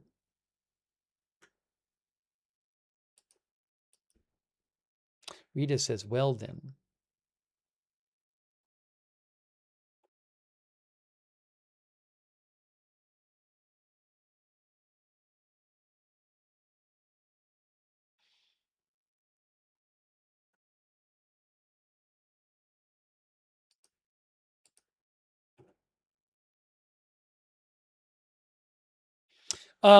This is unconfirmed, and you know, I say about Iran, I really take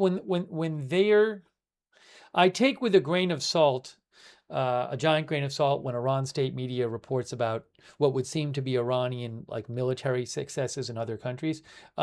So here's a new report I just saw from Iranian state media, and it says here, news sources, I don't know who they're referring to, report disruptions to banking systems in Bahrain following a cyber attack. I have not heard any news sources report that. They're mentioning it, Iran state media. I'll keep an eye on it, but I don't know. I have not heard any news source that I would consider reliable say that. Although who knows? It could be happening, and maybe it's just, I mean, the press is pretty tightly controlled, I believe, in Bahrain. Bahrain. Press freedom.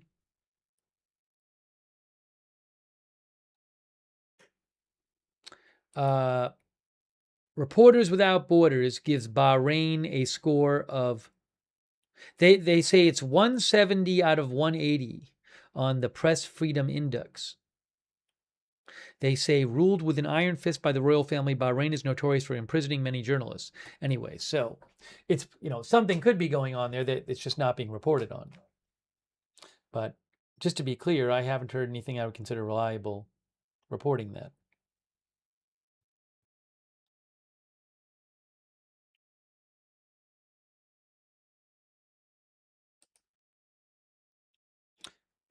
And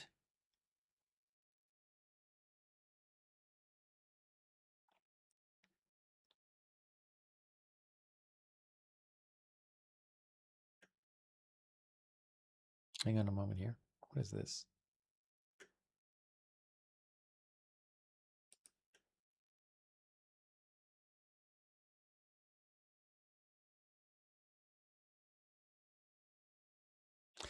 Hold on a moment. Hang on a moment here. I'm seeing something else. Where is this?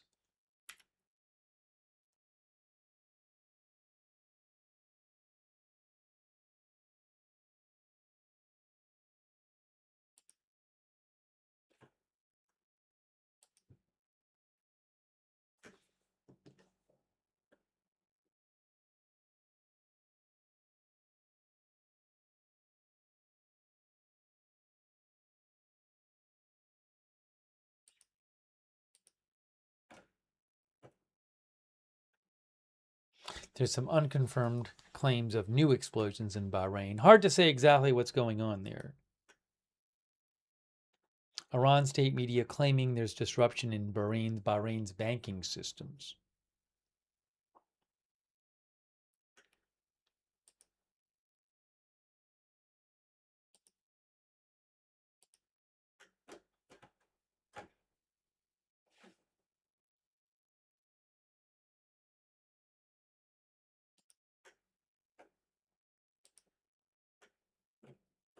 As I mentioned, Iran state media is also claiming that Saudi Arabia has launched new strikes on the Houthis in Yemen.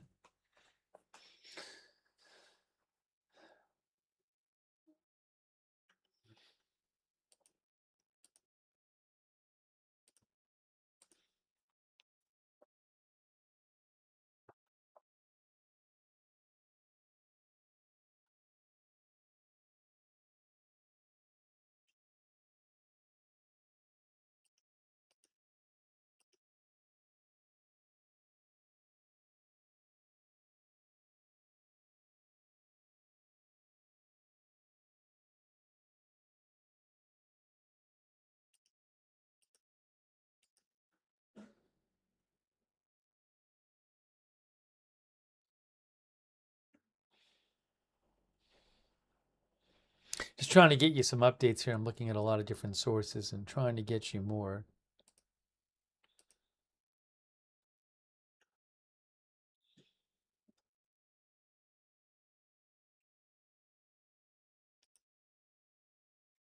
This is the third straight night that the U.S. has launched strikes on Iran. And as expected, looks like Iran has begun launching retaliation strikes. Tasnim, Iran state media Tasnim, says news sources are reporting new explosions in Bahrain. Looks like maybe Iran launched some more missiles and/or drones at Bahrain.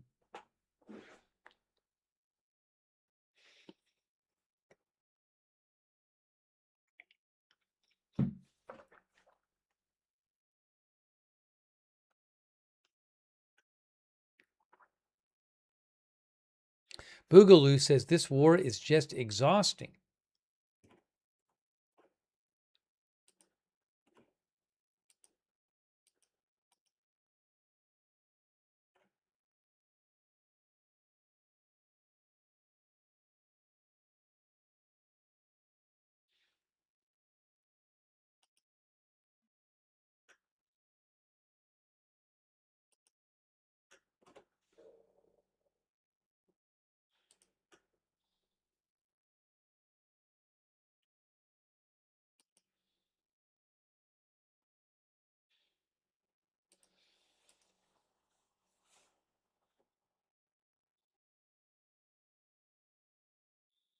Our viewer Topsy thinks that Trump told the Joint Chiefs, do what you want with no ground troops, and we're out before Labor Day. That's what Topsy thinks.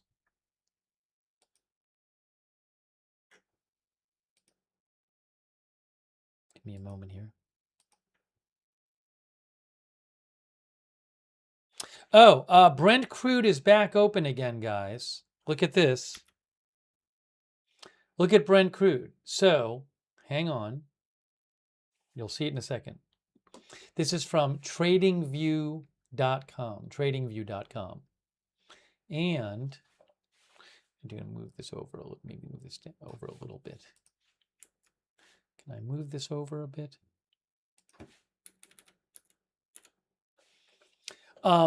So look at this. So Brent crude market was closed for, I think, for around an hour, and then after opening up, oil has gone up again, about $2 more. So it's a new trading day technically, but in the past day, I mean, last night at 8 p.m. I have to go back here. This is 12. Where's 13?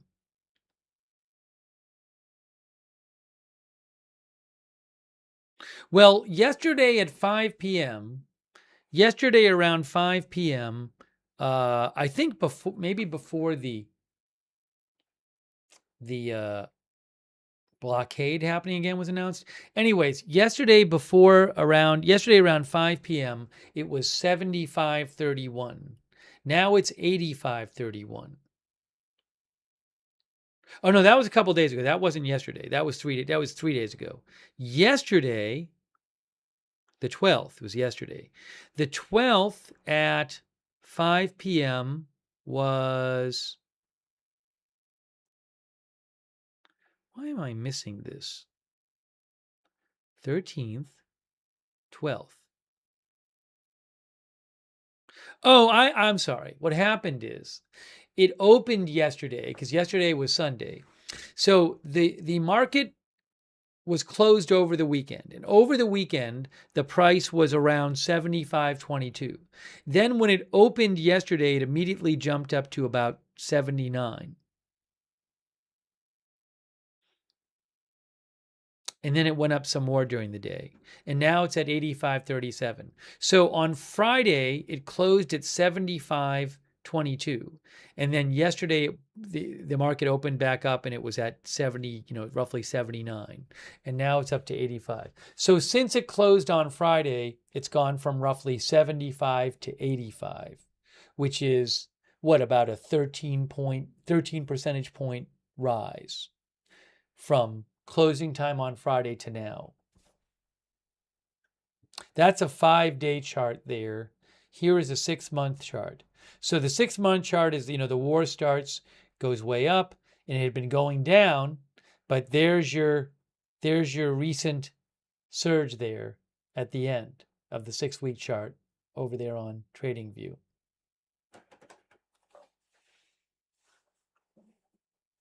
Annika says, glad oil is going up?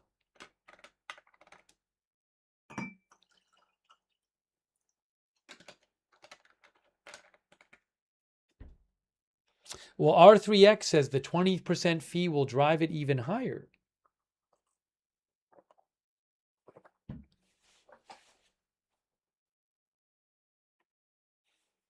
But it's going up. Again, we were just back on July 1st, it was around 70. July 5th, it was 72. July 6th, it was 72. Now, a week later, it's 85. So it is going up a bunch today.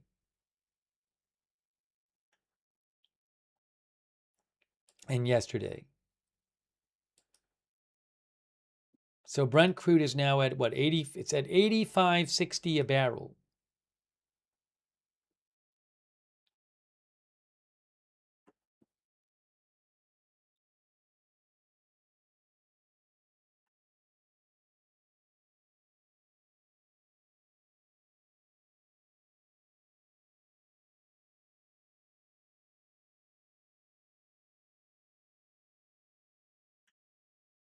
Melissa Terry thinks it'll go back down next week.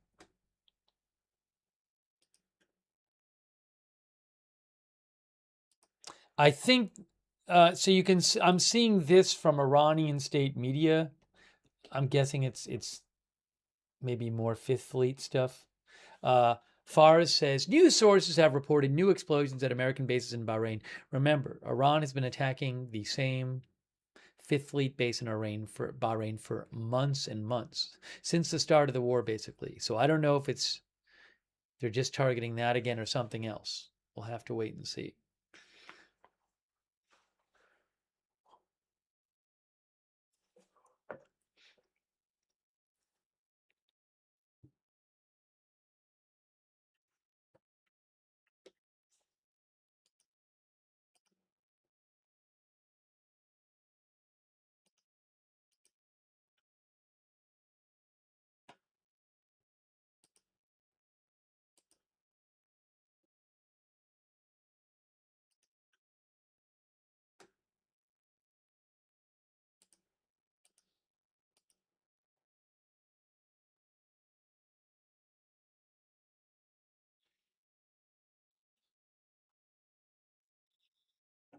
Waiting to get you more updates. I assume at some point Iran will fire stuff at Kuwait too.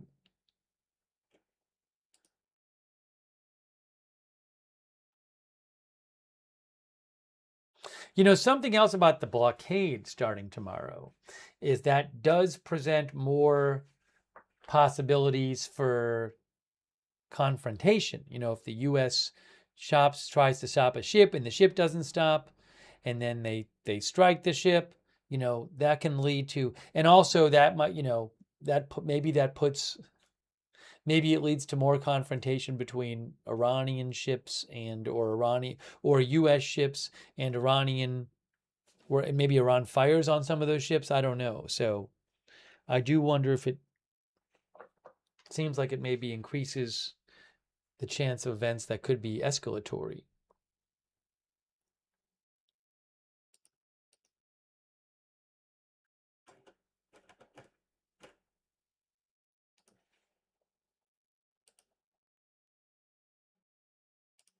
I don't see the ship. I don't see the, I don't know if it landed. I don't see right now on Flight Radar 24. Some people were looking at this, a bunch of people were tracking this U.S. refueling tanker that was squawking 7700 emergency, which normally would not mean a crash, but it was an emergency squawk, but it's not up there anymore. I don't know if it landed or just went off of tracking or what. Hope they're okay.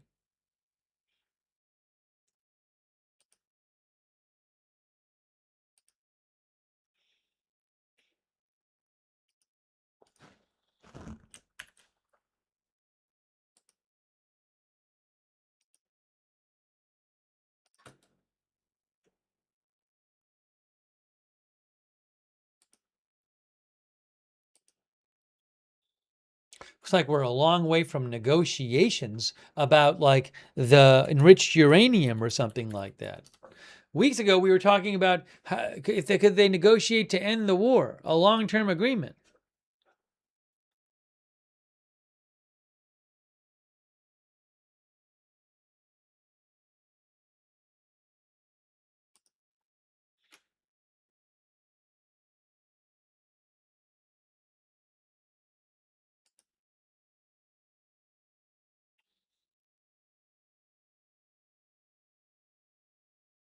By the way, a reminder also, President Trump said that when he was talking to Hugh Hewitt today, that Pickaxe Mountain would make a nice target.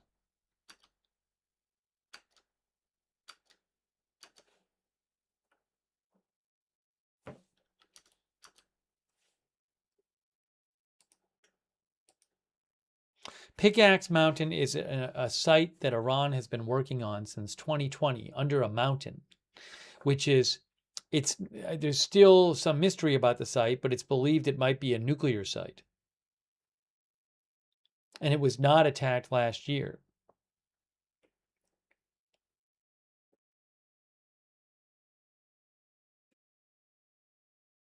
So you can see here, he was talking to Hugh Hewitt today. The White House actually posted this, where Hugh Hewitt said, "You've obliterated 3 of their nuclear sites, but they got a 4th site maybe at Pickaxe Mountain. Before you enter into another deal, will you insist that EA inspectors get down into that deep, deep tunnel?" Trump: "Absolutely. They don't have it because we have eyes. We have a lot of eyes on it. But Pickaxe is a possible target for a nice big fat shot right in the front door," he said.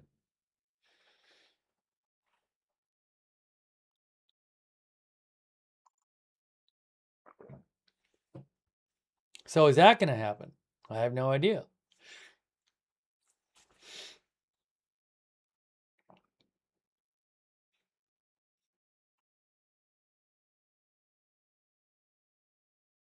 David Joe Klotz thinks the Iranians have never had any intention of negotiating any agreement.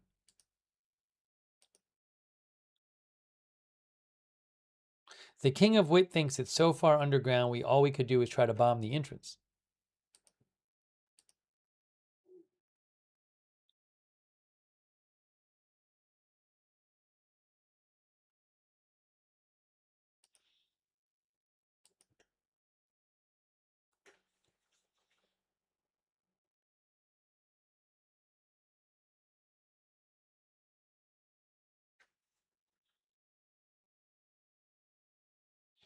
Donna Simmons said, "We watched the funeral of the Supreme Leader and people there looked well fed."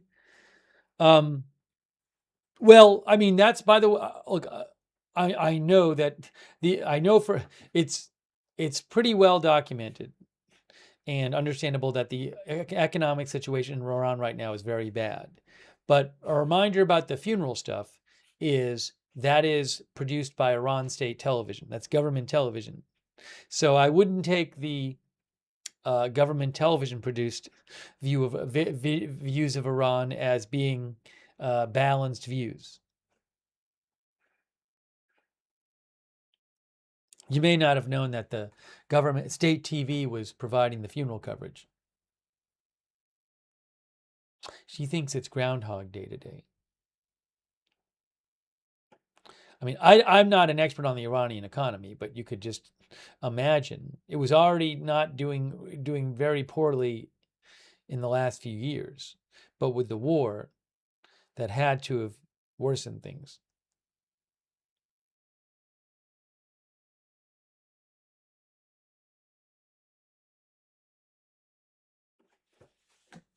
No, there's no live streams from Iran. There has not been, and I don't expect them.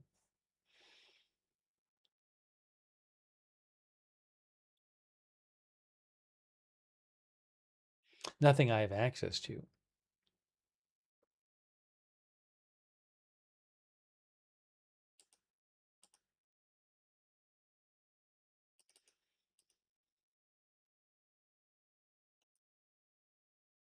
Thank you, Donna, for writing in.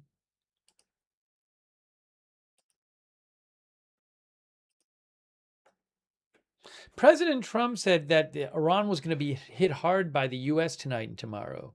I mean, certainly there have been a number of U.S. strikes. I'm not aware that it's really hugely different than other nights recently.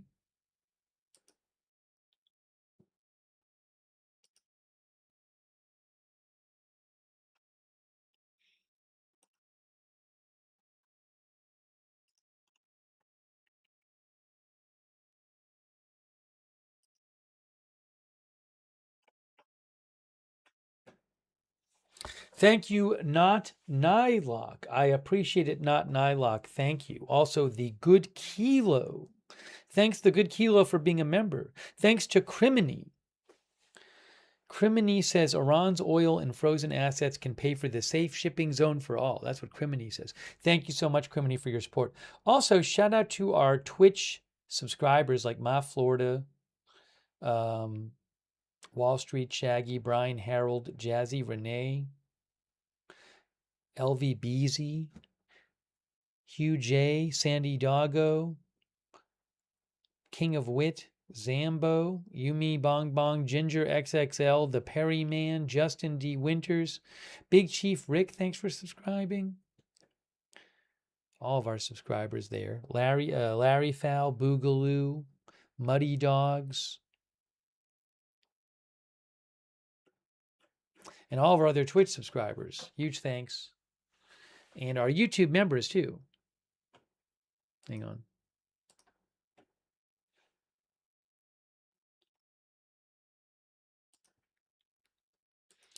I want to thank them. Just give me a moment.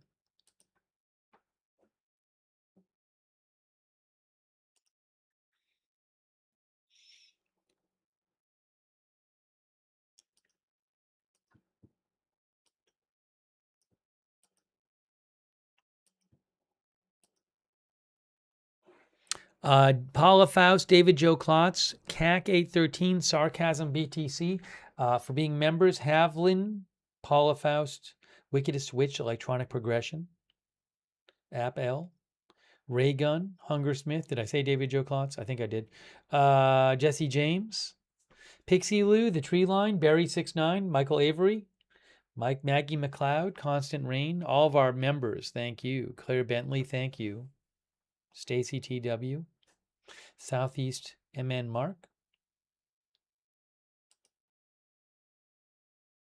Thanks, Renewal AJ. Renewal AJ, we just checked the oil price like 10 minutes ago. Brent crude is 85.14 right now. It's up 2% in the last hour, roughly the last hour or so, or maybe the last half hour.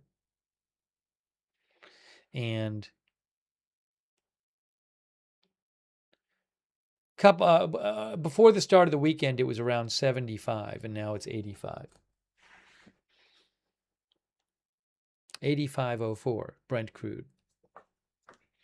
We'll check it out more again later. We just checked it out.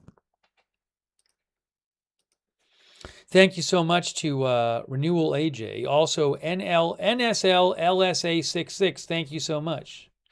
NSL thinks a land invasion is the only viable option to mitigate an arsenal that is easily concealed in their vast terrain.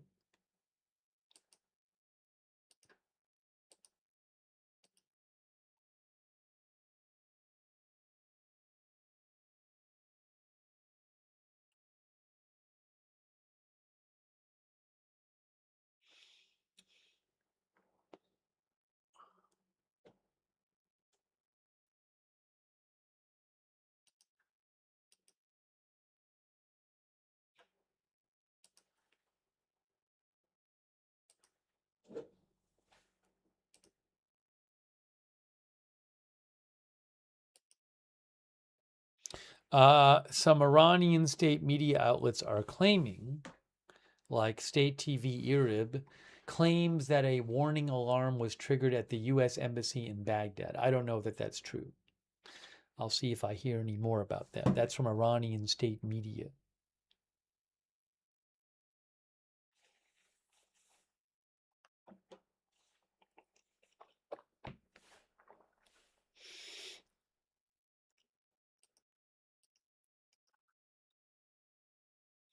Sambino says, yeah, go ahead and send in ground troops. What can go wrong?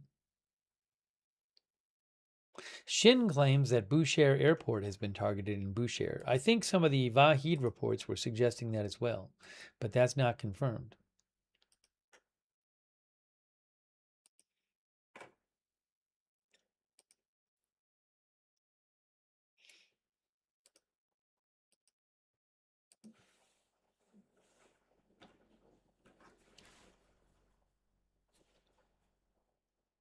Oh, oh, sorry. That's not. There's some accounts that were claiming there's new explosions, but that's not state media. I don't know. That's rumors right now.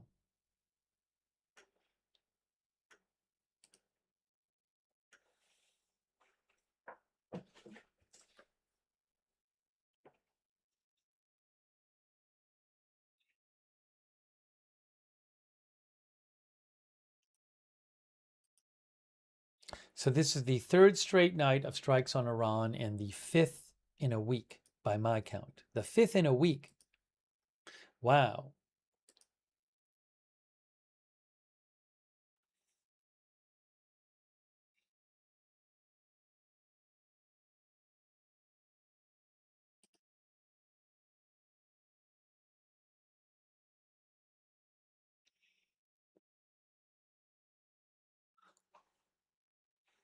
By the way, according to the Wall Street Journal,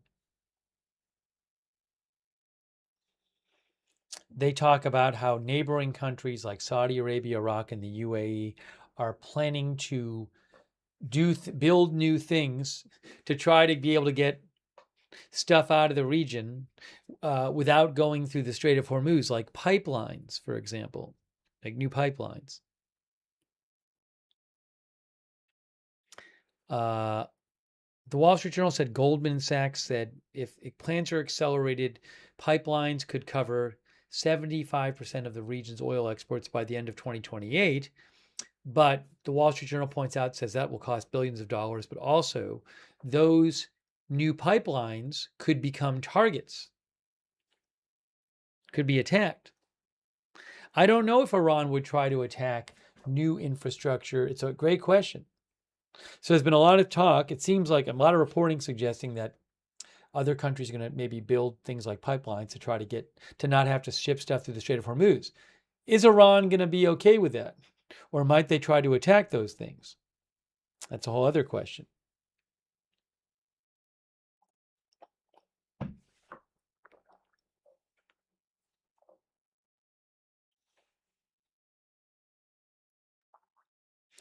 The journal also points out that the U.S. government stockpile of crude has been drawn down to its lowest level since 1983 because the U.S. has been releasing crude from its stockpile to keep prices low. So if somehow things, intensify again and there's some oil supply more and there's more oil supply pressure again, the U.S. will have less ability to release supplies. Something to keep in mind.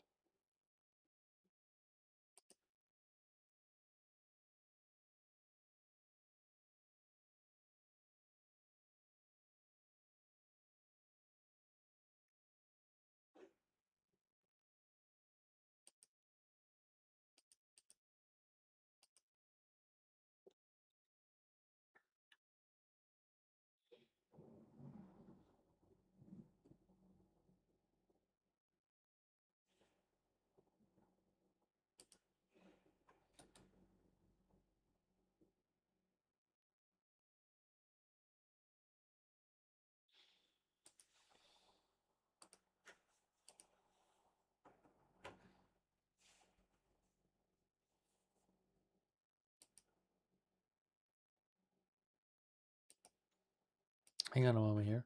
Give me a moment. Give me a moment. I think there may... No, that's not new.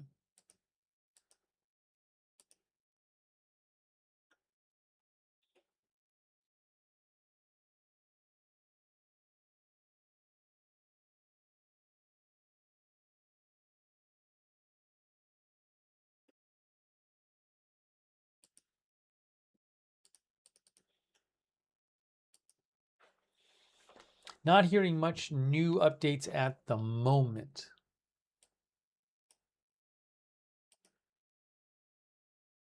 By the way, President Trump is not expected to speak again tonight. About an hour ago, there was a travel and photo lid declared. So he's not expected to, make an appearance on camera tonight. He's going to be speaking on Thursday night, but multiple reports say that Thursday night he'll be speaking about the 2020 election. For example, Libby Dean of News Nation reports President Trump's address to the nation Thursday is expected to focus on newly declassified intelligence reports. According to a source familiar with the matter, the reports provide additional details about foreign nations' plans to influence the 2020 election. So multiple reports say that's what it's going to be about.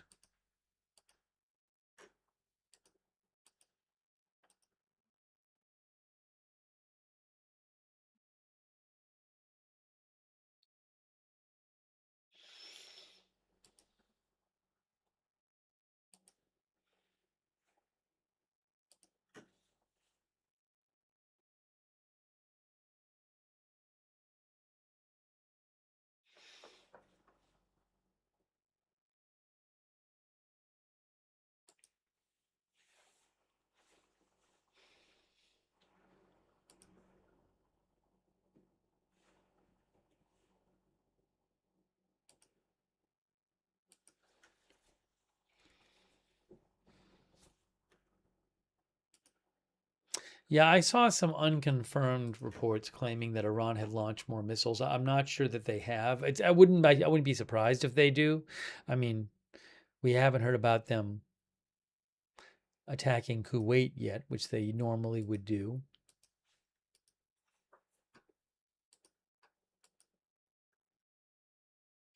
Guys, I'm going to time people out again. So again, we have this rule.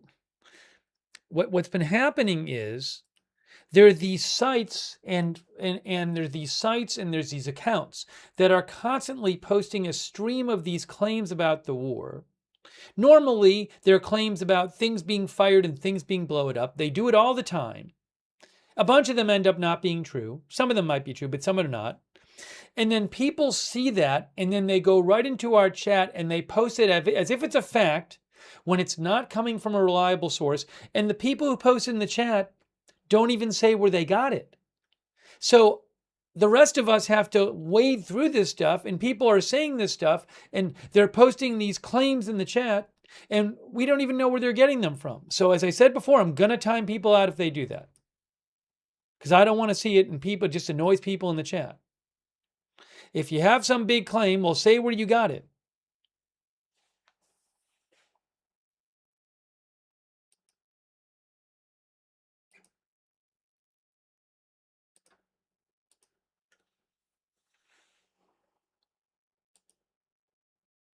Come on.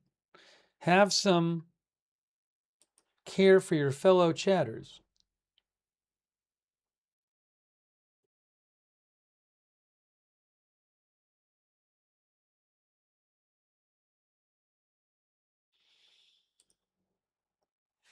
Thank you to Dodger Blue for your support. Thanks, or Dodger Blue to you.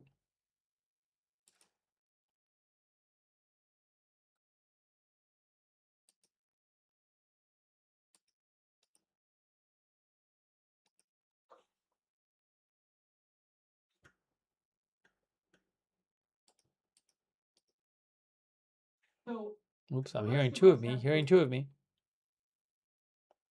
Thanks so much for modding. Darren Charlo is moderating on Facebook right now. Thanks, Darren.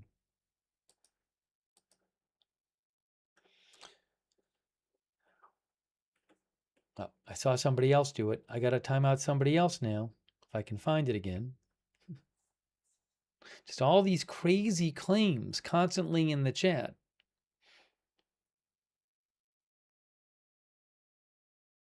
Yeah, I'm timing out somebody else who did the same thing.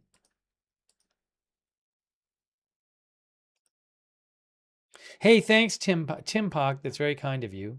Thanks so much for your support, Tim Pock. Thanks also, Ruth, for moderating over there on YouTube. I really appreciate it. And Beth, Mythical, and Bite Mode are all moderating on YouTube. Also, Good Luck Duck, Idaho Star, Matthew Kohai 3, and Sarah and Surly Deb, all on Twitch. Thanks for moderating there. Linda Bell, Glary, Misha on X, and Lovey and Kay on Rumble. Thank you.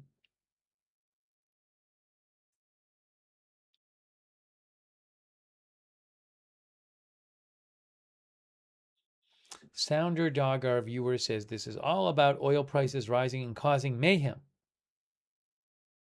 Tuna thinks it's obvious that Iran would retaliate against new infrastructure if Gulf countries try to build infrastructure like pipelines to go around the Strait of Hormuz.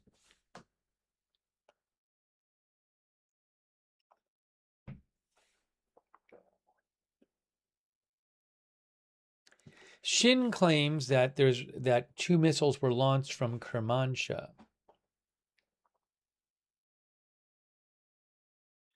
Shin also says that after one of those launches, a blast was heard and possibly the launcher was hit or the missile failed. I cannot confirm that, but that Shin, who I follow, claims that recently two missiles were launched for Kermanshah. Vahid Online also just posted video or photos which he says shows two missiles launched from Kermanshah. Actually, and that would have been about 20 minutes ago, I think. Yeah, that would have been about 20 minutes ago.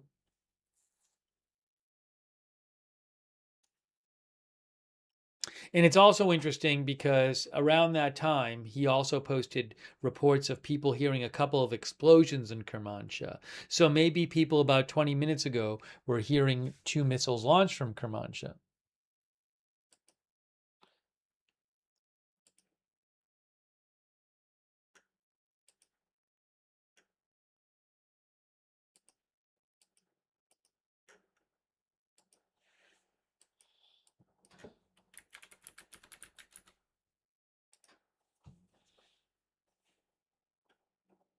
Kermanshah, by the way, is here. Oops. It's in the east, in the west. So on the western side of the country, close to, say, they were going to launch something at Jordan, not that far from Kuwait, compared to other places in Iran.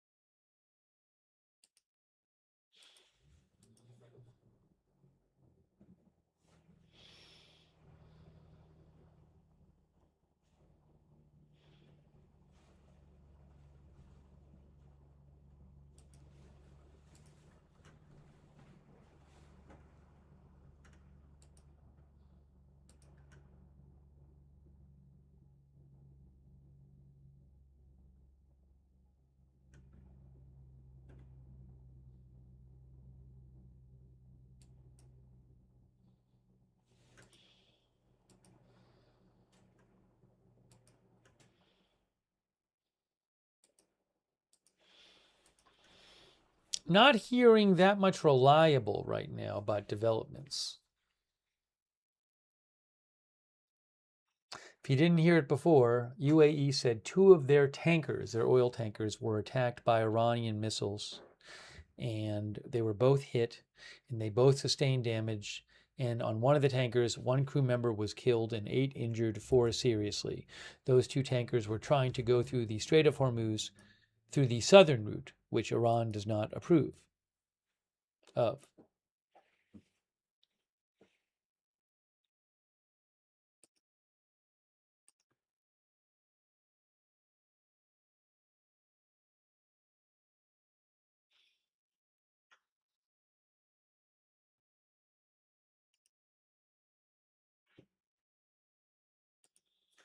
The new supreme leader, has he spoke publicly, not on video.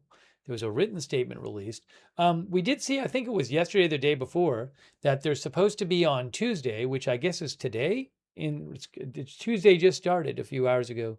We're into Tuesday morning in Iran. I believe he technically is supposed to host a commemoration ceremony for his deceased father, the current supreme leader. Now I don't know if him hosting the ceremony means he'll actually be there. You'd think at a certain point he's going to have to at least appear on video or something, you'd think. But reportedly, he might have been very seriously injured in the U.S.-Israeli strikes when the war started. But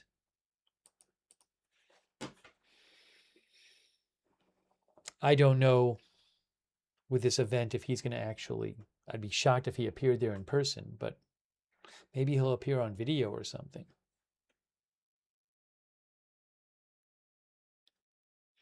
Yes, Stephen Kruger, no sign of Moshtaba. Moshtaba Khamenei. Chen thinks he'll be gone soon. Hey, so remember I was telling you guys that about 20 minutes ago we heard about 2 missiles fired from Kermanshah, some reports, unconfirmed reports from like Shin and Vahid. And I was looking at the map and I said, you know, that's kind of on the side of the country close to Jordan, if you wanted to fire at Jordan, which Iran frequently does when it's responding to U.S. attacks. Well, look what I just saw on Iranian state media. Surprise, surprise. Big surprise.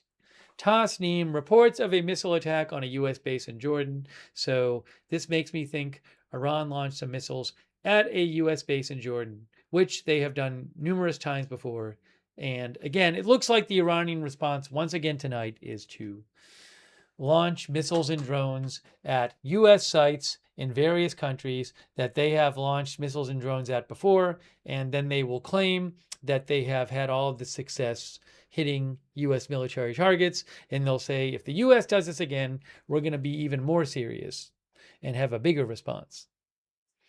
That's my guess. Again, I have seen nothing really today with the U.S. attack.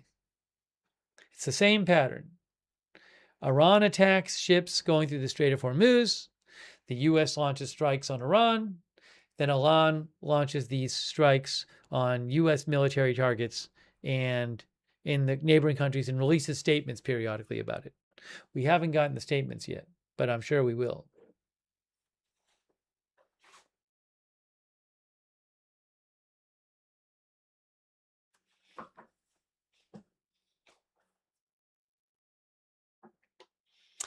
C.A. Cush says it's the never-ending Groundhog Day war. So again, and Mer News is saying the same thing. So, Arab News, which is Iran State TV. So when they say reports of, it suggests to me that they have fired some missiles at a U.S. base in Jordan, and we'll have to see what we hear about it. But it is following the same general pattern. Hey, thank you so much to Tim Pock. I am glad you like your AFTV mug, Tim Pock. Thank you so much, Tim Pock, for all your support. That's really nice of you and for being such a loyal viewer of the channel. Oh, look, guys, we have an update about Jordan. Tasneem says, intense explosions at the Mofak al-Saltani Air Base in eastern Jordan. Again, they fired at a base, one or more bases in Jordan last night, Iran.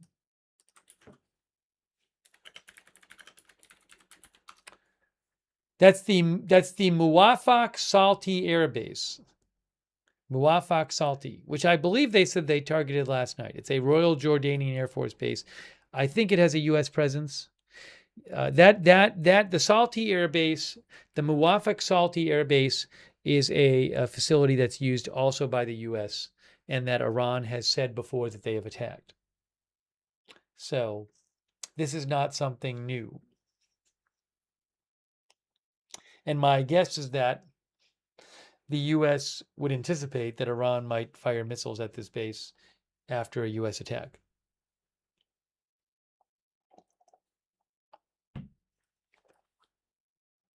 Yesterday, Jordan said they had shot down 4 missiles launched by Iran. They said nothing about any kind of missiles not getting shot down, but I can't confirm that none hit. But that's what they said yesterday.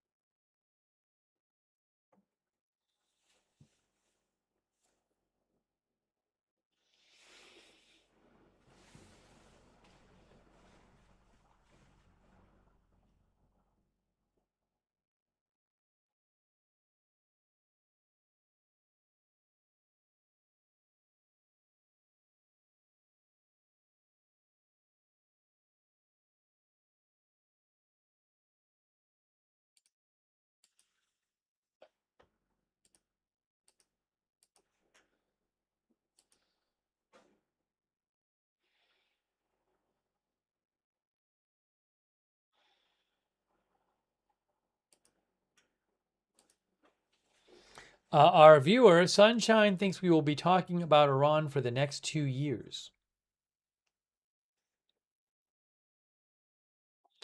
Again, it looks like it looks like Iran earlier had launched either like maybe missiles and drones, some combination of those in Bahrain, because there were sirens in Bahrain, And now it looks like Iran has launched several missiles at a U.S. base in Jordan, or maybe a joint U.S.-Jordanian base. So I would not be surprised if after that they launch stuff at Kuwait.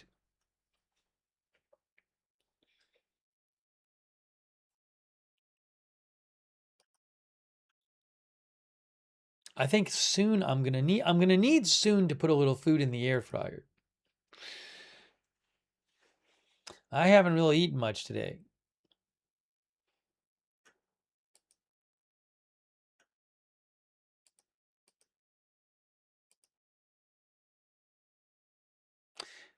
Press TV, which is Iran state media, says reports indicate a missile strike on a U.S. military base in Jordan.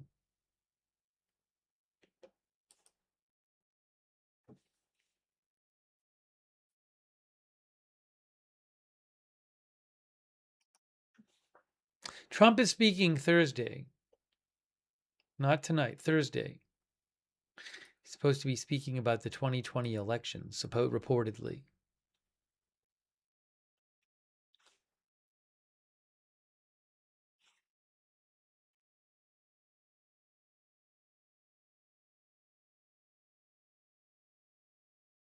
Thank you, Michal Paulak. Am I pronouncing that right? Michal Paulak. Or Paulak. 1260, thanks so much. All right, let me do that. I'm going to do that. We're going to keep the stream going. But I need to just take a second and put some food in the air fryer. I think what's going to happen soon is we're going to get those statements from the Revolutionary Guard that said, we struck back at the U.S. and we fired missiles and we hit these U.S. military targets in Bahrain and Jordan.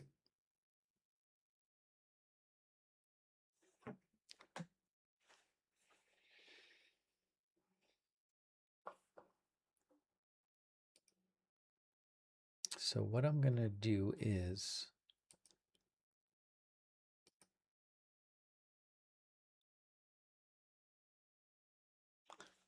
put this up here.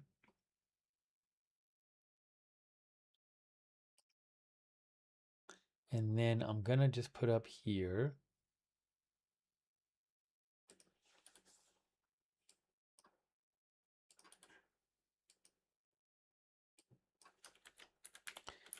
Steve will be back in around 5 minutes.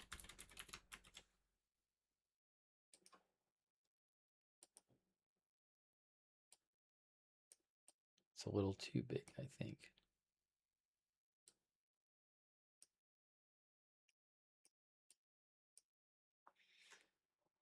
Hang on over here.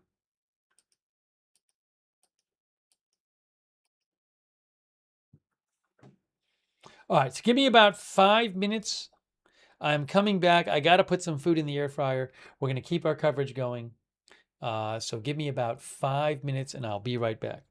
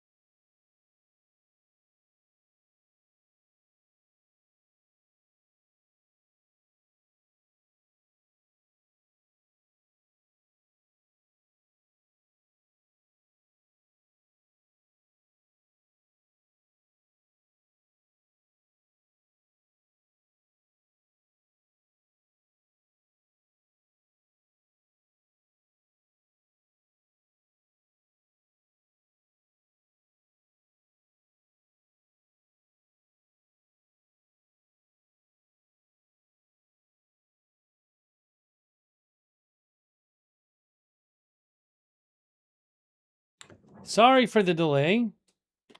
I am making some food, but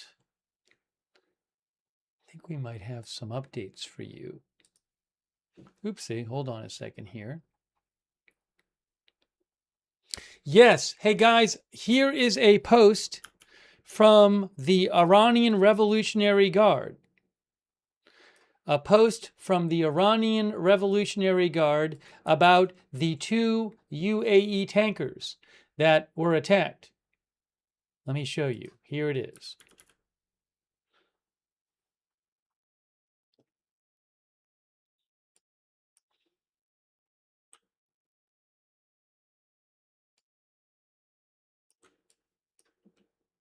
Two violating super tankers deceived by the enemy were hit. To the this is from to the valiant and faithful people of Iran, your children in the IRGC Navy are steadfast in upholding the rights of the Iranian nation in the Strait of Hormuz.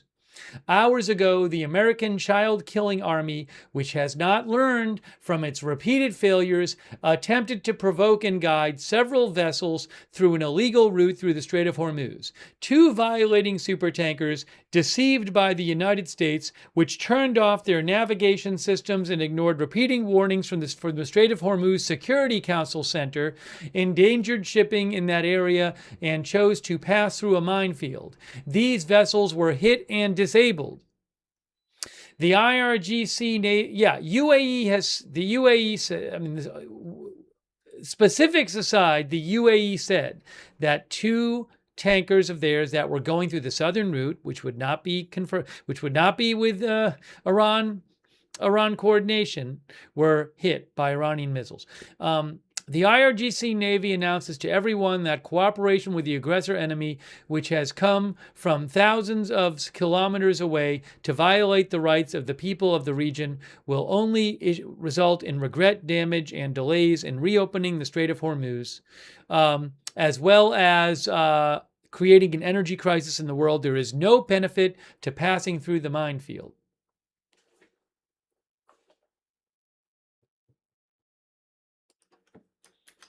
Iran's Revolutionary Guard releases a statement about the two UAE tankers it attacked.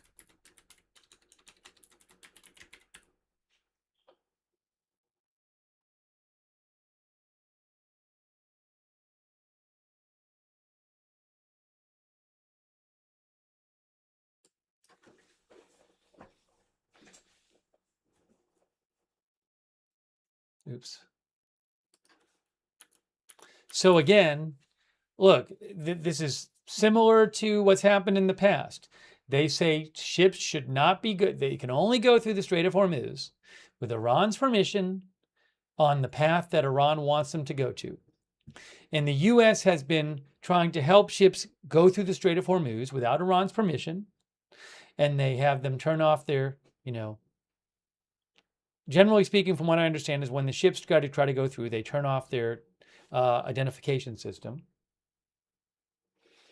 And then Iran attacks the ships when they periodically. And they say, well, you're endangering the safety of the Strait of Hormuz by going through without your navigation on. But they have said before that if ships try to go through without their permission, then they are at risk of being attacked. And actually, a couple days ago, they said no ships are allowed to go through the Strait of Hormuz at all.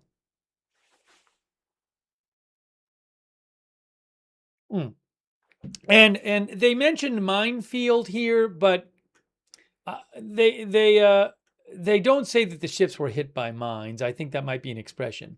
The UAE said they were hit by missiles, and that would be my guess. I'm not aware that any ship has been hit by a mine in the war, documented. So I would think it's missiles. Give me one more moment here. I'm not going to leave this up. Give me about 15 seconds.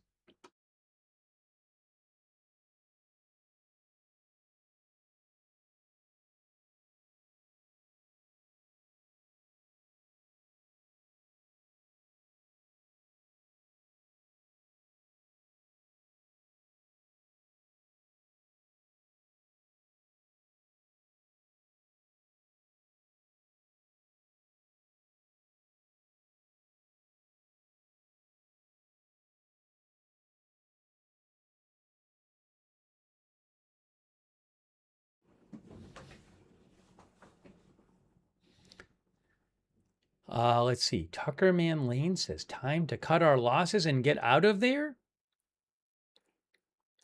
Devil Doc says, Strait of Hormuz Security Control Center. We should blow that place up. I don't know that there is actually such a building.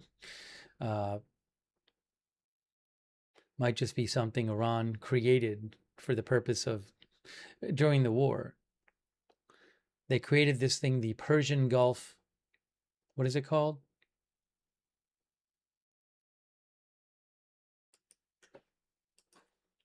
Persian Gulf Shipping Association. Persian Gulf Strait Authority, that they say oversees the Strait of Hormuz. Give me a moment here. I'm going to eat shortly, by the way.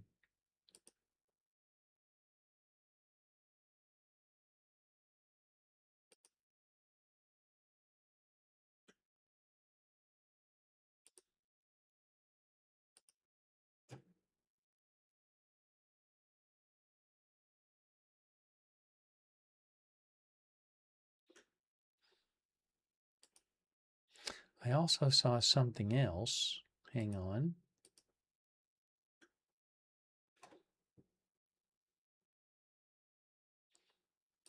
There's a new article in the New York Times that says Trump's Strait of Hormuz fee could double the cost of shipping. Thanks to Faytuck's Network for pointing out that they had posted an article. The New York Times has an article, again, that the headline is Trump's Strait of Hormuz fee could double the cost of shipping.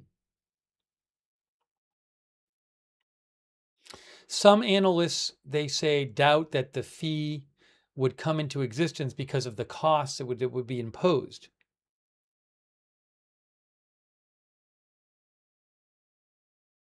The New York Times says if that fee is charged, 20% of the value of cargo, it could more than double the cost of shipping oil through the strait.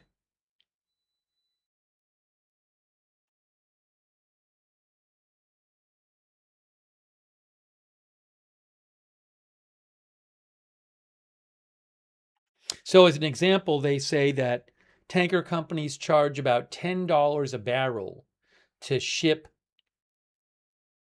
through the strait. And since a barrel of oil costs around $80, then 20% of that would be $16 a barrel. And if you add the 16 to the 10, you get $26 a barrel for overall transportation cost. Meaning the cost to the people who are purchasing the shipping.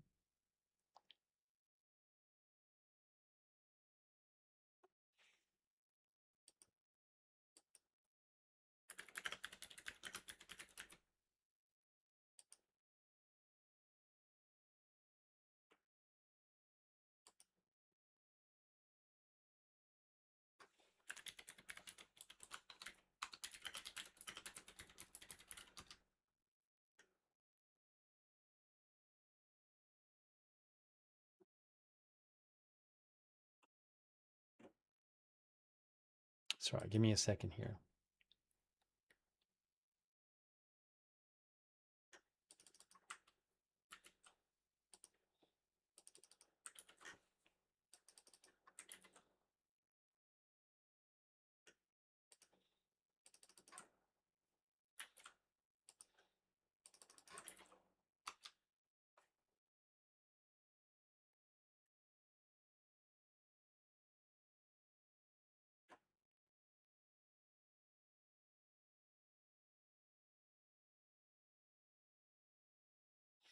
Bloomberg points out that the 20% reimbursement on a cargo shipped through the Strait of Hormuz, a cargo ship on a full supertanker carrying oil through the Strait of Hormuz, it would cost $30 million, they say, to reimburse the U.S. for a supertanker carrying oil, to pay that 20% fee.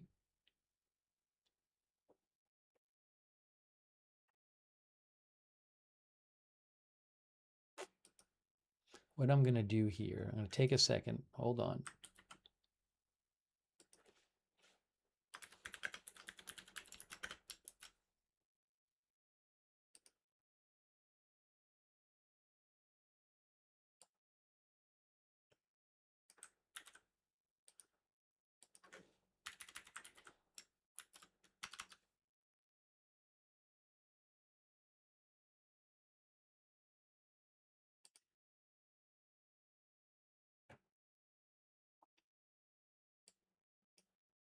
I'm going to post on my X account a link to the New York Times article.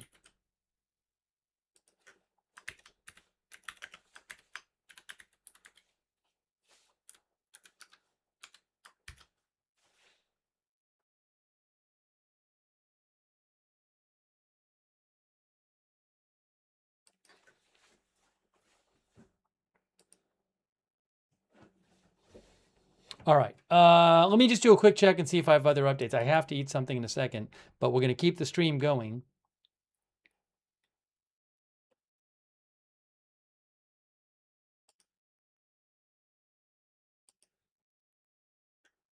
And while I'm eating, if there's some kind of huge development, I will rush back in here. I will stop eating and rush back in. Otherwise, I'll come in after I eat. I'm expecting that we're going to start getting... I'm waiting for, I think Iran is going to post, the Iran Revolutionary Guard, they're going to post statements saying that they hit U.S. targets in Bahrain and also hit U.S. targets in Jordan. That's what I'm fully expecting. And maybe we'll hear about them firing missiles somewhere else. I don't know. And I think we'll also soon get a statement from the U.S. saying that we have completed our round of strikes for the day, because we usually get that, and we haven't gotten that yet.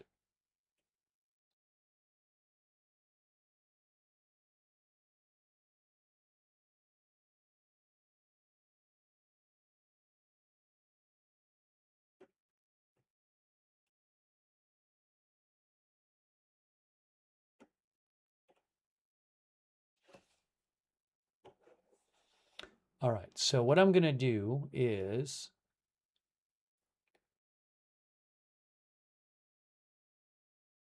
our viewer Bailey Thames says, if the other countries don't want to step up, then yes, they can pay. Keeping It Green says, isn't extortion the same thing?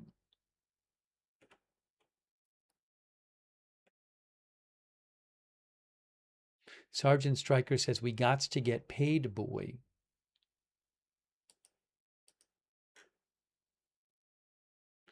So here's what we're going to do. We're going to do this.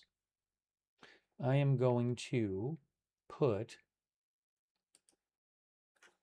take that off, take this off, put this on the Strait of Hormuz. Again, I'll be keeping an eye on things while I'm eating.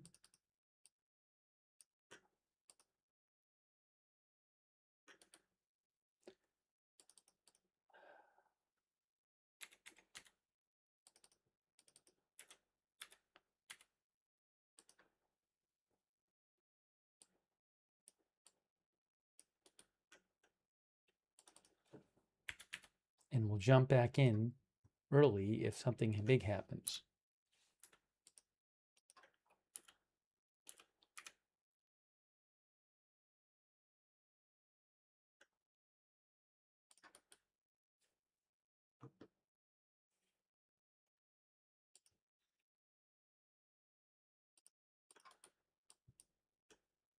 Okay, that's good.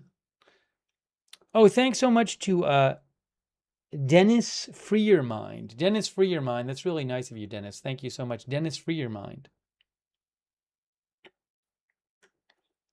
But Dennis, please,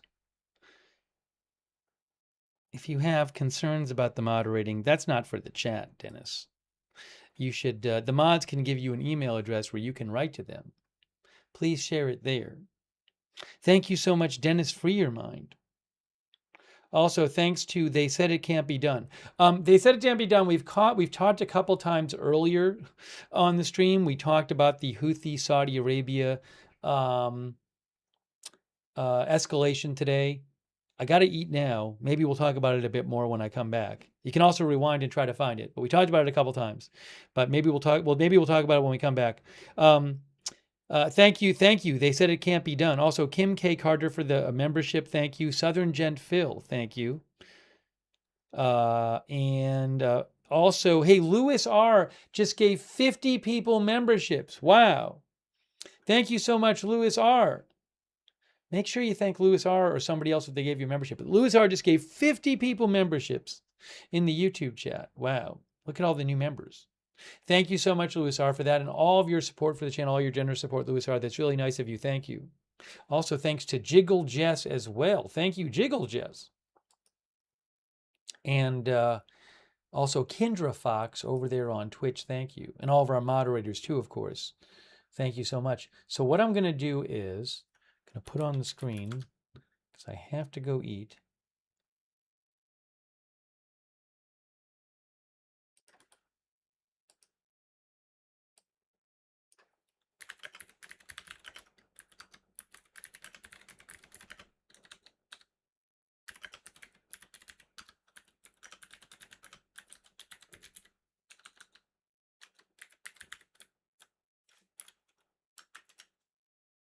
Thanks again, Louis R. That is very, very generous of you. Thank you so much. And Dennis and everybody else for your support.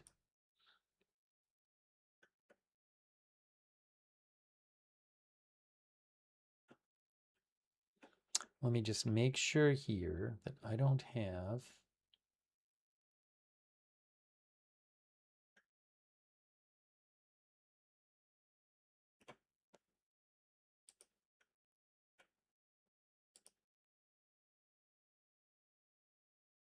So again, Iran media has been talking about about possible strikes on one or more U.S. bases in a U.S. base in Jordan.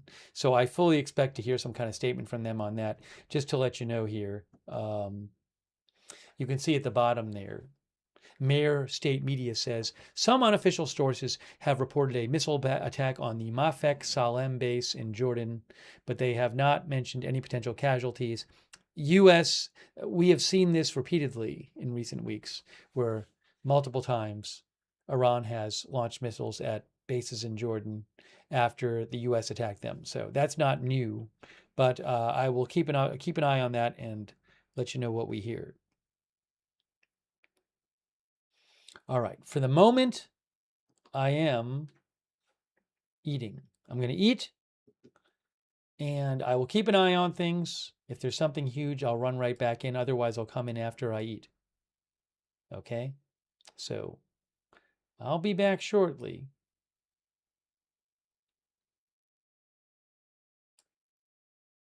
And we'll keep the coverage going. Appreciate everybody watching. Really appreciate you watching, and we'll have more coverage when I get back. All right, we'll see you in a few.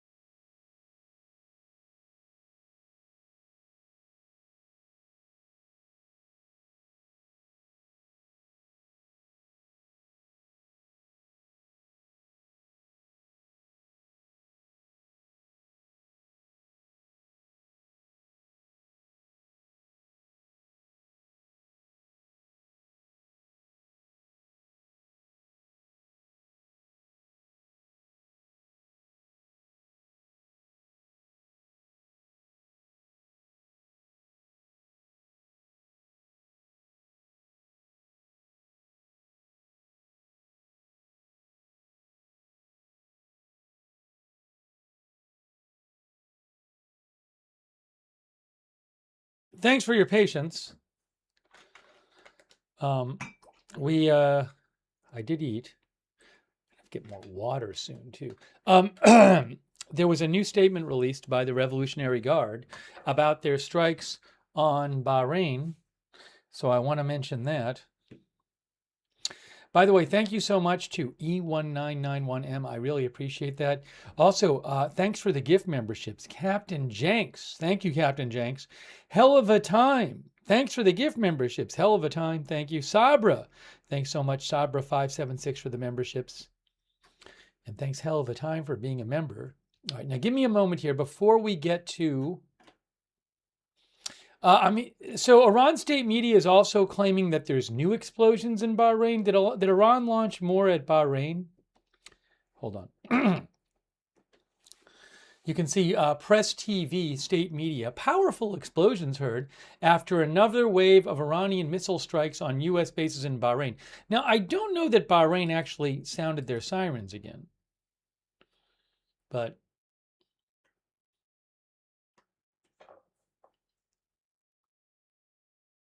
They also claimed, Press TV, Iran state media, that there was an explosions heard in Kuwait. I don't know that Kuwait sounded their sirens either. I didn't see it. Maybe I missed it. But I didn't see it. Anyways, let me show you what Iran Revolutionary Guard said.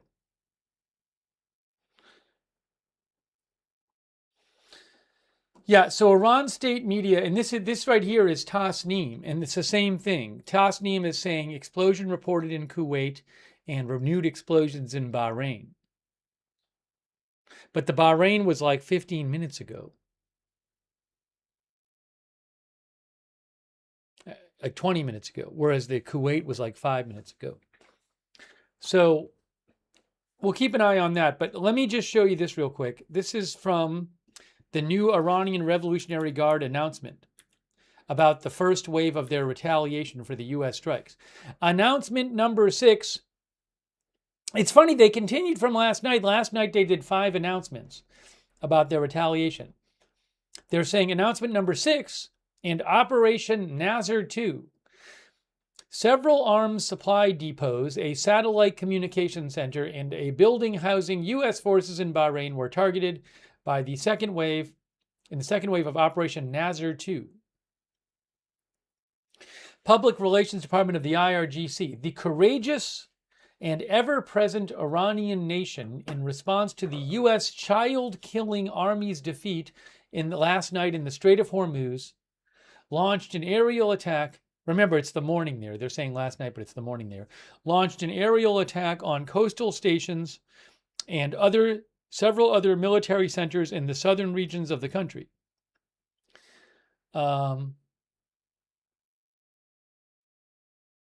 Wait, that seems like weird. You know what? That's hold on. That seems like a typo in the first part. Is there another version of this? I think there's hold on. I think that had a typo in it. Here, this is the Mer News one. The first paragraph, there's something, so I think the first paragraph is meant to say, I think this paragraph here is meant to say that the U.S. launched an aerial attack on coastal stations and several other military centers in the southern regions of Iran.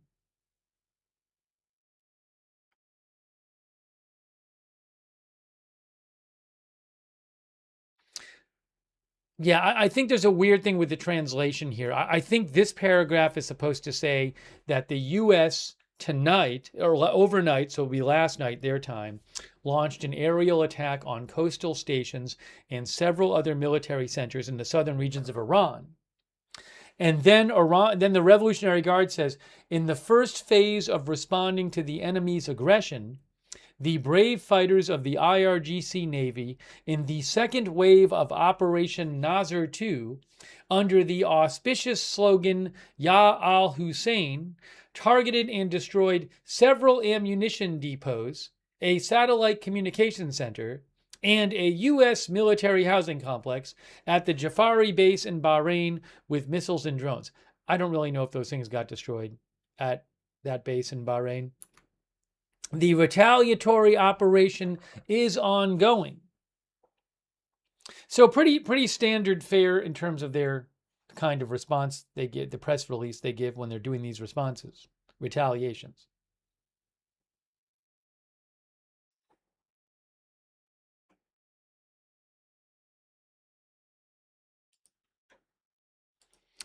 Monkey Therapist says Iran is not doing step back. Now, it's the Kuwait army. Iran keeps saying that there's reports of explosions in Kuwait, but there has not been an official announcement in Kuwait of sirens. It's possible that they're attacking military targets and the authorities just don't feel like it's helpful to turn on sirens for civilians. X1011 says Nazar 2 retaliatory boogaloo. Primal 7 says, I don't believe one thing the IRGC says at this point. So I'm fully expecting them to release a statement soon where they talk about hitting targets, claim they hit U.S. military targets in Jordan.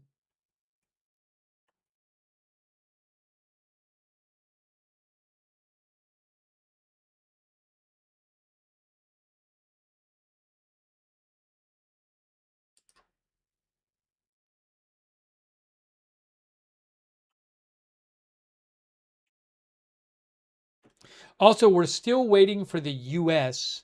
to come out and say, we're done with our strikes, even though we haven't heard about new strikes tonight from the U.S. in a while. Maybe there's some new ones. Let me see. Hold on.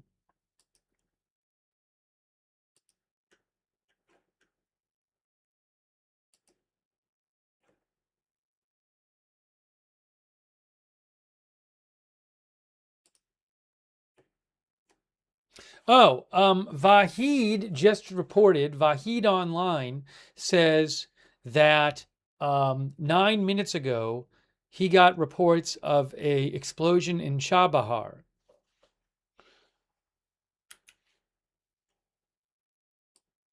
Chabahar, Iran. Vahid posted reports of new explosions in Chabahar about 10 minutes ago.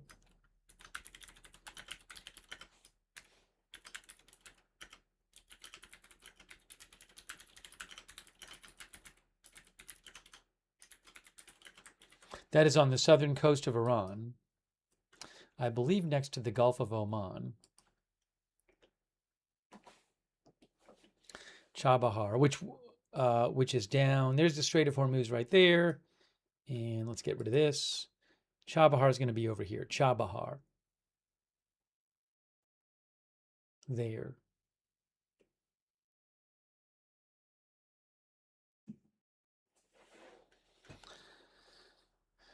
Thanks to LGPN 11 from Australia. Also, Jeff TE88PFCR, thanks so much, Jeff, for your support. I really appreciate that.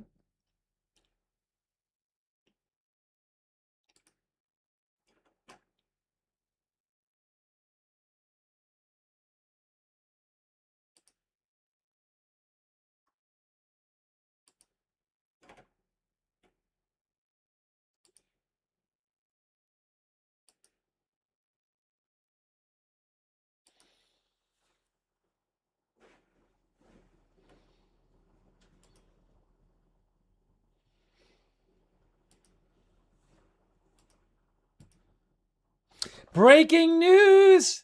Oh, guys, look, I told you. What did I tell you we were waiting for? What did I just say we were waiting for? I said we were waiting for. It's that time of the night. It's that time of the night when we get U.S. forces complete new strikes on Iranian military targets. It's that time of the day, of the evening, when we get this statement from the U.S. Here is the one for tonight.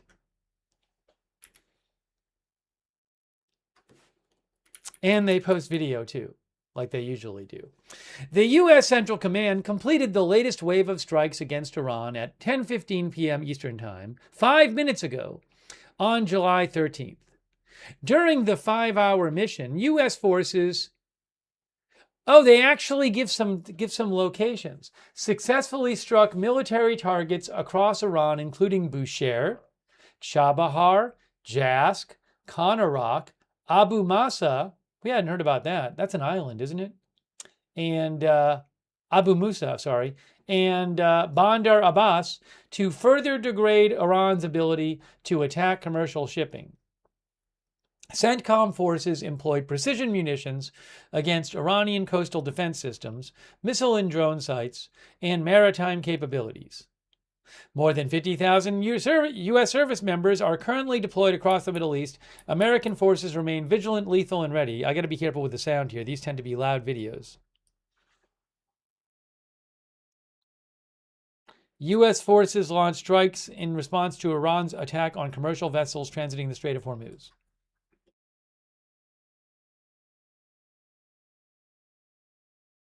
Oh, you're not hearing this.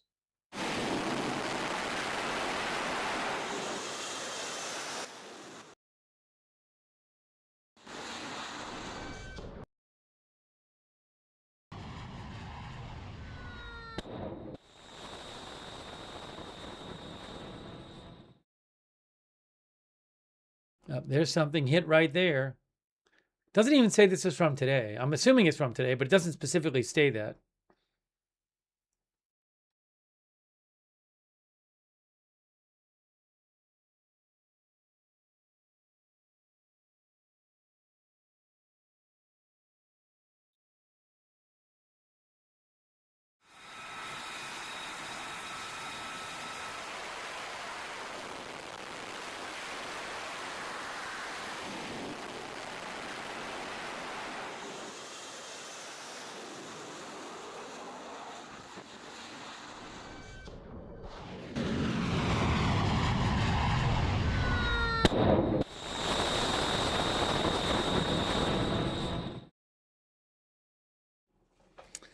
There you go. So they're done.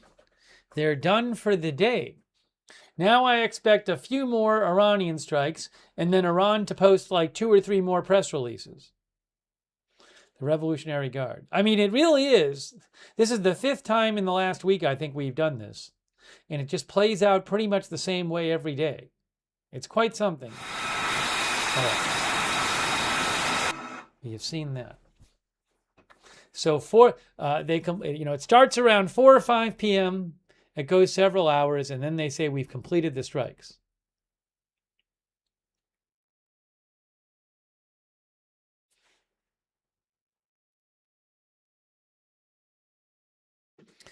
Yes, as Zambo says, about 17 and a half hours till the new blockade.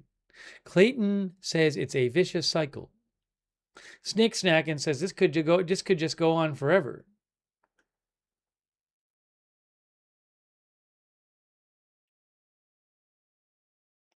Sarah says, so predictable.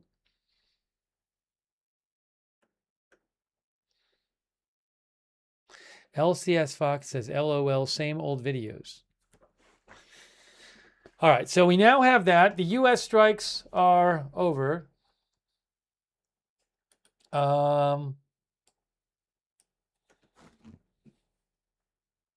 But Iran may still be firing retaliation.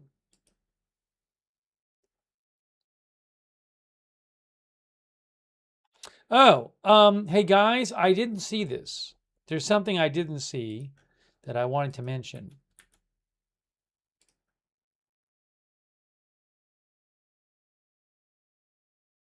Where is this?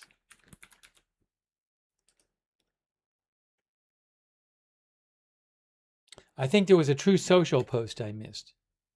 Yes, there was a Truth Social post that I missed. Let's look at President Trump's new Truth Social poll.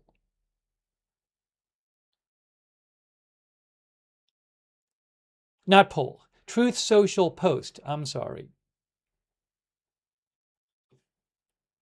Here is what President Trump said on Truth Social about a half hour ago. This is from President Trump.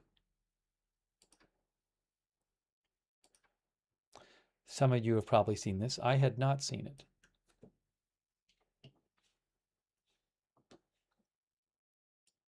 President Trump says on Truth Social,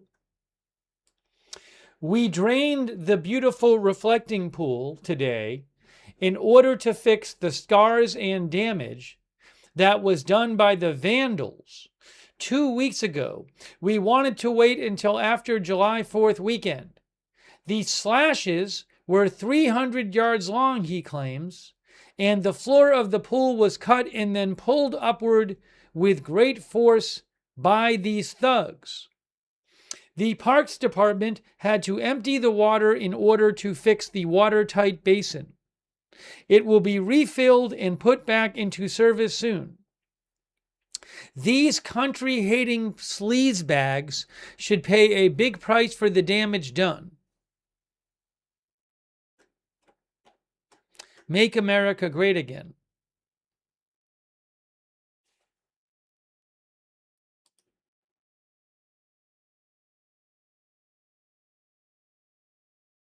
I don't believe there's been public evidence provided to support the claim that vandals made slashes 300 yards long.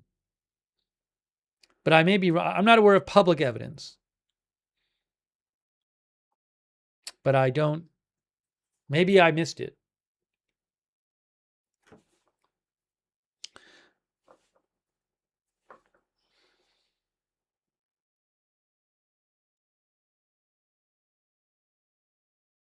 "300 yards long would be, about, I mean, it wouldn't be about, it'd be 900 feet.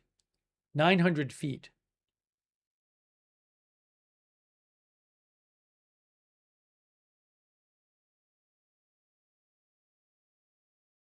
Hunter Biden says there's video. Our viewer Hunter says there's video the government has. I haven't seen it myself. I'm not aware that they've released any video.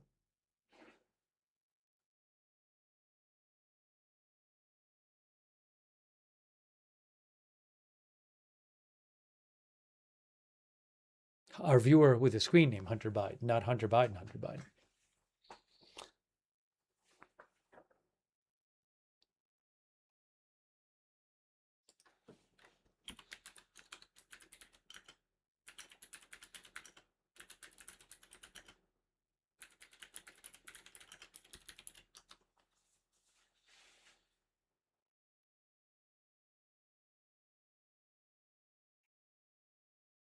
Okay, anyways, I just wanted to let you know that that was posted while I was eating. I hadn't seen that yet.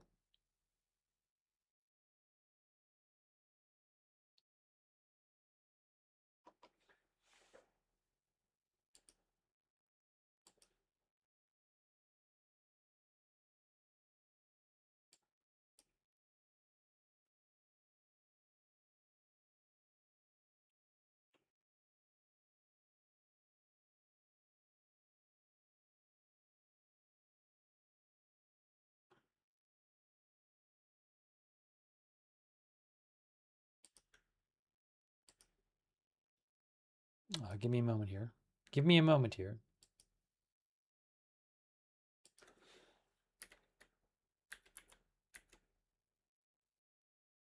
Oh, hey guys, here's something about the speech on Friday. I know a number of you have asked about this. We've talked about this a bit. President Trump is addressing the nation on Friday night. But it's not going to be about the war. It's going to be about this, apparently. Trump to assert voting machine vulnerabilities in Thursday's speech. Reuters says President Trump will give a national address on Thursday night about newly declassified intelligence on investigations into U.S. elections and what the White House says are voting machine vulnerabilities. An administration official told Reuters on Monday. The Republican president could use his televised speech to again press his false claim that he lost the 2020 election to Democrat Joe Biden due to massive fraud, says Reuters. Numerous courts, ballot audits, and his first-term Justice Department found no evidence of such fraud, including vote machine rigging.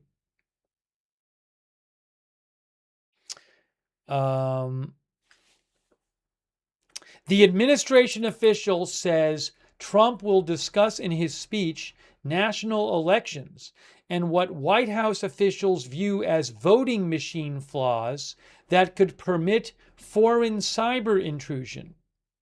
The administration official said Trump would discuss newly declassified intelligence related to 2020.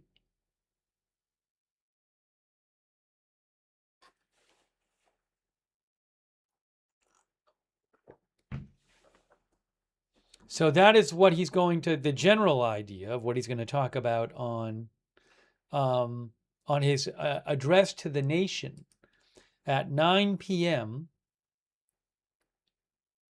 on Thursday, which we will cover.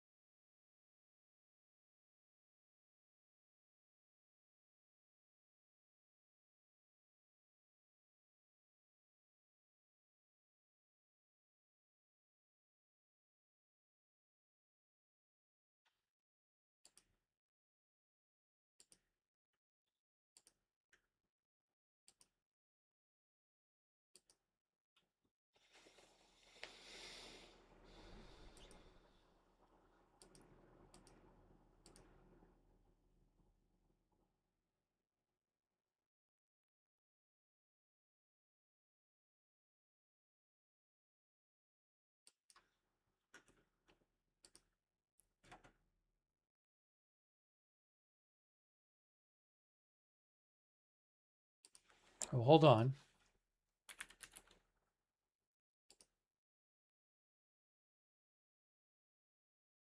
Do you know, I think I missed this. I didn't even see this. When I was eating, I saw some reports about, and I mentioned this a couple minutes ago, about Iranian media claiming there were explosions in Bahrain again. I didn't see that actually, and I apologize for this.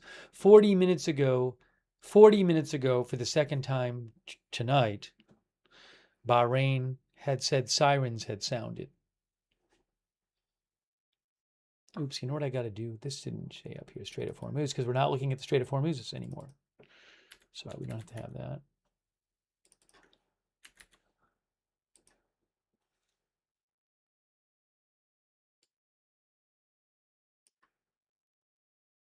That was 40 minutes ago.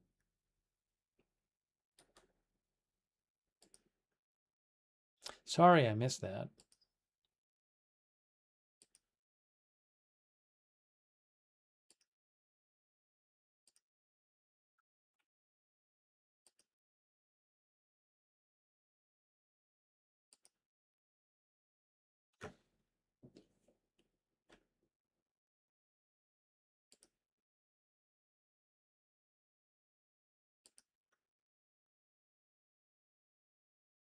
Remember that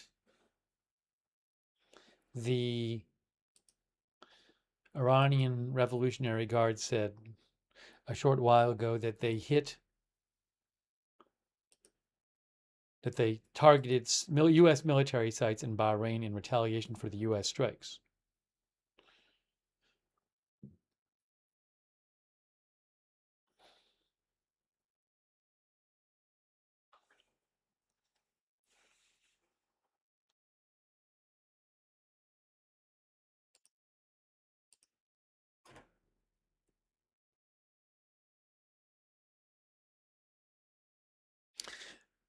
There are some claims, unconfirmed online, that the U.S. tonight attacked the IRGC base in Saravan.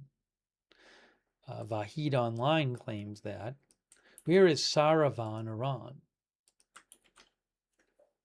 Oh, that's in Sistan in Baluchistan province. I do not know for sure if the U.S. did any attacks in Saravan. There it is. That's in the southeastern part of the country. Saravan in Sistan in Baluchistan province.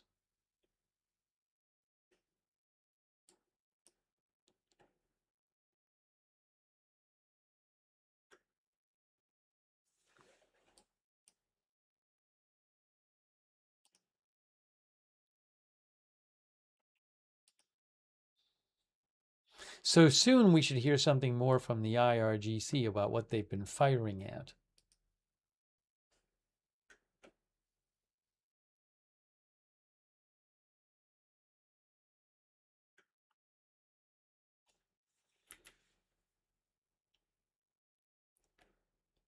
So a new post from Iranian state media.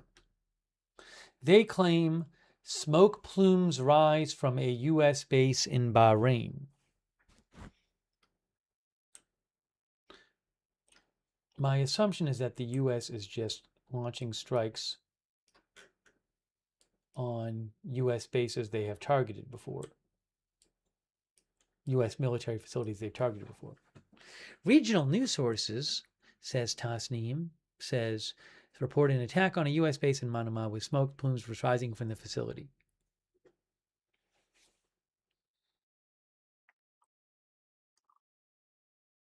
I'm sure we'll get some more statement from them on this soon. Where is Fifth Fleet Base in Manama? They attack that all the time.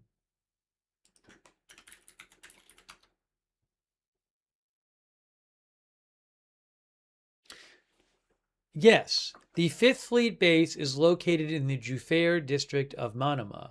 So I believe they already did attack it some, because the IRGC, remember, did release this statement saying that in response, in the first phase of their response to the latest U.S. strikes, they said that they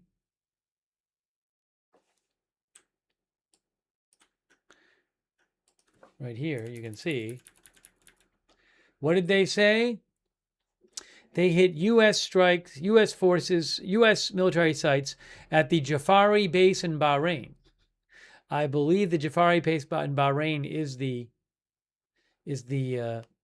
Fifth Fleet base, which they have attacked for months.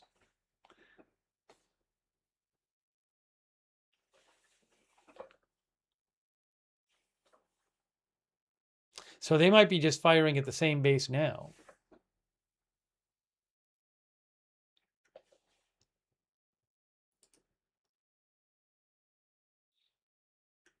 Iran State TV also has the same report claiming that smoke plumes are arising from a U.S. base in Manama. Very well might be that Fifth Fleet naval base. Almond says same time tomorrow. I wonder if it's going to be the exact same tomorrow, basically.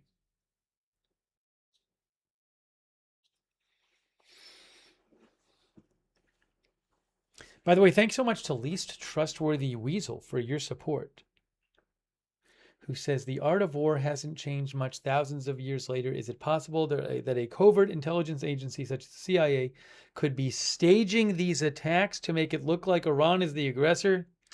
Seems like a long way to go. At least Trustworthy Weasel, it seems like a lot to postulate. But I really appreciate your support. Least Trustworthy Weasel from Canada.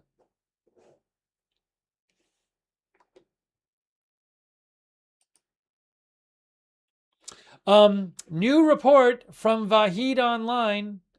Vahid Online says Bushehr was attacked again. Vahid Online, I follow, he gets reports from Iran.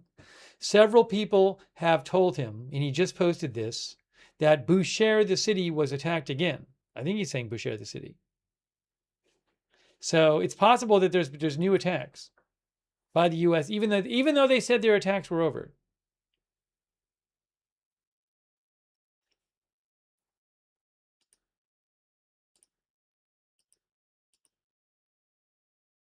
Moose says Iran's time is coming to an end.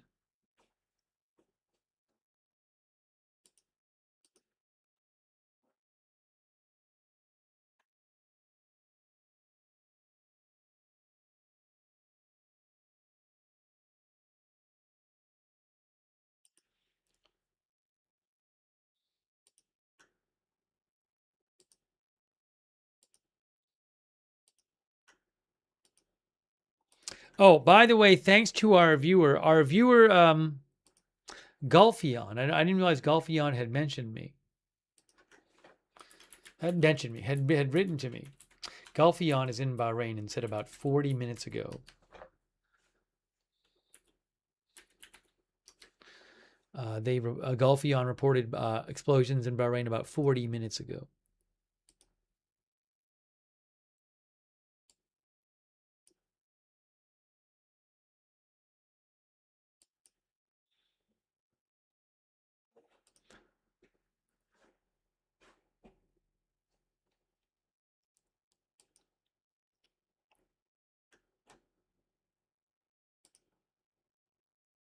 Black Irish thinks WTI crude breaking the $80 mark in the first time for the month is something to keep an eye on.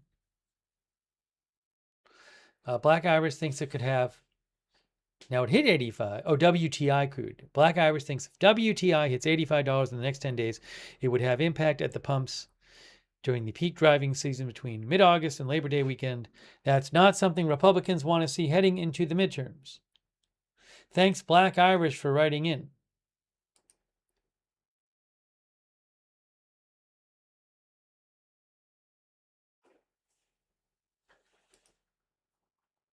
Right now, Brent crude is at 84.30. It's gone up over 10% in the last day and a half or so. At the close on Friday, when it was closed for the weekend, it closed for the weekend at about, what was it? 5 days. It closed for the weekend at about 75.22 on Friday. Then the markets opened yesterday, and then now it's at 84.24.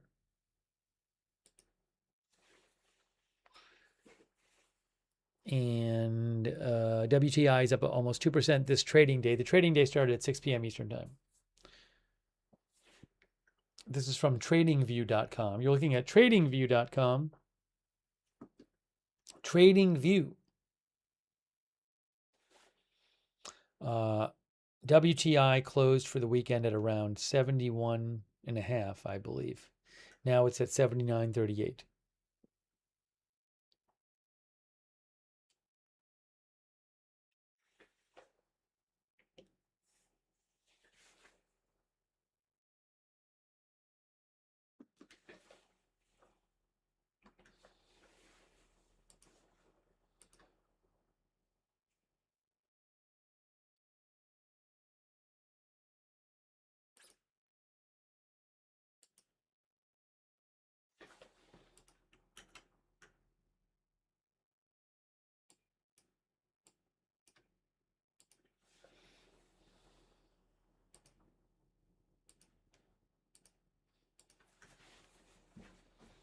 Thanks, by the way, to Bob Knuth.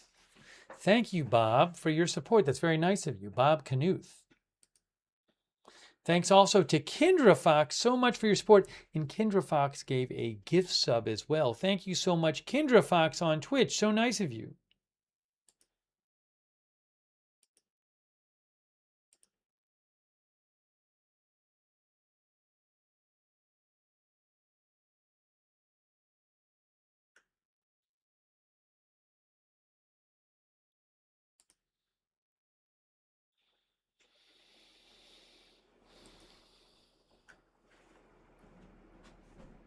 Yes, the U.S. says they're done with strikes. That's what they say.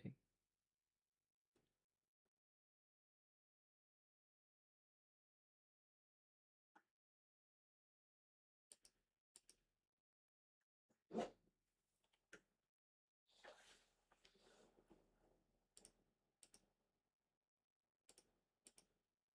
me a quick moment here.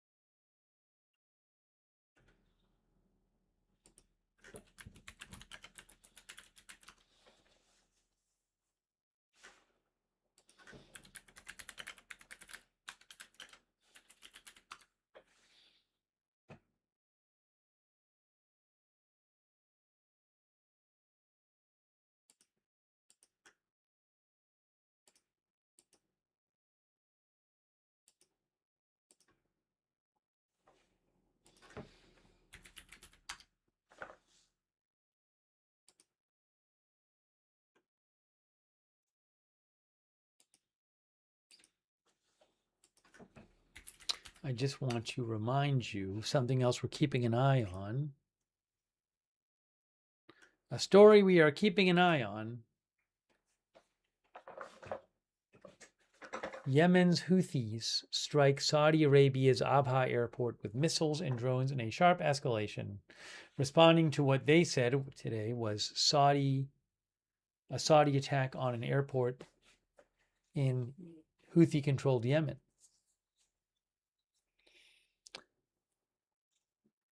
We won't read the whole article from AP, but just a couple things. The Iran-backed Houthi rebels in Yemen said they launched missiles and drones at Saudi Arabia's Abha International Airport today in response to airstrikes they blamed on Saudi Arabia that struck Sana'a International Airport in Yemen, in the part controlled by the Houthis, earlier in the day. No casualties were reported, but the attacks marked an escalation not seen since a Saudi-led coalition struck Houthi-controlled areas several years ago.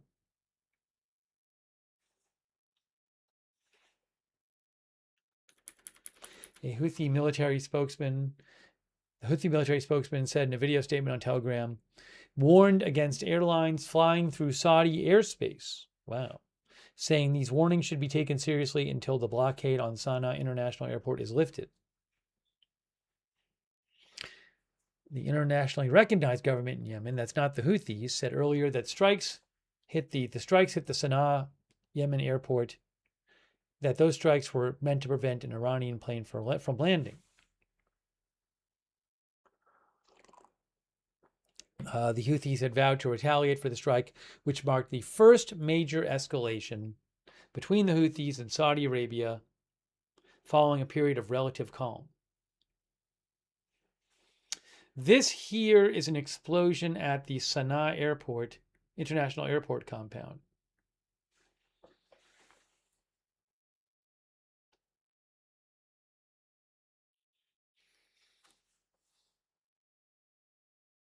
In Yemen, Houthi-controlled Sana'a.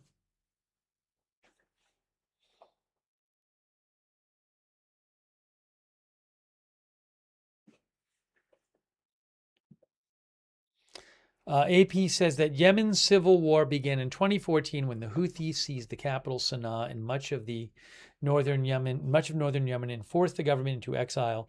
A Saudi-led coalition, including the UAE, intervened the following year to try to restore the government to power. Tensions rose earlier this year between U.S. allies Saudi Arabia and the UAE as their years-long partnership in the war in Yemen broke down, leading to the UAE pulling out of Yemen. So will things be heating up more between the Houthis and Saudi Arabia? Iran supports the Houthis. And they are right next to each other because there is Saudi Arabia and there's Yemen. There's Sana'a, the rebel. I assume it's the Houthi capital.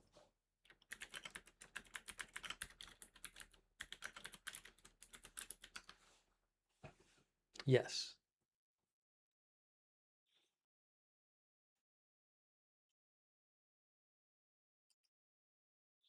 Hey, thanks, Y Chin. Y, that's so generous of you. Thanks so much, Y, for supporting the channel. Y Chin, thank you.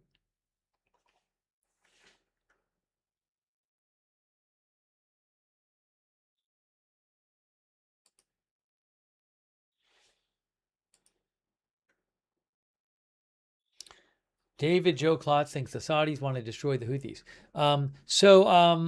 Again, Saudi Arabia here. The Houthis are in Yemen here. Part of Yemen.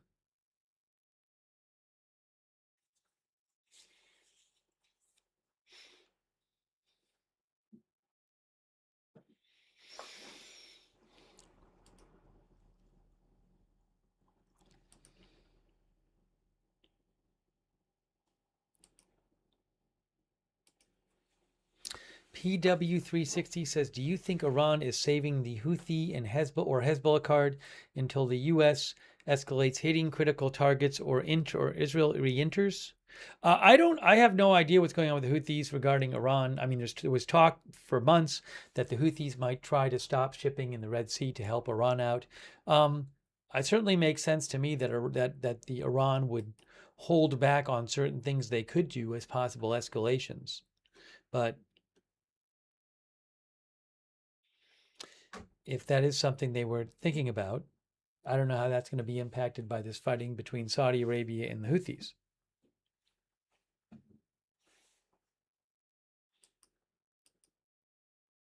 I wouldn't be surprised if Iran has certain escalatory steps that it hasn't taken that it feels it could take if it has to.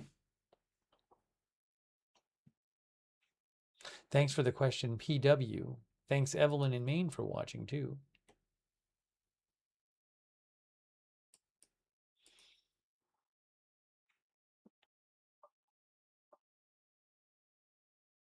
Man, we've been on a lot with these lately, with all these attacks. I think 5 of the last 7 days.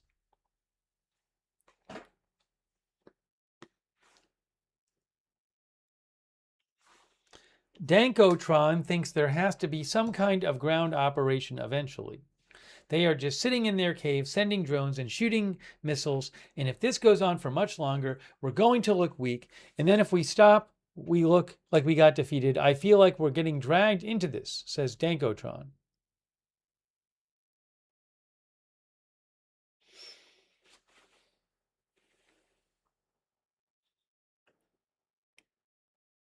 No, there are no alerts in Israel. No missile alerts in Israel.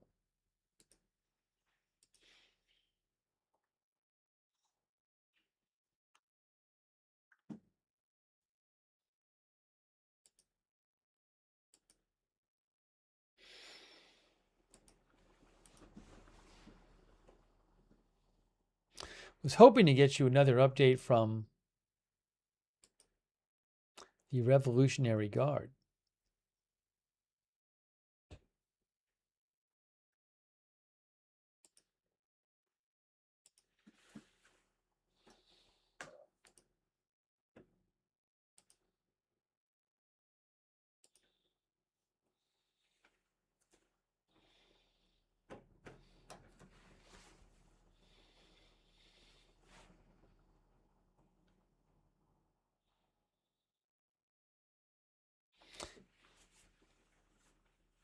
Skoll says we must trust President Trump.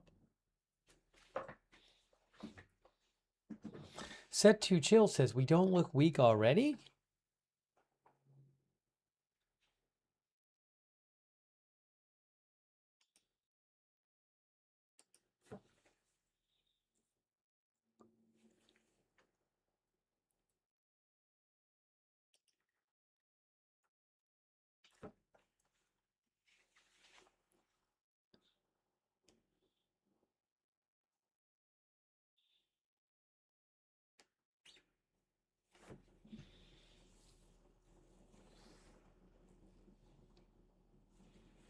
So again, President Trump said today that the U.S. was going to charge 20% on the cost of all cargo for ships to go through the Strait of Hormuz, as the U.S.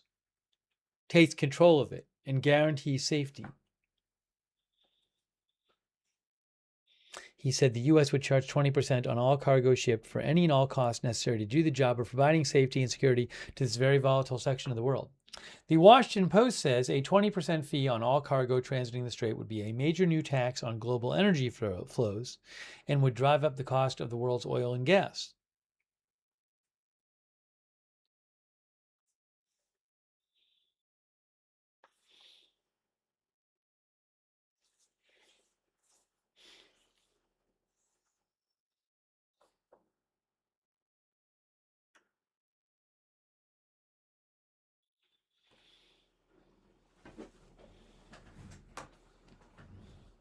As I mentioned, the New York Times has an article saying that the 20% Strait of Hormuz fee could double the cost of shipping through the Strait of Hormuz, said the New York Times.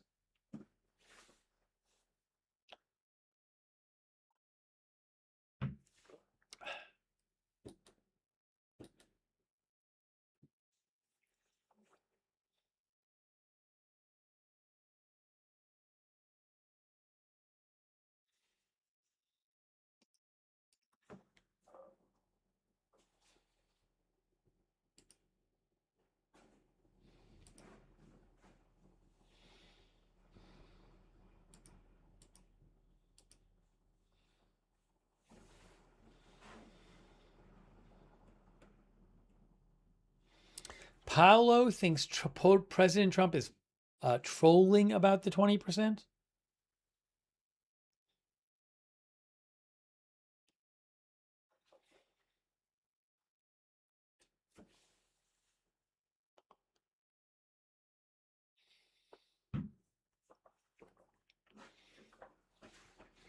I'm going to give it a few minutes here.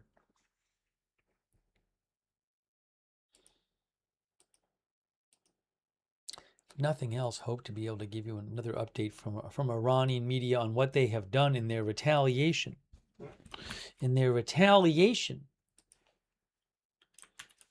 Why is this not working?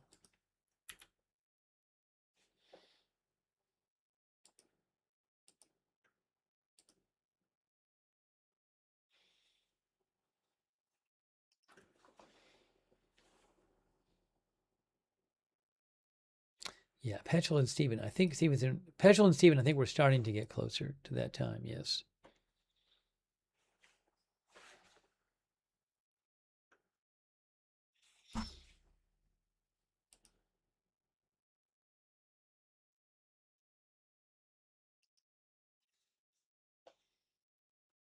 Constant Rain, our viewer, says tariffs don't work, tolls won't work.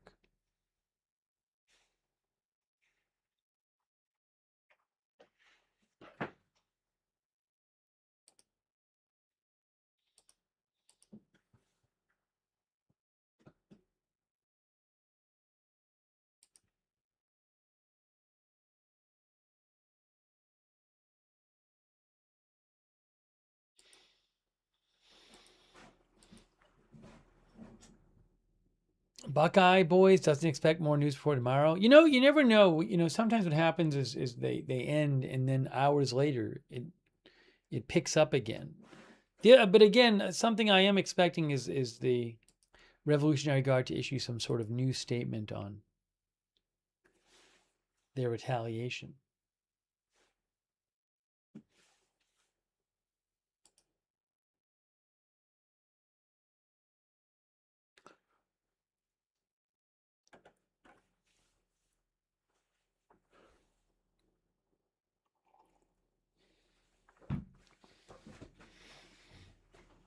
OTWN says the Strait has been fine all these years. Now it's a control issue.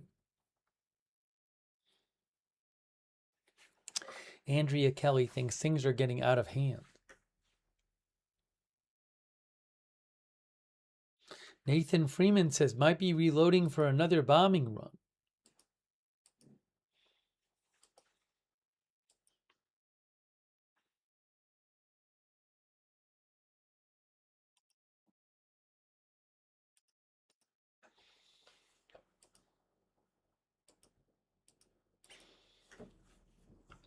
Excuse me. Excuse me.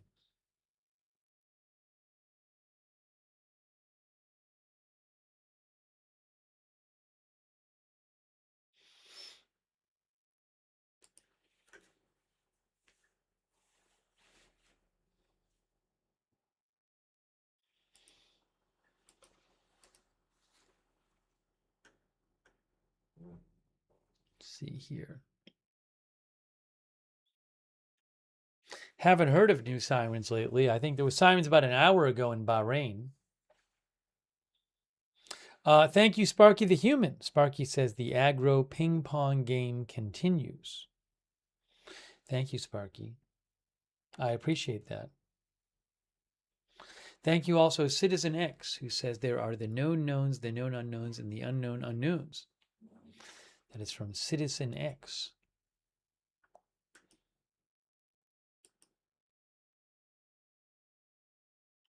Oh, I have an update from President Trump, not about this story. He just posted about the reflecting pool again. Here is the new President Trump post about the reflecting pool.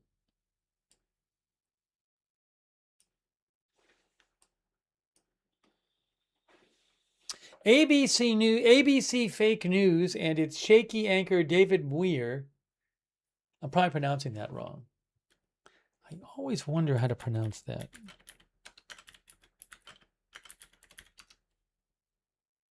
Muir. David Muir. Is it Muir? I think it's Muir. Yes.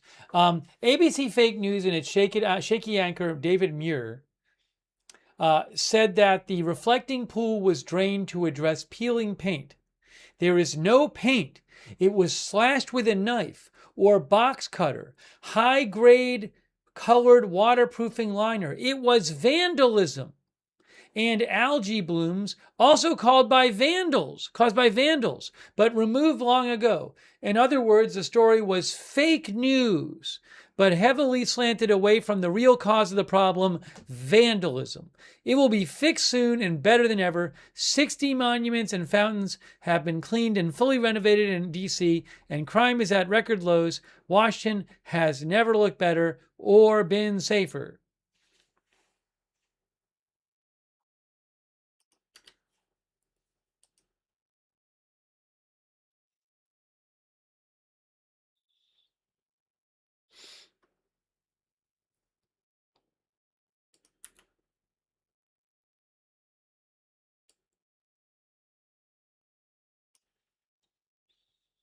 That is from President Trump.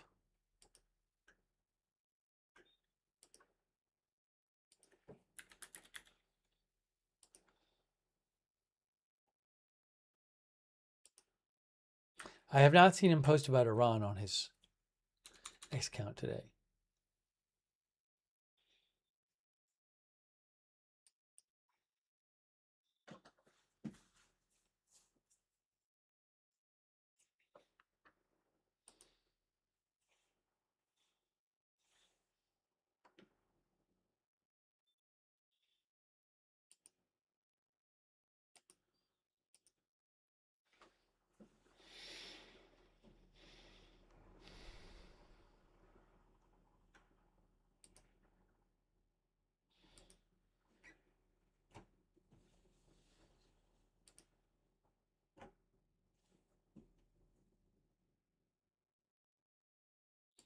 Nothing new from the Iranian Revolutionary Guard.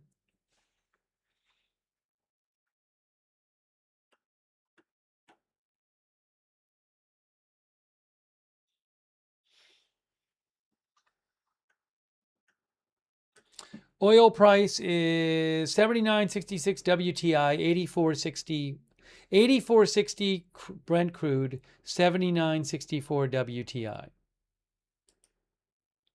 We've been showing it a bunch.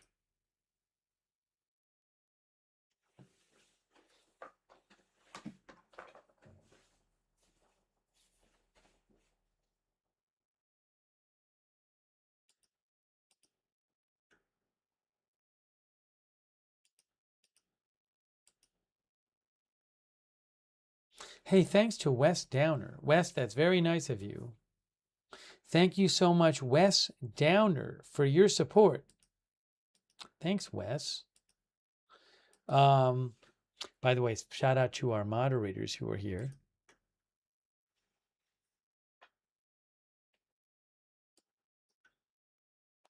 Twitch mods. Thank you so much. Good luck, Duck, Idaho Star, Matthew Kohai 3, Sarah, and Surly Dev.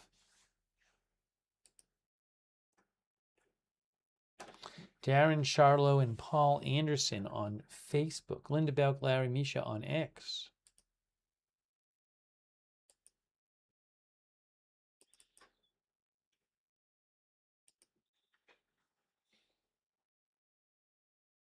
And our Rumble mods too. I know we had Levy and we've had Kay over there some as well. Thank you for moderating there. And also,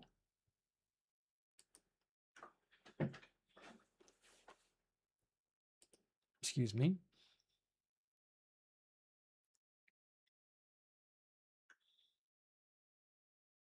Beth Mythical and Ruth moderating on YouTube. Thank you so much.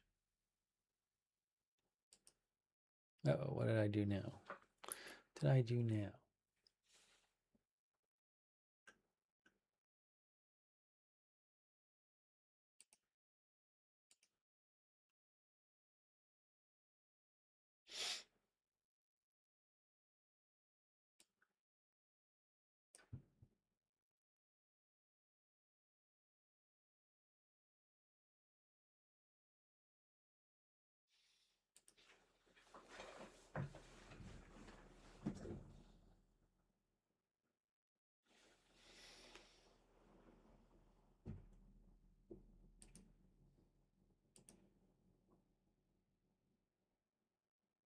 Still no new statement from the Revolutionary Guard. I'm fully expecting them to issue some sort of statement where they say we hit U.S. targets in Jordan and also Bahrain again and Kuwait, but nothing from them on that.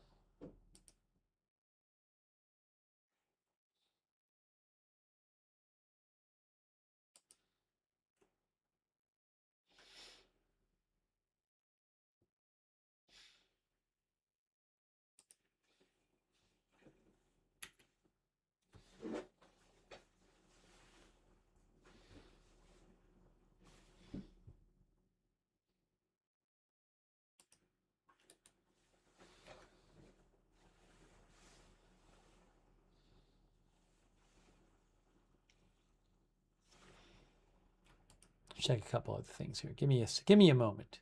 Give me a quick moment. Let's check a couple other things.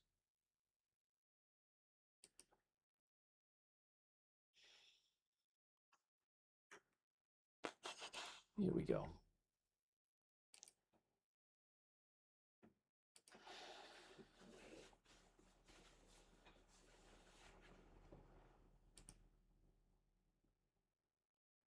Bloomberg says, you remember President Trump today said that the U.S. was going to be the guardian of the strait and that every ship going through would need to pay the U.S. 20% of the value of the cargo. Bloomberg says 20% would be roughly $30 million on full super tankers carrying oil.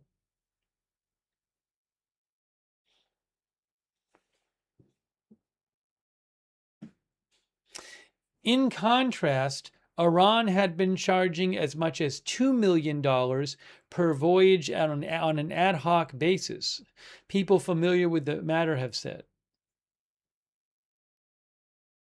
So, Bloomberg reported that Iran had been charging as much as $2 million per voyage, but that a full supertanker carrying oil, that would be a $30 million fee to the U.S. if that's put into effect.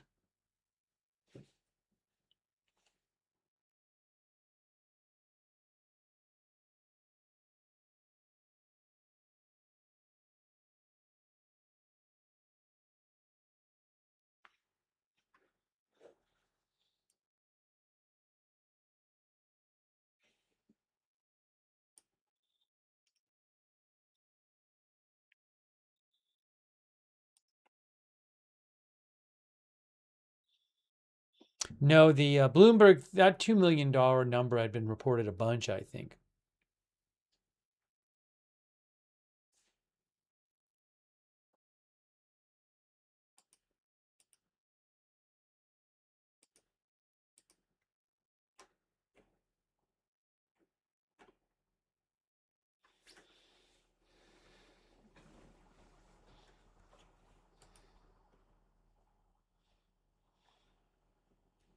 Thanks to anonymous gifter who gifted a sub on Twitch and Loanado. Thanks, Loanado.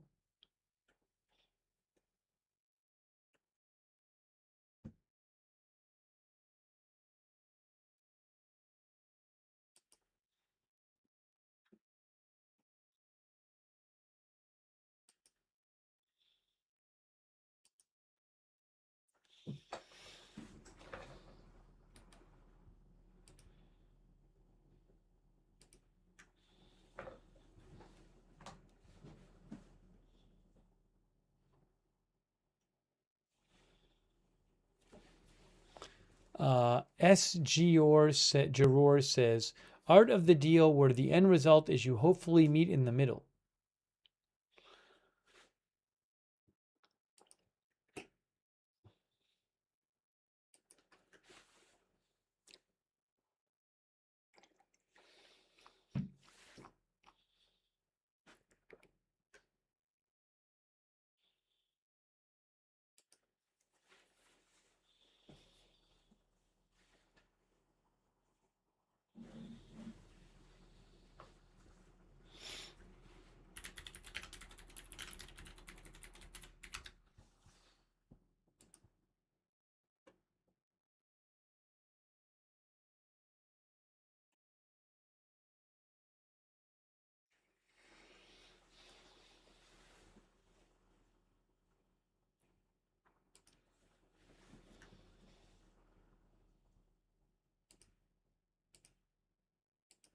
One quick second here.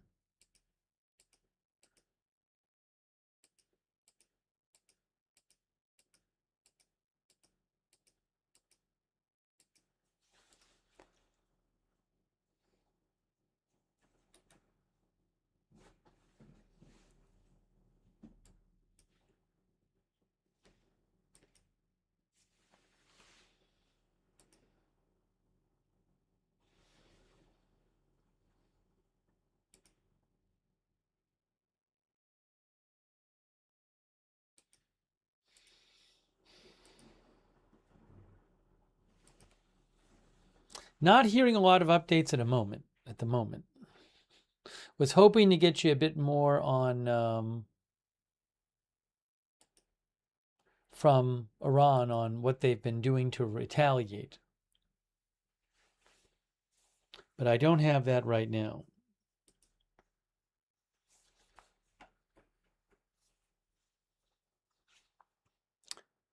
Primal 7 says IRGC silent. That means the U.S. strikes were successful. Well, the IRGC released a press release like an hour ago about their, hold on a second, about their attacks on, hold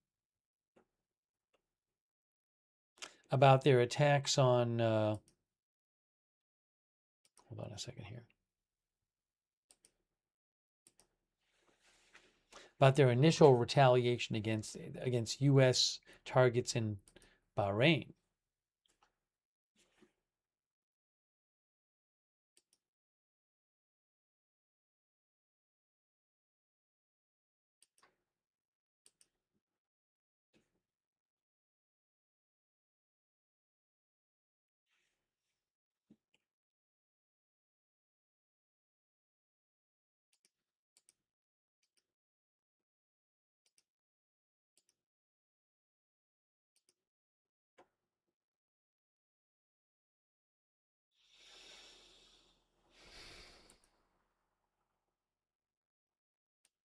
Oh, what is this? Hold on a second here.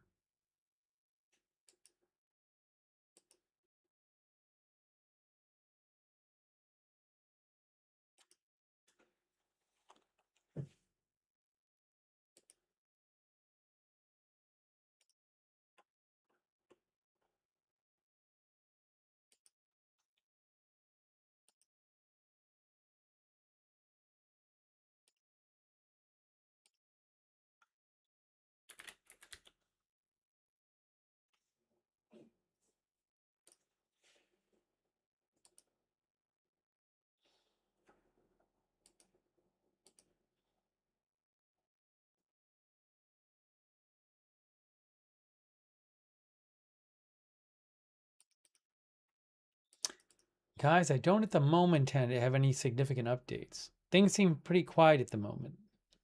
You know, things can change just like that, though.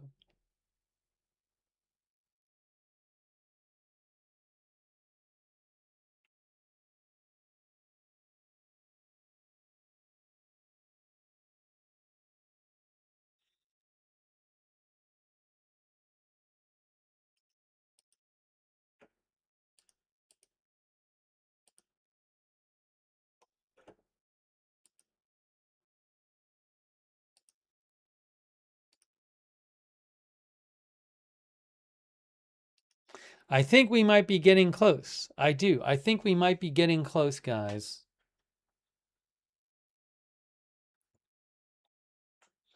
I like to get you more of the Iranian statements talking about their retaliation. We've only had one so far, but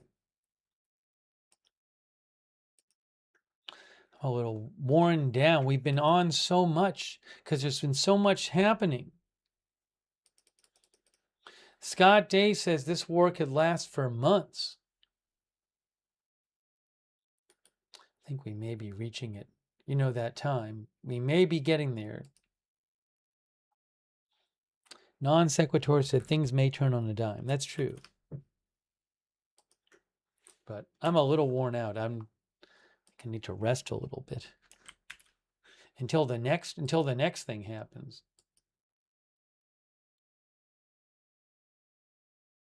Well, look, we only have 16 and a half hours until the blockade. We'll have to see how all that goes. By the way, thanks to anonymous gifter over there on Twitch who gave a couple of subscriptions. Thank you. What's going to happen when that blockade resumes? Are Iranian ships going to challenge the blockade just to basically make the U.S. shoot at them or something? I don't know. Thanks to I Am Charlie. I Am Charlie did mention this thing that I wanted to mention and I forgot. So thanks to for mentioning that, I Am Charlie. Where Trump officially notified Congress today of new war against Iran. Politico says Trump formally notified lawmakers the nation's once again in a war with Iran, giving his administration another 60-day clock to use the military without congressional approval. I don't know that he'd really care about congressional approval anyway.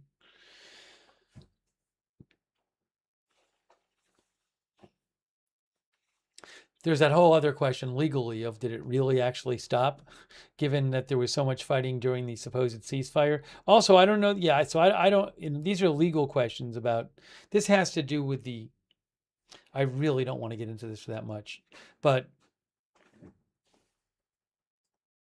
the legal requirement that a president gets approval for Congress within a certain amount of time for conducting warfare.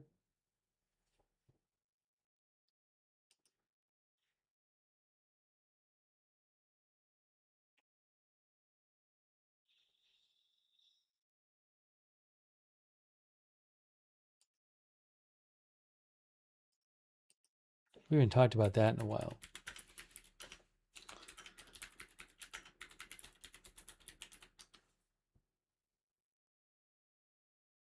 Here, let me show you this though. Hold on, I can show you something about this. Thank you, I Am Charlie, for mentioning that. I think I can show you something about this here.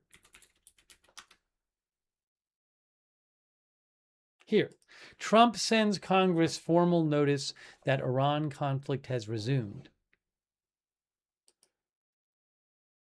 President Trump has sent Congress formal notification that hostilities against Iran resumed on July 7th, says Reuters, a letter his administration sees as opening a new 60-day window to use the military in the region without congressional approval. Some others may disagree. The letter outlines Trump's actions, including ordering a 2-week ceasefire on April 7th, which was extended, and his administration's efforts to achieve a diplomatic solution to the conflict.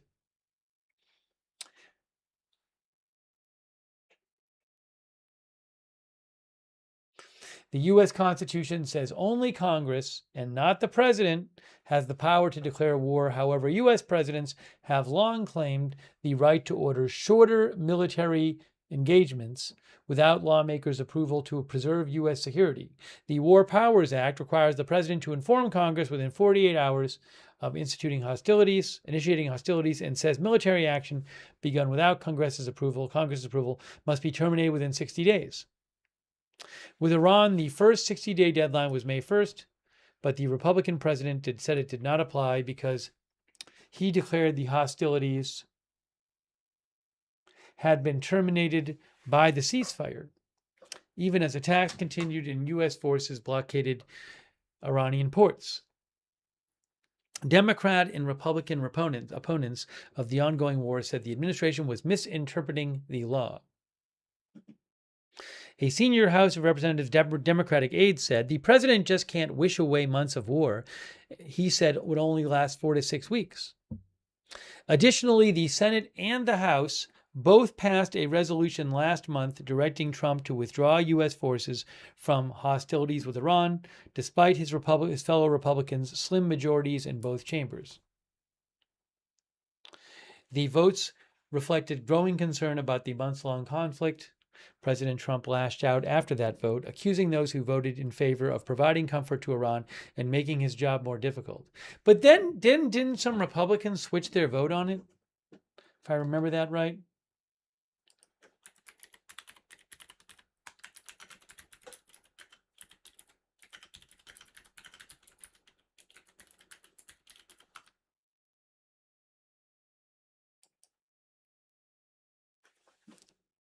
Yes, AP had an article back on June 25th. Senate Republicans who were berated by President Trump over opposition to his war in Iran held a late night vote to try to appease him. This was back at the end of June, rejecting a war powers resolution a day after a similar measure passed.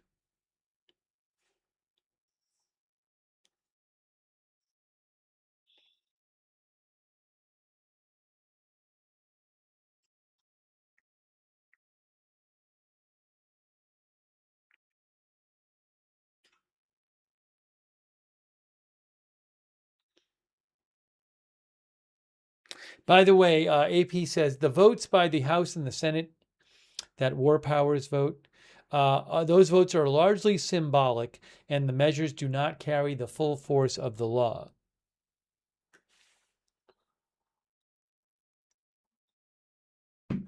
Anyways.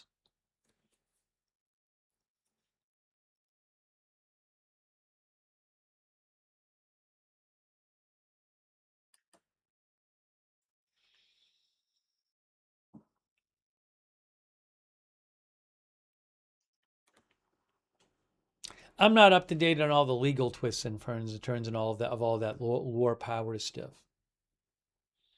But again, the administration claims today that since that the war just restarted, so they get a fresh 60 days to be able to conduct it without congressional approval.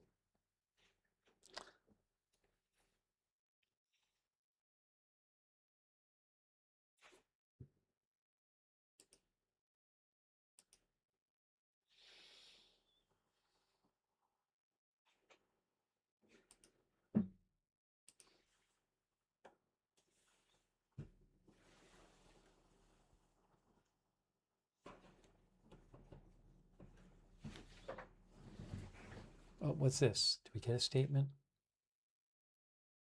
We got a new statement. I was waiting for a new statement, guys, for you from the Revolutionary Guard, and we got one. We got a statement from the Revolutionary Guard about their retaliation. So let me show you this. I was waiting for this so I could show it to you. Look, this is from Iranian Revolutionary Guard. Here's what they have to say. Let's look at their new statement.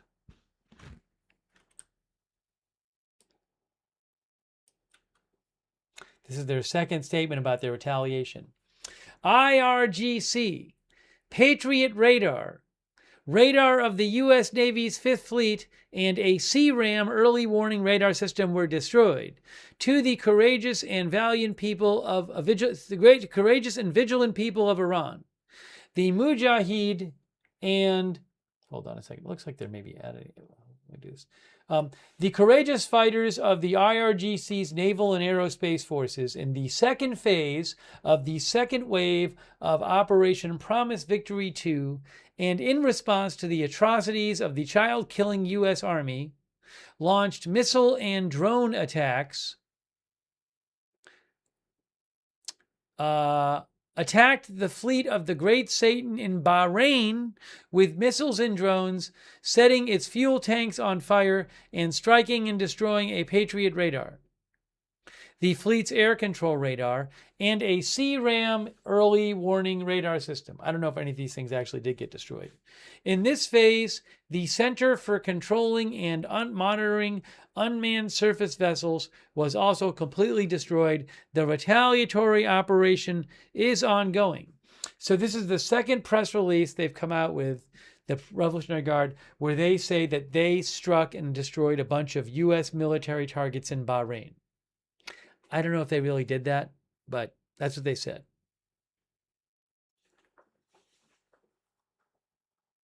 So there you go. At some point, they're going to release one of those, I think, about Jordan. And who knows where else. Mr. Rubik says, stop the violence. X1 Heavy says, nothing that cannot be replaced by SETCOM. Again, I don't even know if those statements are true. Thanks, Ann Ryan, for your support, for being a member. Susan Audrey says, it sounds exactly like what they said yesterday.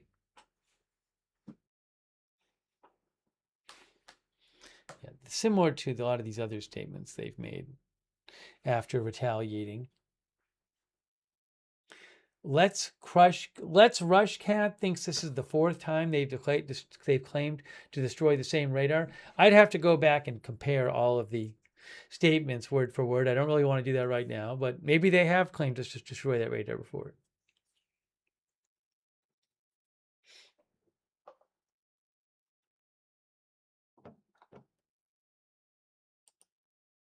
Rowley thinks it's all lies.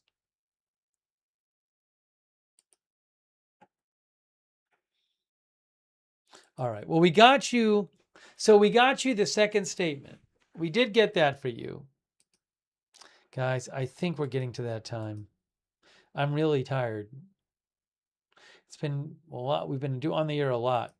So I'm going to try to get some rest maybe before the next thing happens.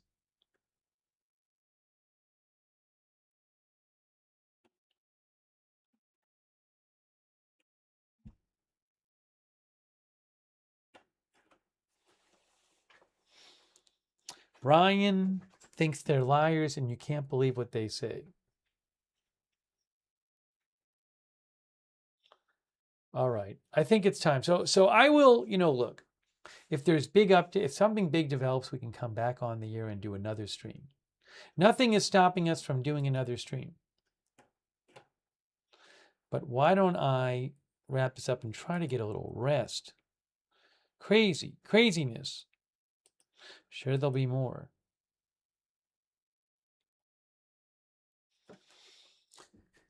There's always news, says Matt Aura Skills. I really do appreciate people tuning in for this broadcast and people who've been participating in the chat. And thanks for letting me read your comments and questions on the air and sending me your updates.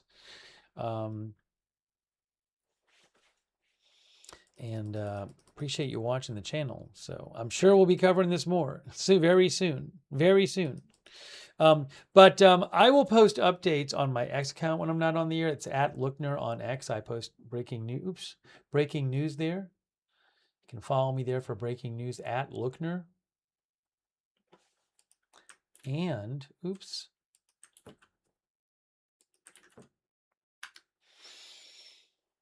I strongly recommend turn on our notifications. I never know when there's going to be some new big development and I got to rush on the air and I can't give you a schedule in advance of when the news is going to happen, but you can sign up for the free notifications. You'll get sent a notification every time before we go live and it's free. The mods will post the link to the free notifications in the chat. That link to the free notifications is in the YouTube description, in the Facebook description, the Rumble description of this video. So sign up for the notifications if you haven't, so you get notified when we're going live. And, I never thanks Christina O'Connell. Thanks, Christina O'Connell, for becoming a member, by the way. Also, thanks to Meat Hooks. I never thanked Meat Hooks either. Thank you. Derek Dowsat says tomorrow will be part 37.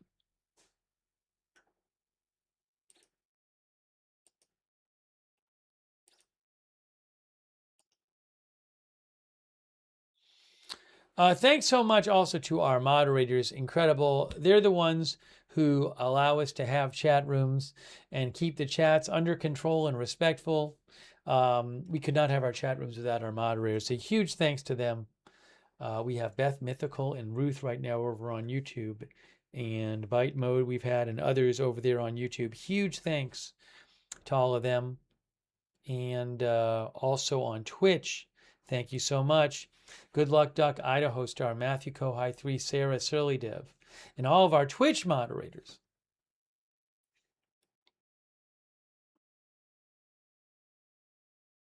By the way, thanks T2R Madison on Twitch too for your support. T2R Madison, thank you.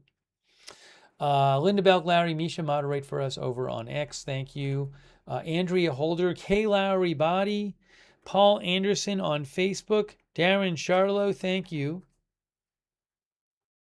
Huge thanks. And also, Kay and Lovey moderate for us on Bumble. Not Bumble. I said that last night too. Rumble. They're not, I don't know if they're moderating on Bumble, but I'm not doing a live stream there. I am doing my live stream on Rumble. When I'm on, when I get tired, I make these mistakes. I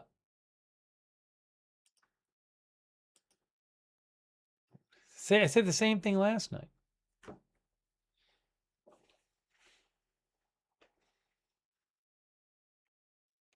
But thanks for modding on Rumble too.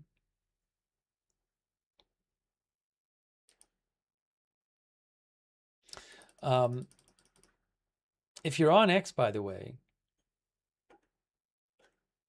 another good way to find out when we're live is follow us on X at Agenda Free TV. I always post there before we go live. I post updates about the channel there too, at Agenda Free TV on X.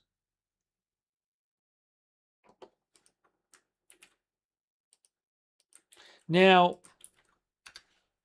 Thursday night, we will have coverage of President Trump's address to the nation, which supposedly is going to be about stuff involving the 2020 election, which we talked about earlier, but not about the Iran stuff. But we'll be covering that. And then I think on Thursday, earlier than that, we may be covering, well, we might have to cover, I don't know if we'll have to do it. There's a SpaceX Starship launch on Thursday, scheduled at least for right now, I believe still. But for all you know, we'll be covering this on Thursday, if this stuff is happening. So we'll have to see. But we'll be covering President Trump's remarks.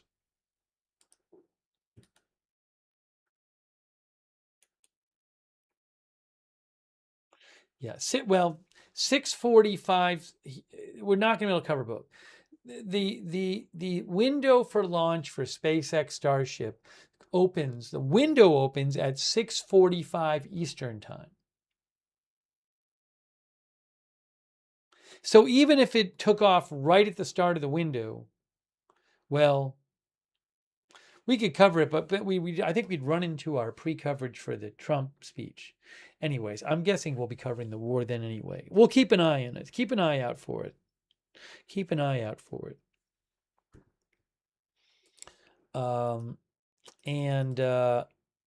Hey, thanks so much to everybody for supporting the channel. So nice of you guys. That is how this channel can exist, is your support. And I really, really, really appreciate it. Louis R. and everybody else. Who did I not thank yet? I didn't thank Casas for 41. Casas for 41. Casas for 41 for being a member. And also I didn't thank yet Kendra Fox. Thanks again, Kendra Fox. And also T2R Madison on Twitch.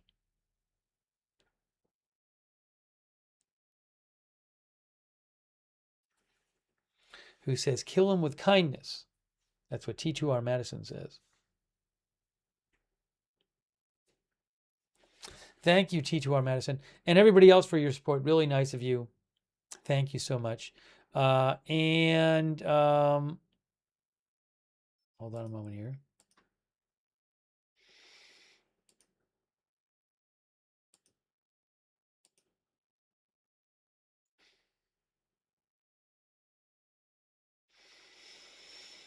I wanted to mention we do have a chat where you can chat with other viewers when we're not on the air. The Agenda Free TV Discord chat. It is free. A bunch of our viewers like doing that.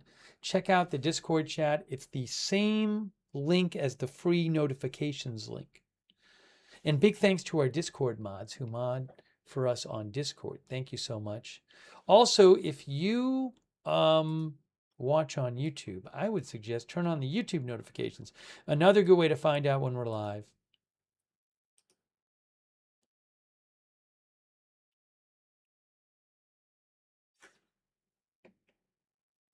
There, if you want to sign up for the YouTube notifications, subscribe to the channel and click the bell and choose all notifications. If you're already subscribed, make sure you click the bell and choose all notifications.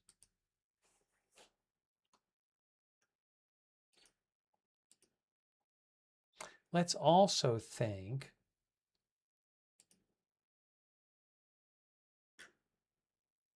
Thank you, Meat Hooks, for watching and for your kind words. Let's also thank our subscribers over on Facebook who support the channel over there. Thank you. Diane Allworth and Dolly Clark and Kristen McConnell Gates and Kay Lowry Body and all of our other subscribers on Facebook. Big thank you.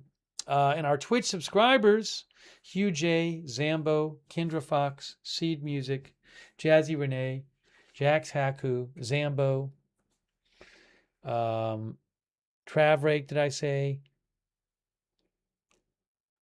Wall Street and Shaggy, New Yorker, Jazzy Renee, Seed Music. Sorry if I'm repeating any of these. Sometimes it happens. New Yorker 783. Quake Clouds.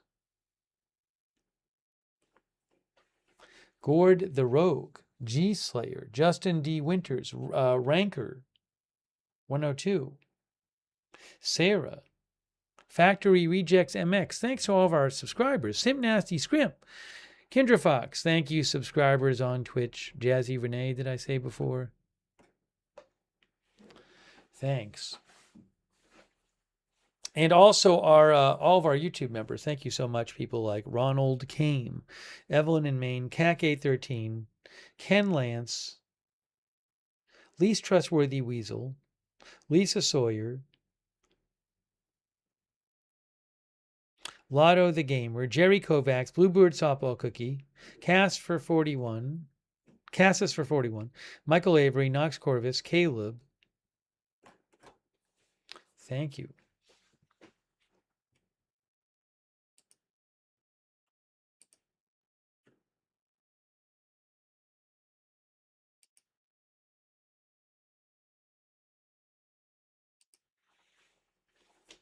If you are wondering, Brent crude is at 84.88 and WTI crude is at 79.90.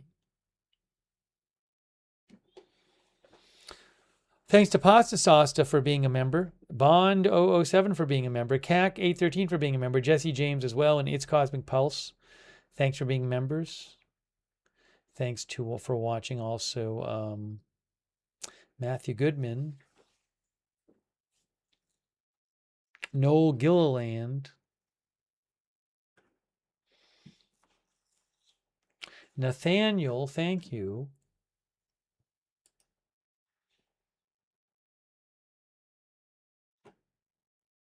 Thanks, Paisley Manatee, for being a subscriber. Girly Sound, thanks for watching. Two Wheel Bicycle, thanks for watching. Steve God, Pre-Breakfast Banana, Camaro, Primal 7, Kendra Fox, thank you. Mini Disc, all of our other, Allistic, all of our other viewers over there on Twitch. Who knows, maybe we'll get on tomorrow for the start of the blockade.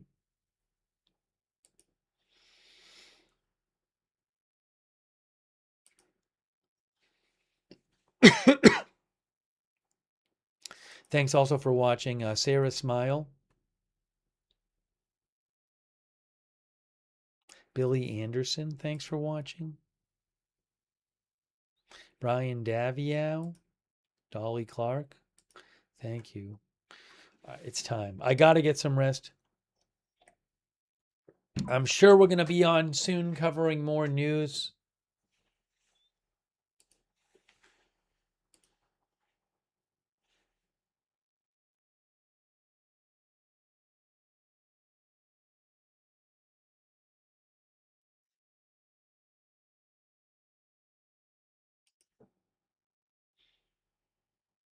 Hang on a moment here.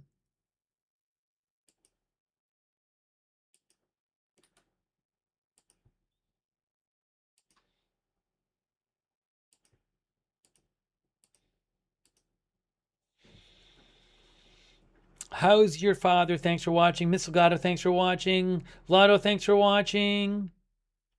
Nick, I5C, thanks for watching. All right, wrapping this up now. If there's some big thing that happens after I get off the air, I can come back on and do another live stream. But it is time. So thank you for joining us for our coverage of the latest coverage of the Iran war. Thank you again to our moderators, and we will hold on, and we'll see you soon with more live breaking news coverage right here at Agenda Free TV.